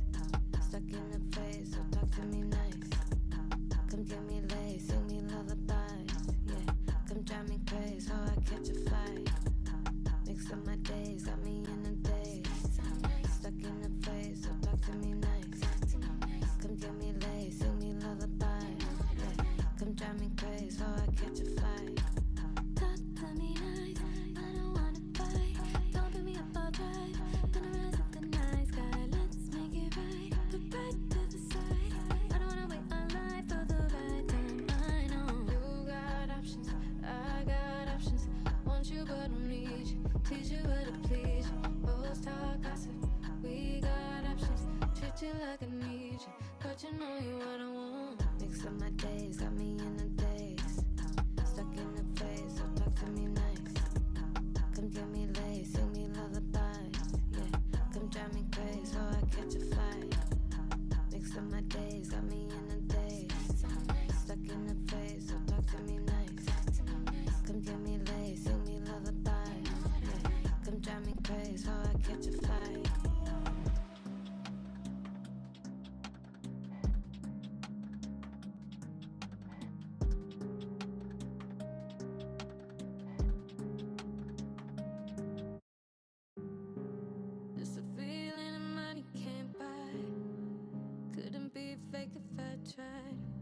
Loyalty with the money came by. You only get one chance, only one try. I gave you feelings and money came by. Couldn't be fake if I tried. Loyalty with the money came by. You only get That song called "Talk to Me Nice." Not one of my favorites on the project, but it was the lead single though. I think that's the choreographer in the middle. private, try to do an island. Real good sex to break the silence. Same My thing is like this is what a real independent production looks like. She said in the interview that she brought this choreographer from Amsterdam. She brought a choreographer all the way from Europe to choreograph her show. And whatever this is, right? This was right before she just went on the last tour she was on, I think earlier this year or late last year. But she about to go on tour again, as y'all just heard in the interview. But so once again, like this is like a really long 20-minute music video, a compilation of all of the songs on the previous project. So like 7 songs and choreography to them. And she said that something had happened where she had to like cancel her tour and reroute her tour. So they had 10 days to do this. She did this in 10 days. She choreographed this, produced it, filmed it, edited, all of that in 10 days, something like that. And yeah, I thought it was a really, really, really great project. Like, I mean, please tell me what other artist is doing this right now? Like, literally, what other artist is doing this? These bitches are signed to major labels, got $1 million budgets. Like, come on. Oh, this is my song. one body, but it talk on me. He's simping, said, no, please forgive me. Oh, said I don't like begging, but I'm on my knees. Don't be a tease. Grab them keys after party in between the sheets. Top floor shawty in a penthouse suite. Make you say please, please. I'm not easy, but I'm fiending. I'm just human, we all got needs. 24 hours, there's no substitutes. But quiet, eat your heart out. My body is a buffet. Eat my pussy, boy, don't call me. I can't be one and only, not today. Shut that girl that I got my band. Yeah, her she a fan. Yeah, come and get your man. Yeah, damn I can't stand you. Where we been at it, I can't stand her. Yeah, had a bonanza. Yeah, peaches bananas. Now you want me all to yourself, you just can't help it when my hands on my knees. They ain't never seen moves like these. Nice and clean, ain't one body but a talk on me. He's simping, said no, please forgive me. Oh, said I don't like begging, but I'm on my knees.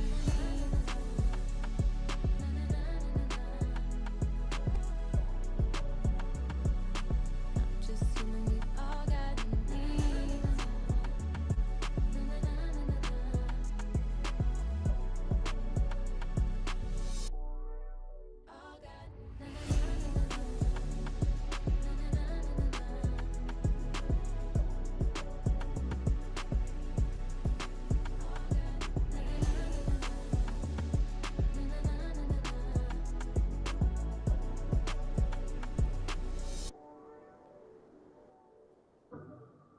Dope shit.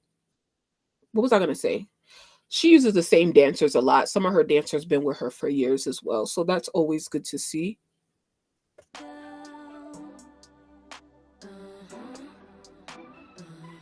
I like this song.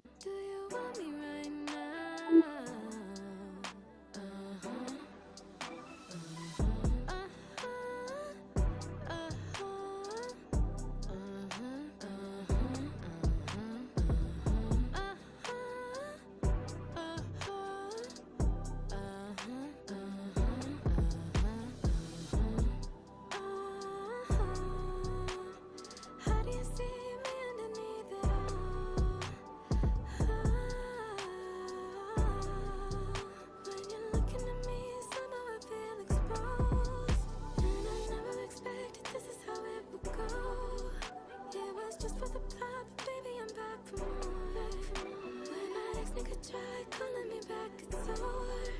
'cause this is what I've been waiting for.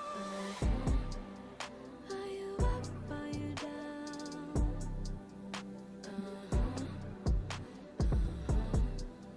Do you want me right now?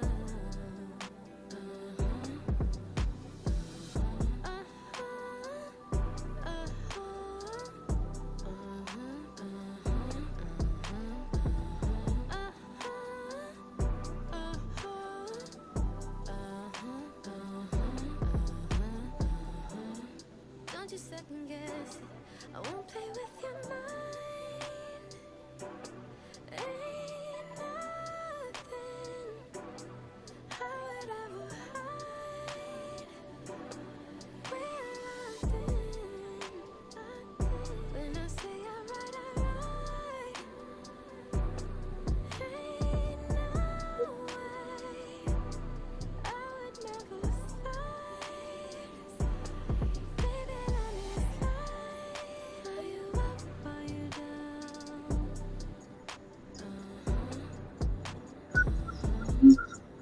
Do you want me right now?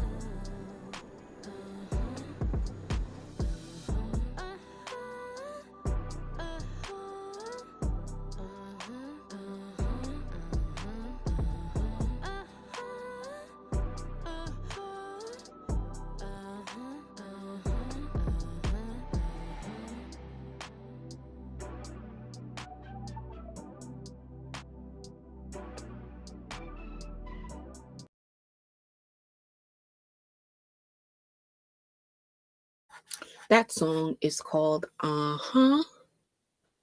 Uh-huh. Is this my favorite one? This is my favorite song. This is my favorite song off this project. This is like my favorite song.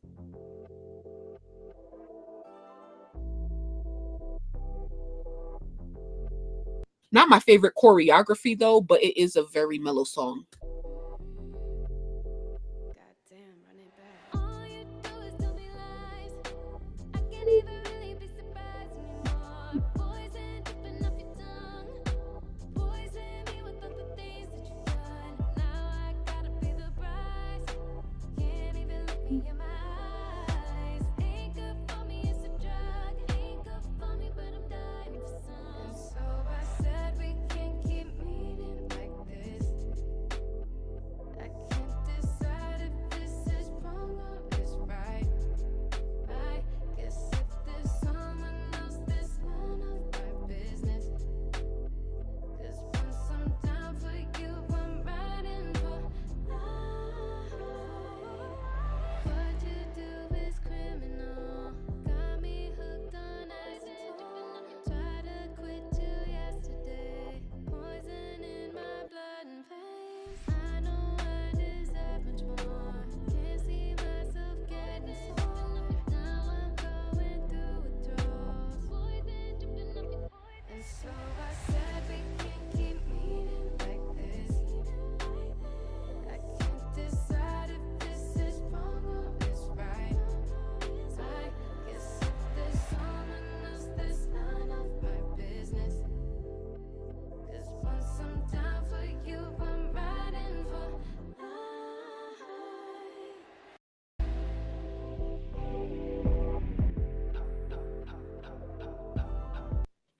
Crystal.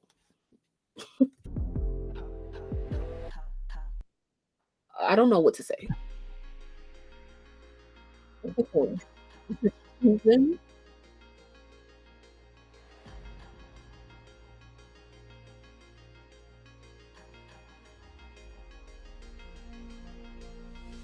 Driving with no headlights on, running every red light. Headed down a one way the wrong way. Ain't nobody scared out here. I already know how it is. I already feel those regrets. I don't even know when you're stuck in. I just said you come with the steps. If I'm being honest, I'm lying. If they see the truth, I'll deny it. I don't need no help on my end. Voices in my head going silent. Must be tragedy I desire. As I'm headed straight towards the fire. If I still got an angel on my side, I ain't trying to take no advice. I know it's dark, I've seen it in the light. Know I couldn't fight it, but I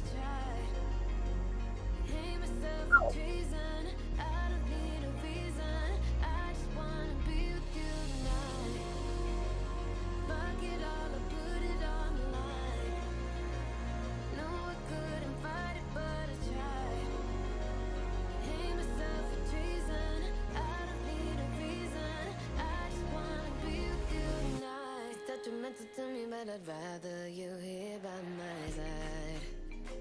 I'd rather you spend the night. Don't even gotta keep it to it, still find your way back inside. I'm not really a fan of this one too much. It feels dark. All of these songs feel dark for real, for real. Even the one that I love, I consider that a dark song.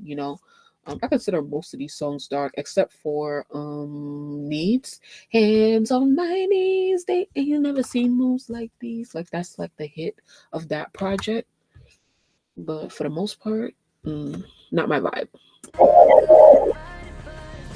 Although I do like several songs on this project, but like I don't know, it'd be like so confusing for me as well, because it's like Tinashe is an artist I talk about a lot, but it's like, and I'll be like, oh, like her music not really for me, but then I'll listen to it and it's like, okay, well I actually like 3 to 4 songs on this project, but like I like some things, but for the most part it's just not my genre, like it's not my genre, not my style of music. Anyway, it's not favoritism.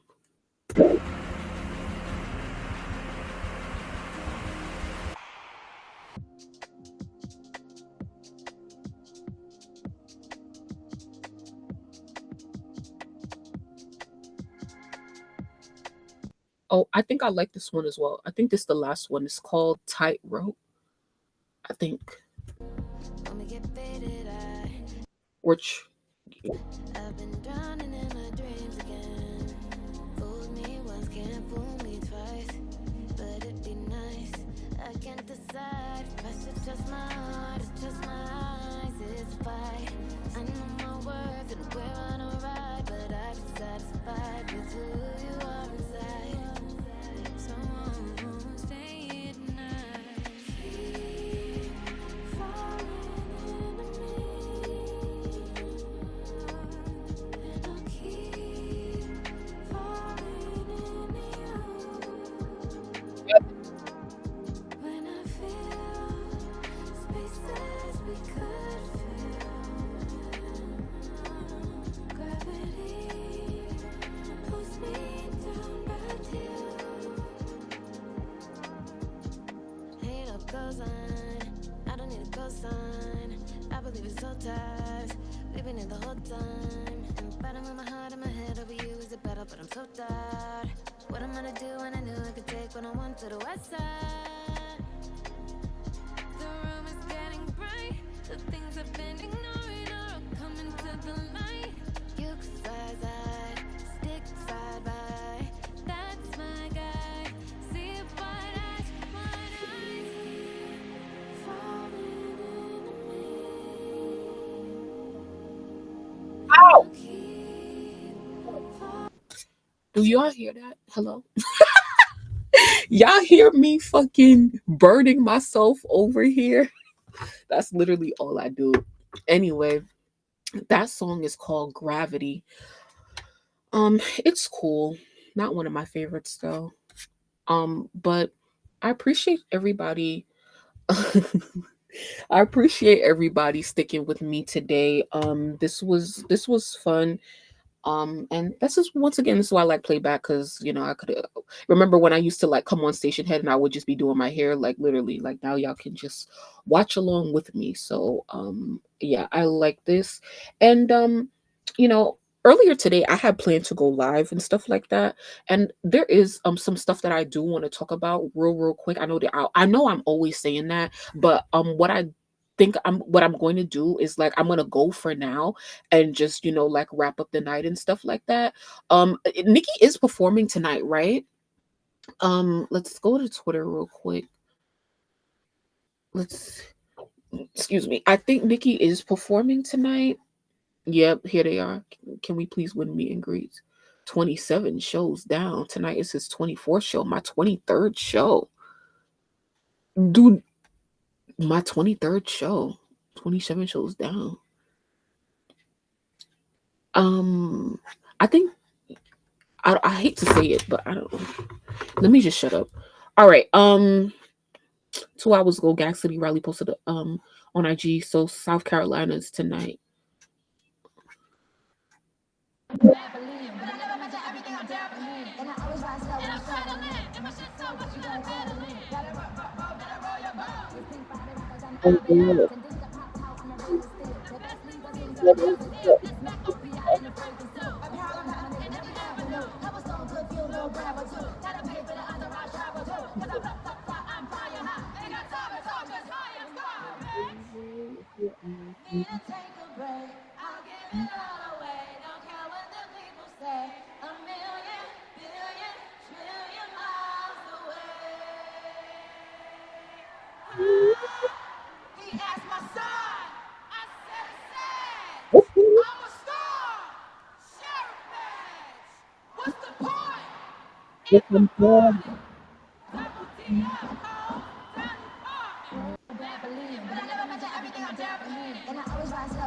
And she went right into tap out after that. That's what that sound like. That sound like she went into tap out after that. That was yeah, that was good. What was okay? So I was sorry. I was just looking up.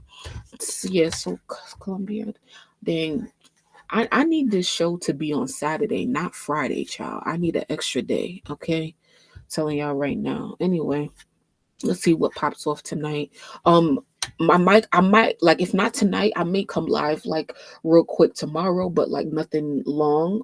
Probably in the nighttime and stuff like that. So thank you as always for chilling with me. I appreciate all of you for coming through. Thank you, Crystal. Thank you, everybody who had some time to spare. And I will go now, and we will talk soon. Have a great night, everyone. I thought you had 48 hours. Bye. Good night.